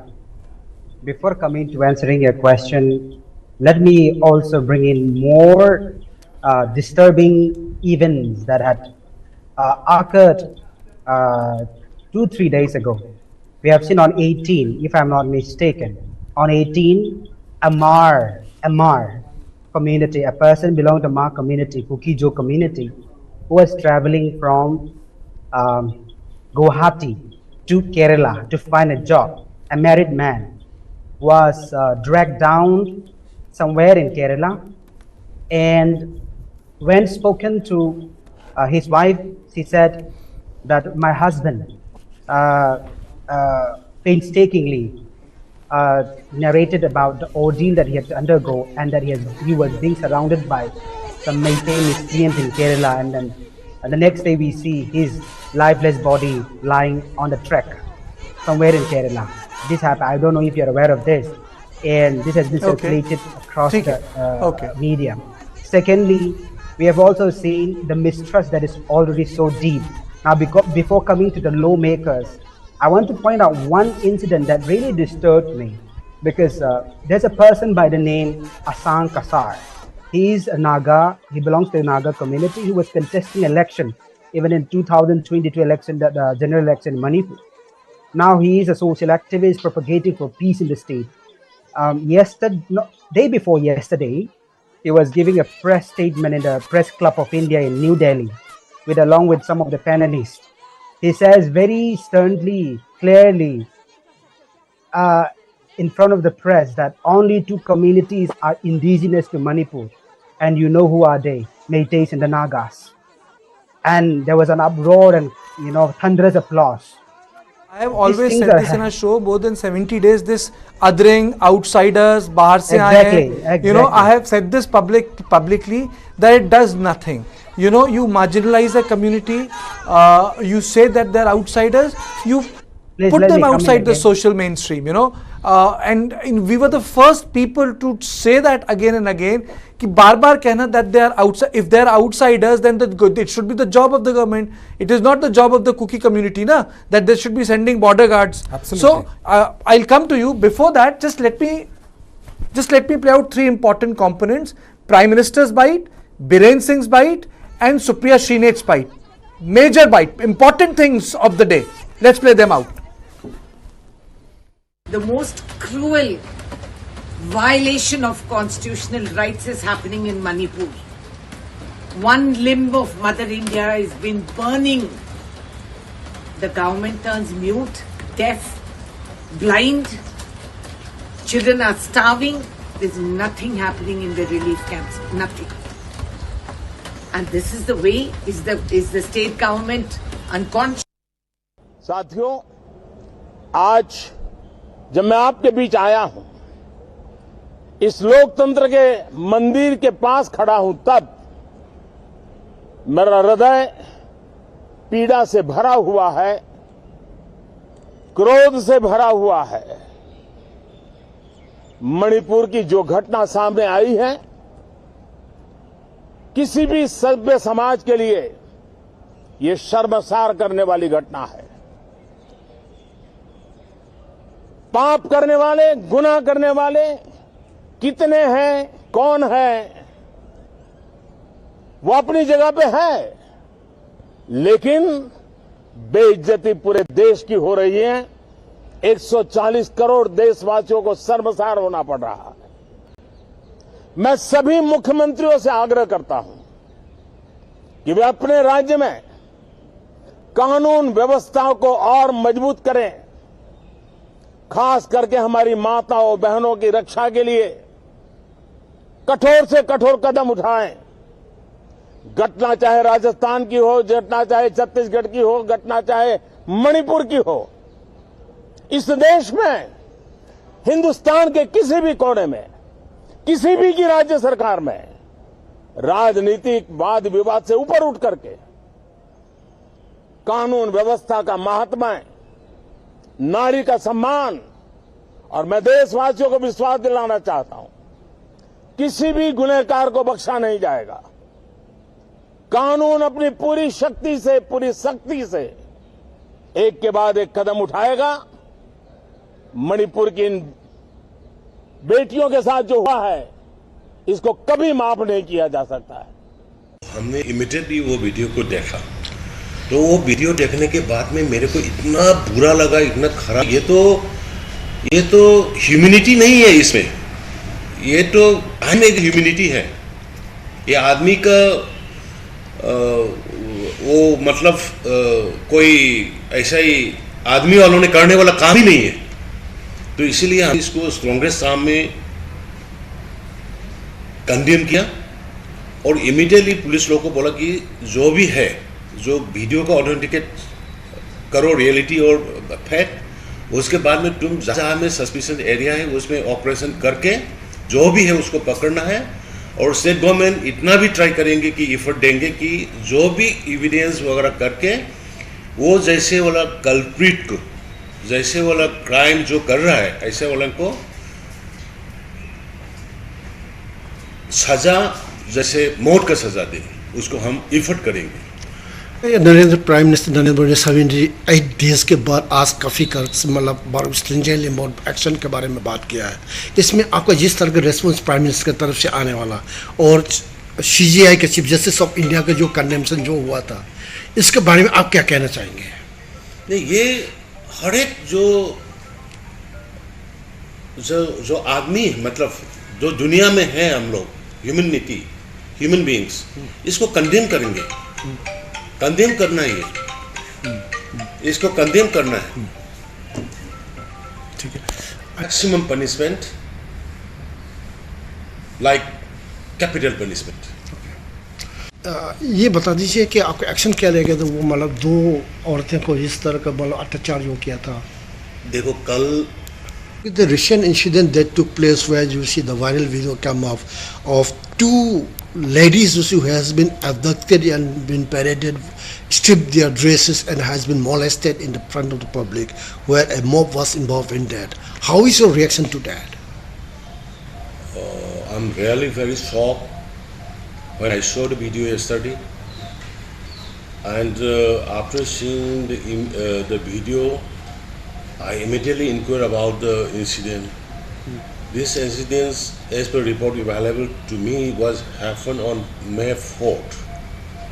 Just immediately this crisis was happened on 3rd, and the next day it was happened. But this video leaked only after 40 video. I asked to have mass combing operation whoever claimed to see the video's authenticity,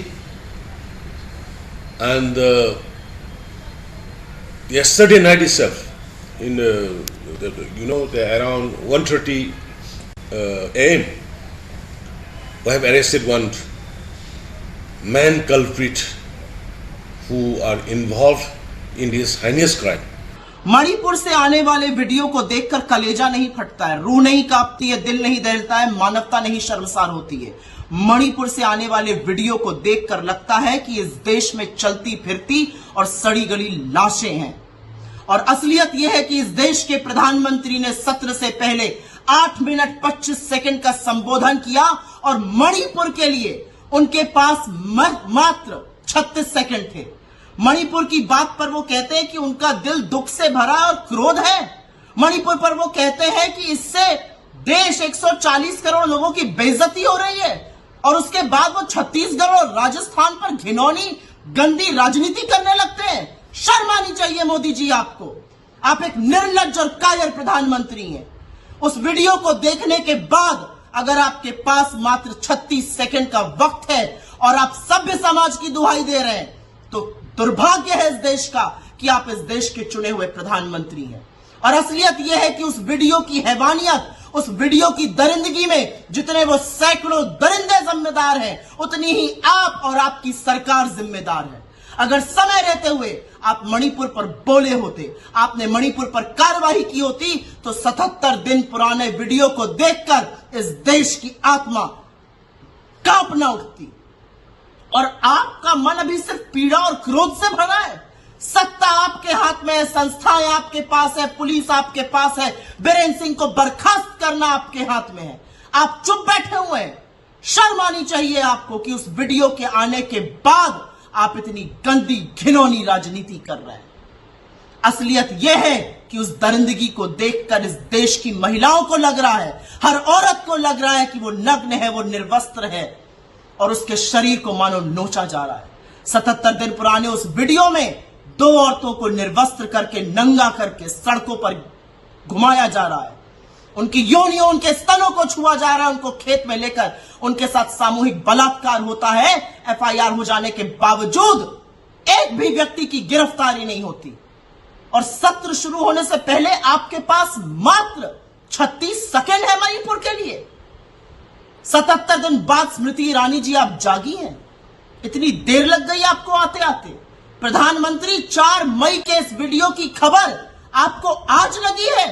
इतनी नाकाम, इतनी निकम्मी, इतनी नपुंसक सरकार के प्रधानमंत्री हैं आप। आपको इल्म नहीं था ऐसा हुआ हो, क्योंकि हमारी अपनी आशंका है कि मणिपुर में इंटरनेट बैन है। ऐसे तमाम वाक्य हुए हैं। और मीडिया के मेरे साथियों, अगर प्रधानमंत्री को कटघरे में खड़े कर 2 शब्द, 2 सवाल पूछे होते मणिपुर पर, तो आज ये आक्रोश नहीं दिखाना पड़ता, आज न्याय की गुहार नहीं लगानी पड़ती, आज सुप्रीम कोर्ट को सुओ मोटो कॉग्निसेंस नहीं लेनी पड़ती मणिपुर की। लेकिन प्रधानमंत्री, आपकी चुप्पी से ज्यादा शर्मसार करने वाले तो आपके वो 2 शब्द हैं जो आपने मणिपुर पर बोले।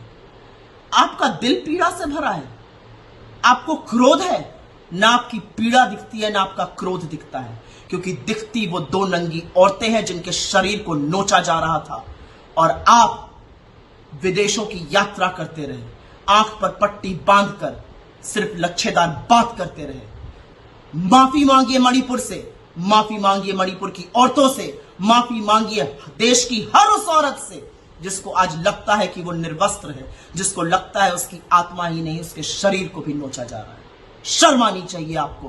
दुर्भाग्य है कि 140 करोड़ देशवासियों के प्रधानमंत्री हैं। And now I am joined by Subir Bhaumik ji and Hejang Misao. A very warm welcome to both of you. Dada, yes, tell me. Dada, your first comments on this video, the so-called outrage and nothing happening in Parliament. What do you make of it? ये हुआ क्या? I don't think this is so-called outrage. The fact is that this video has now surfaced. But the problem is that this video has been around for a long time. It has now become viral. And people who want to make politics out of it, that's a different issue. But the basic fact that such a thing has happened in Manipur exemplifies the brutality that has come to define this conflict. The conflict, which essentially started off as an ethnic conflict, but then has been given religious overtones. The point that one has to come up here with is, this has happened. Now, earlier we have seen in Manipur that crime against women was non-existent. Even when the Nagas and Kukis, the militias, they fought each other very viciously, hundreds of people were killed. Attack on women, rape on women, this was non-existent. I think this is the mainstream impact on Manipuri society,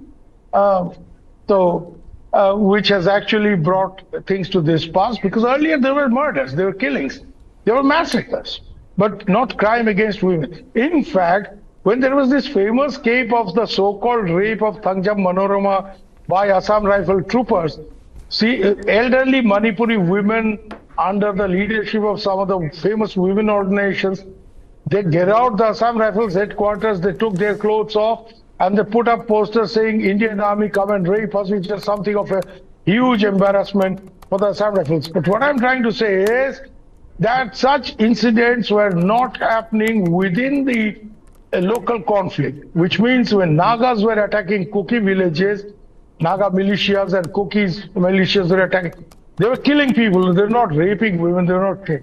Now this is a new dimension which adds a new whole dimension to the brutality of this conflict. Second thing which I am going to re-emphasize is, apart from this video and the bestiality displayed and all these things, the fact is that this conflict is far from over. And you still have killings happening, you still have a lot of stuff happening in Manipur, but there is very little effort, I would imagine, from the government in the state, not just to control this, but also to actually bring to book errant policemen who had given out weapons to troublemakers from their own community. You know, this was a big joke that the government put up drop boxes asking people who had run away with weapons. Now, if I run away with a weapon from a police station, I'll be sued under the Arms Act. But in Manipur, if I run away with a weapon, I'll be requested to go and deposit it in a drop box set up by the government. My point here is very simple. Why can't the state DGP be asked to tell his station house officers that if these weapons have gone out in the open from police armories and there was no real evidence that there was force, this was willingly given out, why can't they bring back these weapons? They know where these weapons have gone, who were given these weapons. So when things like this happen, it means that the state has withered away. The state is not really functioning. Because weapons which are meant for police or uniformed forces, when they go out into the open with the active connivance of members of the force, and they can't be recovered in reasonable numbers over the last few months. Now, that means that state is not functioning in Manipur. And this is an inescapable conclusion that I have come to, that the state is not working. But people who are running the state are very much in power. They have not been touched, they have not been removed. Poor Biplab Dev in Tripura, a much smaller controversy, he lost his chief ministership. But same principle has not been applied in Manipur. So, you know, there are many governance issues which I want to raise rather than focus just on this video, which is important. Because it displays a certain level of bestiality which was non-existent in Northeast. I, as a journalist, have covered at least 4 decades of violence in Northeast, but when it came to people within the Northeast, Nagas fighting Kukis, Kukis fighting Meitei, people are not raping each other's women. Women were spared, children were spared. That's not the case now. I would imagine there is some kind of a mainstream effect or something, but I really don't know. But without trying to emphasize too much on this video, which has now gone viral and which people are now going to raise for their own sweet reasons, I would actually try, Kartikeya, to draw your attention to the non-functioning of the government in Manipur that is evident by the failure or otherwise to recover the weapons which were willingly given out to the troublemakers at the very start of the conflict.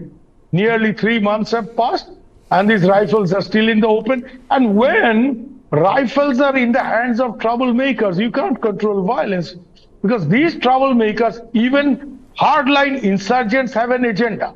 They don't go and shoot people just like that. They have targeting. They have specific targeting. So even when they have weapons, their violence is specifically directed. But when rioters have these kind of weapons, God bless the state, you can't control them. You can't control the situation. Mr. Bisau? Yes. Your opening comments? Thanks, Kartikeya ji, for this show again, where I find this platform as the right platform where I could speak out on behalf of those victims. When in most of the talk show, when we say the complicity, the connivance of the state forces, government with the meitei mobs, the world hardly believes us. Now the video got viral and it has come to the surface and people begin to understand what we mean by the complicity and connivance of the state forces, the state government with the meitei mobs. This is just one incident, and fortunately God didn't allow it to be hidden so that justice can be given to these 2 of our beloved sisters who have undergone such traumatic incidents.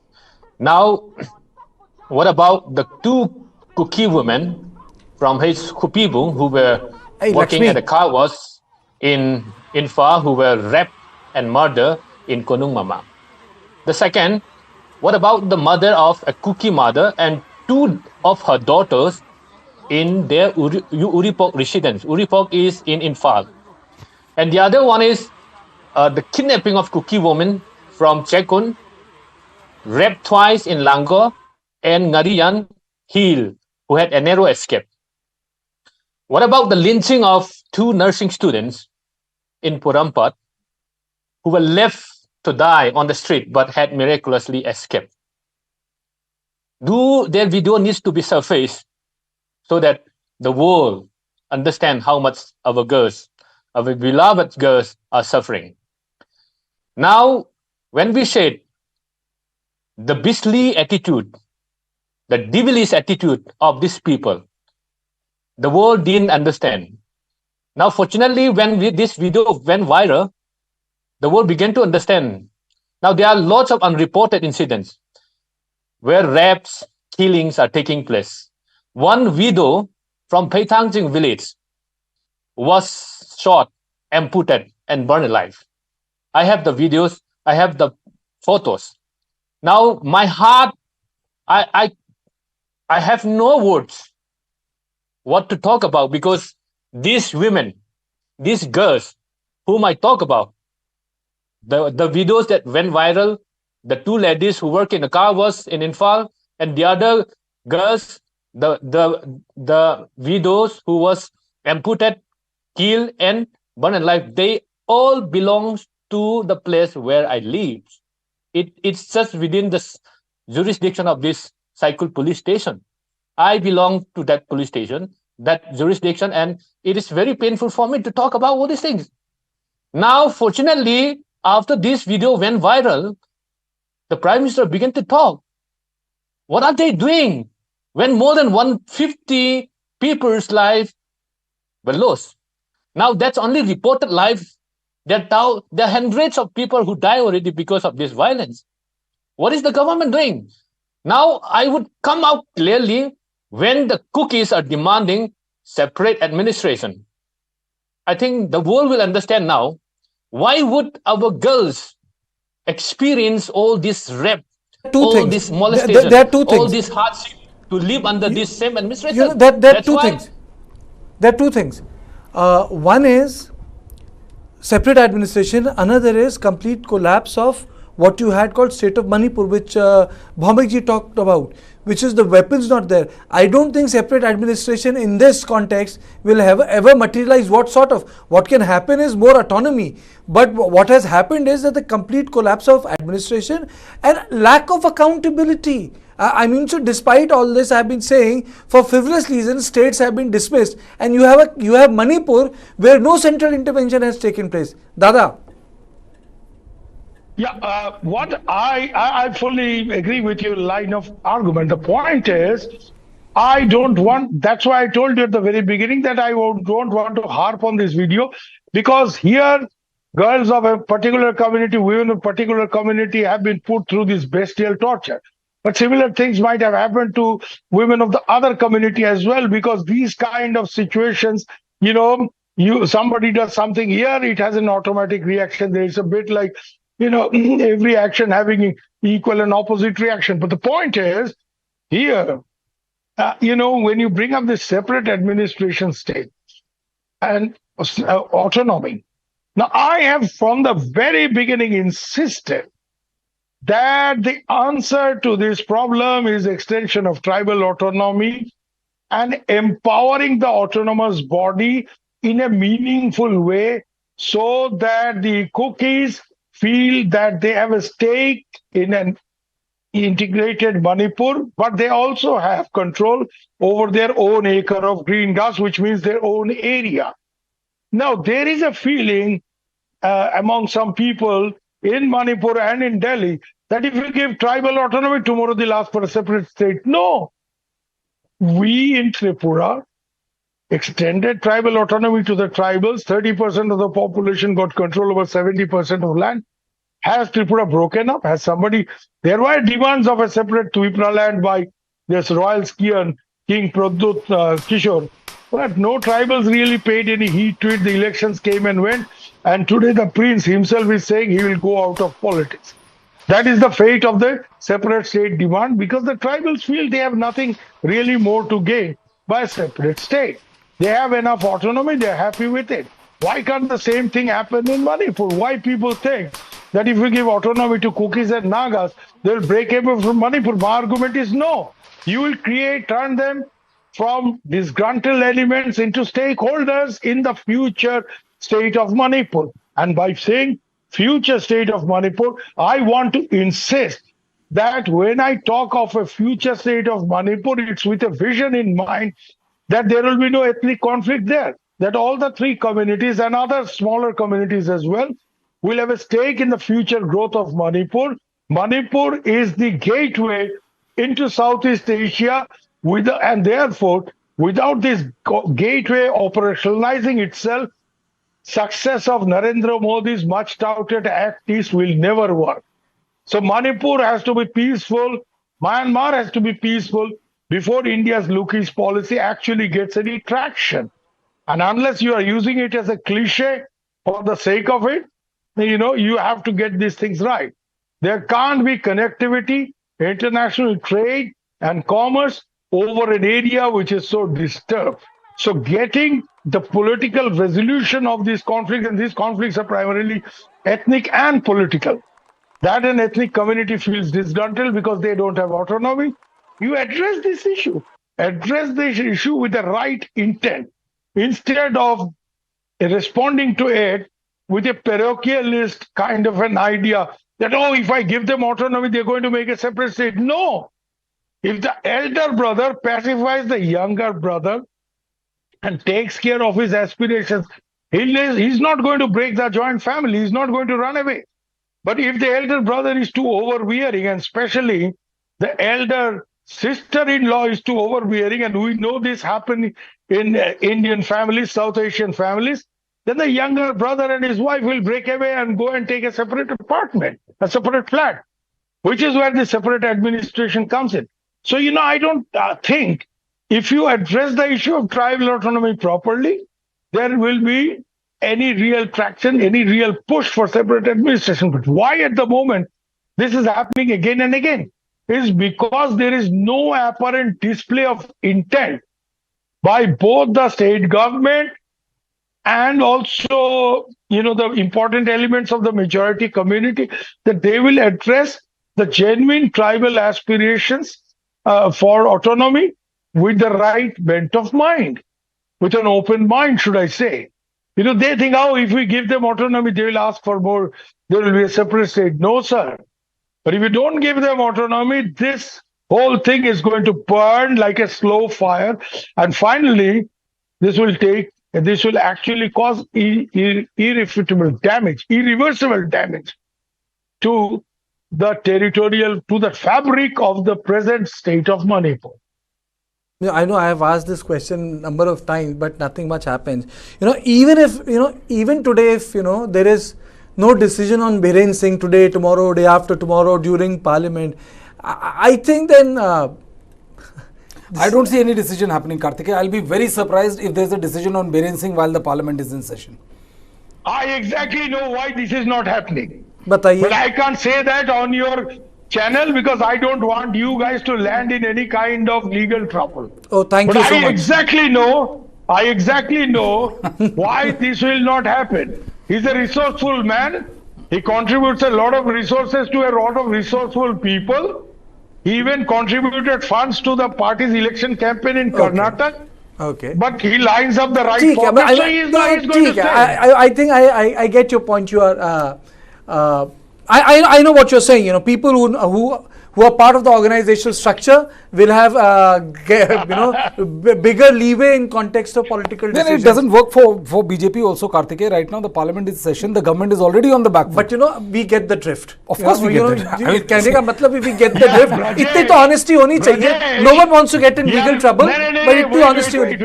Brajesh, you are saying on the back foot. Some people like to play on the back foot all the time. The hook shot is played from the back foot.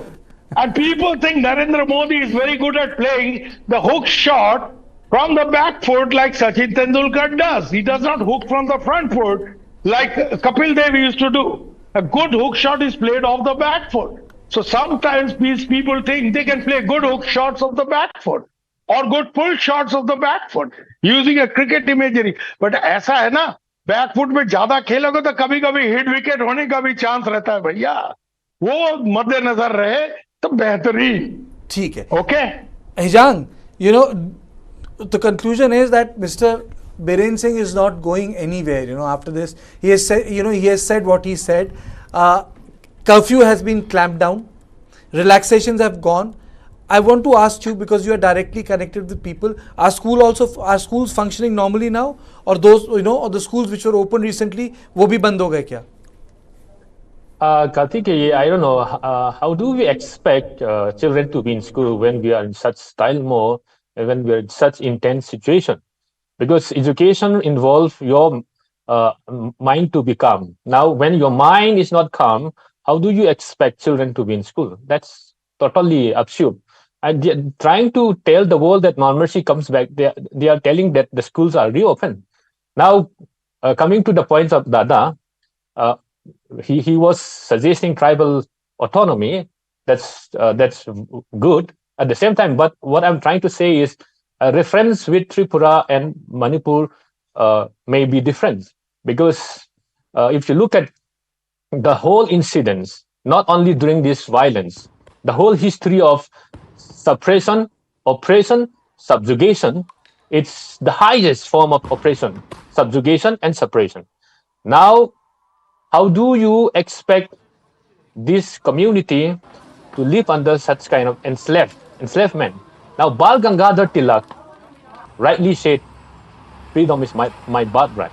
So is the freedom of the Kuki people. When the British ruled India, everyone fought for the freedoms of India. And our forefathers, since 1917 to 1919, they fought the British for 3 years. What for? They want freedoms. And 159 coups out of 188 in Indian National Army, they fight for India's independence. What for? They want their children to live under freedoms, not under this suppression and subjugation. That's why autonomy itself is not enough for us. For us, complete freedom is what we are looking at, because our heart has a very strong attachment with India. We always demand separate states under the constitution of India. We never ask for any secession. We are part of India because our forefathers have that strong emotional allegiance, attachment, plus fight for the India's independence. That's why if the wish of this forefather who sacrificed the life for the cause of India's independence, and if justice is not given to their generation, their children, I think we are doing injustice to this Kuki community who had laid down their life for India's independence. Why we are now rising superpower? It's because my forefather took part in the fight for India's independence. And you have seen all this recorded, well recorded in the history. This is something not which I'm saying. Therefore, let the world come and understand how much freedoms for this Kuki community is needed. These are just an iceberg, a tip of an iceberg. There are lots of things which are happening. When we demanded schedule, 6th schedule in 1974, it was flatly rejected. When delimitation happens, it was obstructed. Now, administrative discrimination, legislative administration discrimination, judiciary discrimination, executive discriminations are happening. And how do you expect these people to live together again with such kind of people who have such beastly attitude? Now, imagine the mothers with the child who are there for emergency medical aids, coming with the ambulance, around 2,000 mobs stop them, attack them, burn them alive. In spite of their plea, they were burned alive. The mother, the children, and the sisters. And that are just simple incidents. There are lots of unreported incidents which are happening. Now, we never said violence should continue, but they continue attacking us. We continue defending them. Now, there are lots of complicity, connivance with the state government, the state forces. All these incidents are happening right in front of those police forces. That's why we are saying there's complicity and connivance. At the same time, there is a person, Lucipriya Kangujam, who is environmentalist, known to the entire world, and she was also responsible for spreading all this hatred, all this violence. She holds the Salai Tarek in the international forums. She spread lies like one widow was killed amputated, burned alive, and she said these women is cookies and Mr. meiteis. Mr. The reason why I organize this debate, and I said this, people have been here, is a matter of commitment. You know, it's like very difficult to digest, and you know, I hope we are on the same page when we talk about these brutal incidents. You know, it's not to gain the numbers on YouTube. You know, it's just that to acknowledge that something has happened. But today, I really wanted to have a conversation on, could this have been prevented? Dada Subir Bhaumik ji said that this couldn't have been prevented because there are guns out there. You know, he says that, you know, this was bound to happen. You know, you had people who were writing Miso, Naga, came in front of their houses. The othering has already happened. Dada, my question to you is political. What sowed the seed of this discord, Dada? 70 days now. What sowed the seed for such hatred? There were a lot of problems which we have discussed again and again. There was this whole issue of, you know, affirmative action. Meitei is trying to get scheduled tribe status, and some positive movement at the legal level on these lines, which was resented by the other side.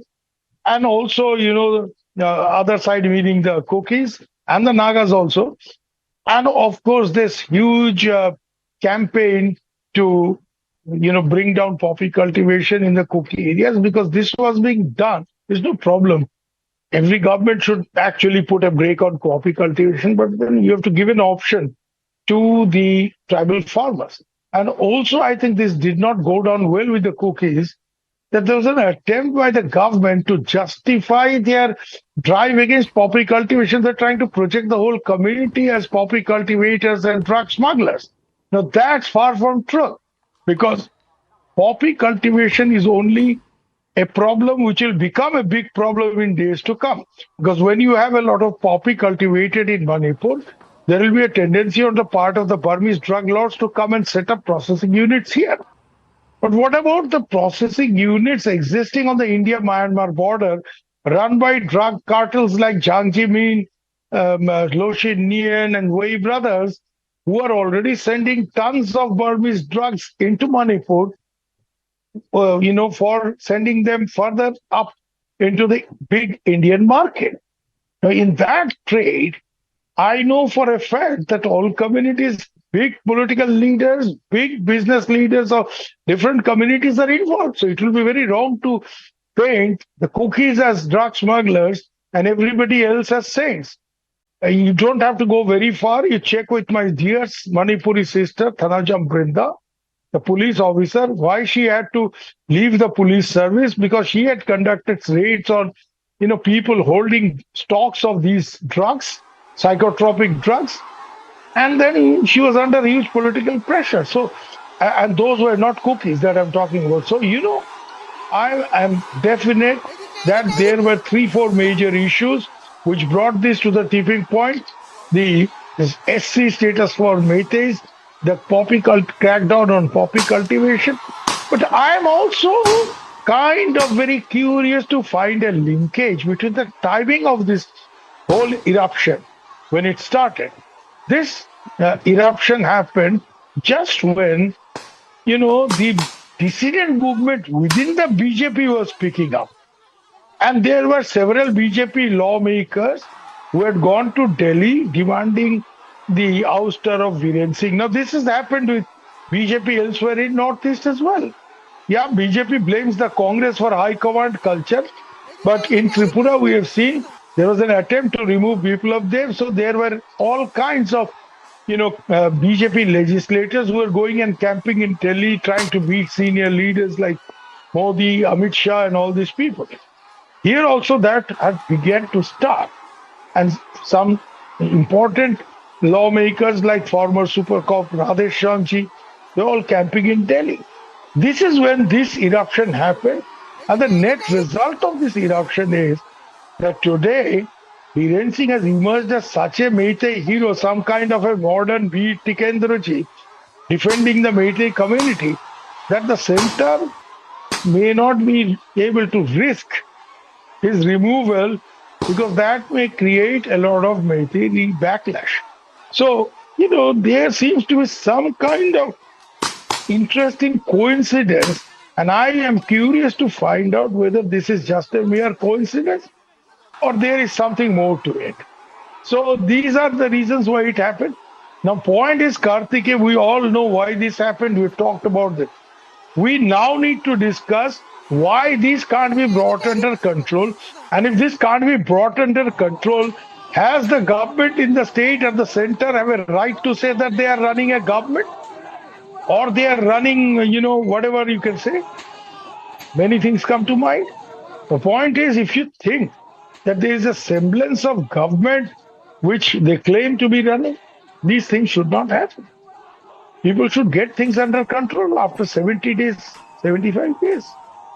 So if you can't control these kind of a situation for 70, 75 days, then, sir, we have to remind you that such explosions were controlled in Manipur, elsewhere in Northeast, even the ferocious 1983 riots, which led to the killing of thousands of people. You remember Delhi, you remember Gopur. But things were brought under control by Indira Gandhi in about 10 to 15 days. That's a fact. I was a young reporter then.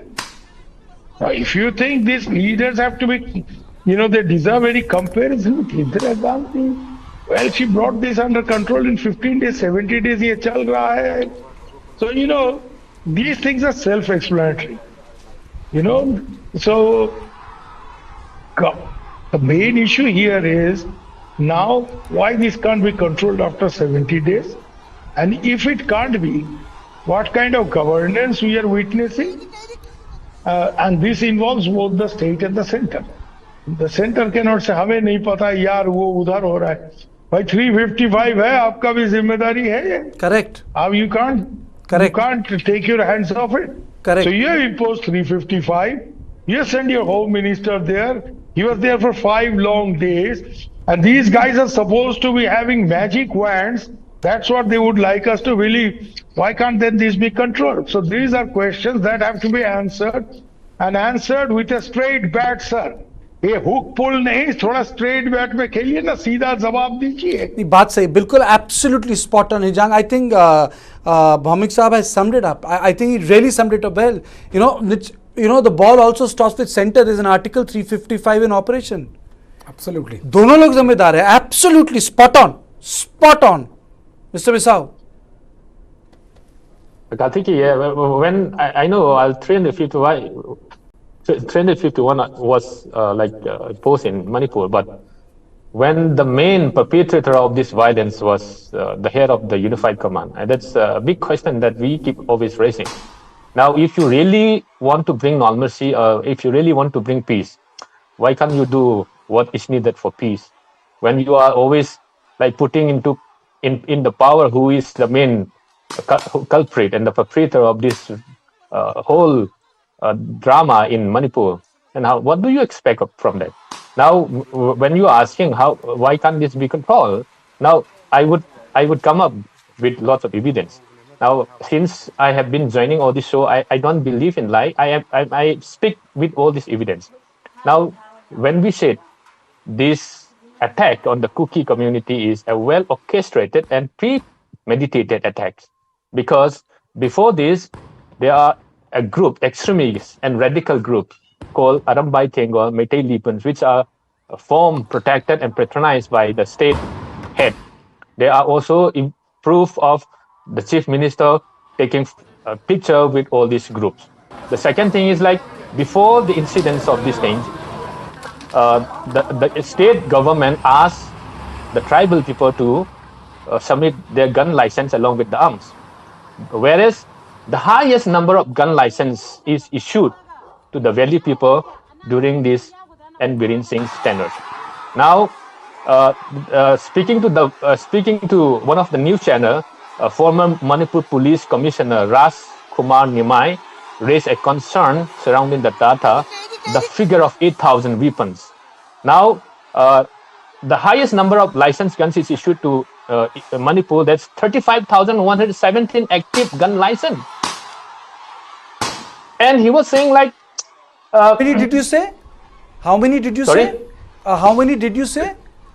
35,117 active gun license in Manipur, which is up from 26,836 in December 2016. BJP government led by N. Biren Singh came to power in 2017. Since then, 8,000 gun licenses have been issued. Imagine. That's why I'm quoting one of the police commissioner, Rajkumar Nimai, who raised a concern surrounding this data. The figure of 8,000 weapons issued in just 5 years is quite staggering. And district collector or magistrate can't issue weapon in such capacity without letting the state know. If this has happened, then there must have been pressure on the collector from the authority, he said. If the government is not very keen, then no collector will issue license at that level, he added. Now imagine, just see the comparison. The cookies were asked to submit the license gun along with the license. At the same time, this highest number of gun licenses issued to their own people. For what? The tribal, for instance, they are the hunters. What for these valley people need this gun? They are never a hunter. They don't have a space for hunting. On the contrary, see, attempt was made to transport the food grain in the FCI godown in Churchandpur just before this incident, this violence. Unfortunately, the alerted masses stopped this food grain to be transported from Churchandpur to Imphal. What we presume is they are trying to accumulate all this food grain so that they can fight this better, even if the national highway is blocked. And see, when the violence broke out, the cookie houses, renters, churches, hostels, and educational institutions were identified and marked with colors a month before through official and non-official means that ensure the targeted destruction and burning down of the tribal cookie homes, properties, and places of worship. When the real killing and arson takes place in Fast City, most of the top-ranked police officers who belong to the cookie community remain helpless. They are powerless. They can't do anything, even when the houses are burned down, just because the Unified Command, the head of the Unified Command was, I won't even call him honorable, CM N. Biren, because he controls everything, he holds home portfolio, and he rendered powerless all the top-down leaders. That's why we call it a well-orchestrated, premeditated attack on the cookies, just because they want their land, which the cookies had been settling since time immemorial. Therefore, why we are saying is like, if you look at the history written by the Britisher in Manipur, the hills and the valley, I once again reiterate, the hills and the valley were as separate entities, socio-political, demography, and culturally. Now, what we are claiming is our forefather and the Meitei Maharaja who were living separately, but having that kind of bonding of helping each other in terms of difficulties. Now, if you are treating us like this, if the highest form of oppression, suppression is meted out to this particular community, why not such separate administration, all separate states for the cookies?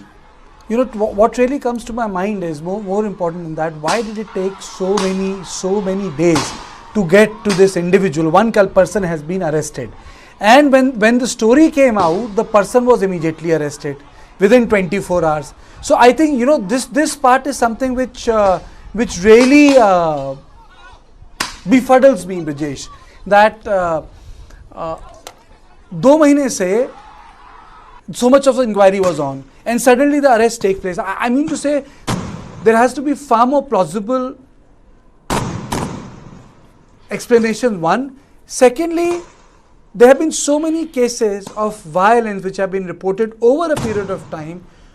Police action has not come into force and explained to people that this and this person has been arrested, this and this person has been arrested. You know, that sort of a thing, like publicly putting it out there. You know, that's what we have done. is not there. And what that has contributed is lack of faith in the administration. अगर ये पहले ही कर लिया होता, देखिए इन सबको line हाजिर किया, इन सबको लाइन हाजिर किया, things would have been different. When government is not recognizing the video, what to say of the action? People are saying we have taken suo moto decision. We have immediately acted. The video is of 4th May. The complaint is of 15th May or 14th May. And you know, today is 20th July. So what are you talking about? It's very clear that nobody wanted to take any action, because there are all kind of stories which are going around. If I may quote National Daily, the Indian Express, you know, which is a very respected daily, they're saying that they are now coming up with a slightly altered version. One of the reporters have spoken to the person concerned, and she has said that we were left to fend ourselves by the police only. So I mean, how do you expect the same police to take action against the crowd? Because you don't know whether they were snatched away from the crowd or whether they willingly handed over to the crowd. And all of a sudden, when you know the identity of the person, how did you manage to arrest one person within 24 hours or within, say, I mean, I'm not getting the specific number of hours, but within less than 24 hours once the video became viral? And you know, anybody can say, looking at those videos, you know, I can completely understand, you know, I mean, I would not even use the word I can understand the kind of trauma those ladies underwent. But imagine, yeah, there's a video where you know hundreds of people smiling, doing most despicable thing possible. So I mean, you know, how difficult is it for the local police to identify them and arrest them? And then you say that, you know, we don't want to, you know, people don't respect police or people have less faith in police. I mean, you know, I just don't know what to say. You know, to our viewers, the video has been removed. The video has been removed. Video is not there. The government instructions. But the story remains. The memory remains. And most important of all, our coverage remains. The Parliament has started functioning in the monsoon. Second part, which is, it takes up the important matters. But the opening day of the Parliament has been disrupted because of Manipur. Members of Parliament wanted a debate. In both houses, chair had a different position on it. Which part, how, short duration, long duration, those are parliamentary technicalities, nuances. We'll have to wait and see first whether debate takes place in Parliament or not. What sort of data is put in Parliament by the central government, because Article 355 is in force there, which means even centre is responsible for what is happening. Secondly, to our viewers, there is a huge protest in the day has taken place in Chura Chandpur. There's an internet is down. Let me explain it to you. Everything cannot come. Maybe we'll be able to show you after 4 days or 3 days. There is a movement of videos and other things. It is taking time. But I promised you that the team of News9 will be covering Manipur in its entirety within the rubric, within the existing rubric of our broadcasting guidelines. And I say this with all sincerity. Right now, a multi-pronged investigation is on. Chief Minister has spoken. Prime Minister has spoken. It has spawned a different sort of a debate, because apparently all the states were mentioned together. But Manipur is a very grim reminder of the fact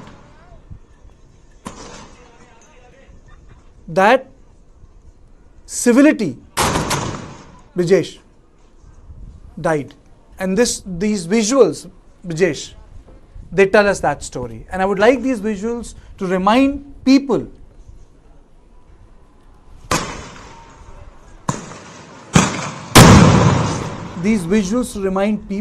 that there is a state called Manipur which is battling for normalcy, and we must in some way contribute, in a way, through conversation, do our bit so that normalcy resumes in the state.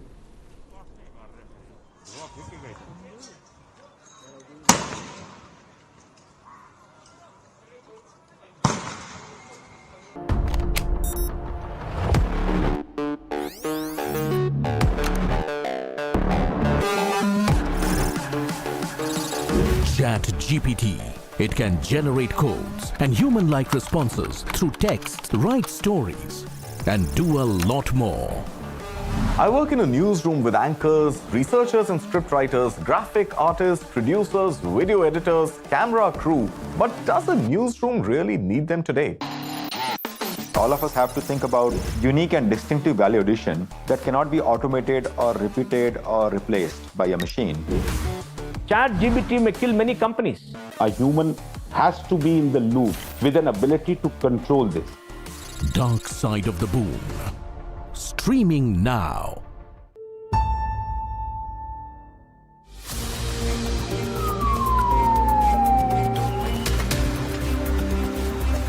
There is gender disparity as far as the live donation in our country is concerned.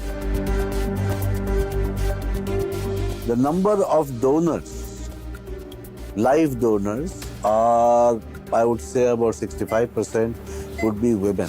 Men as recipients would be about 75 to 80%. Taking a vital organ from a breadwinner is something which threatens the entire family. I'll sacrifice myself and let he be strong. I'll take all the pain.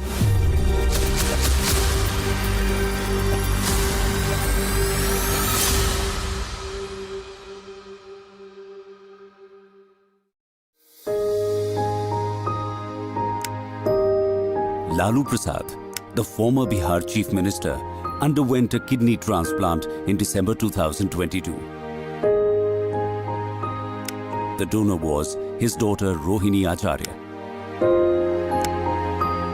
Acharya's example underlines a universal fact about organ donation. Women form majority of living organ donors. A 2022 study by the Ahmedabad-based Institute of Kidney Diseases and Research Center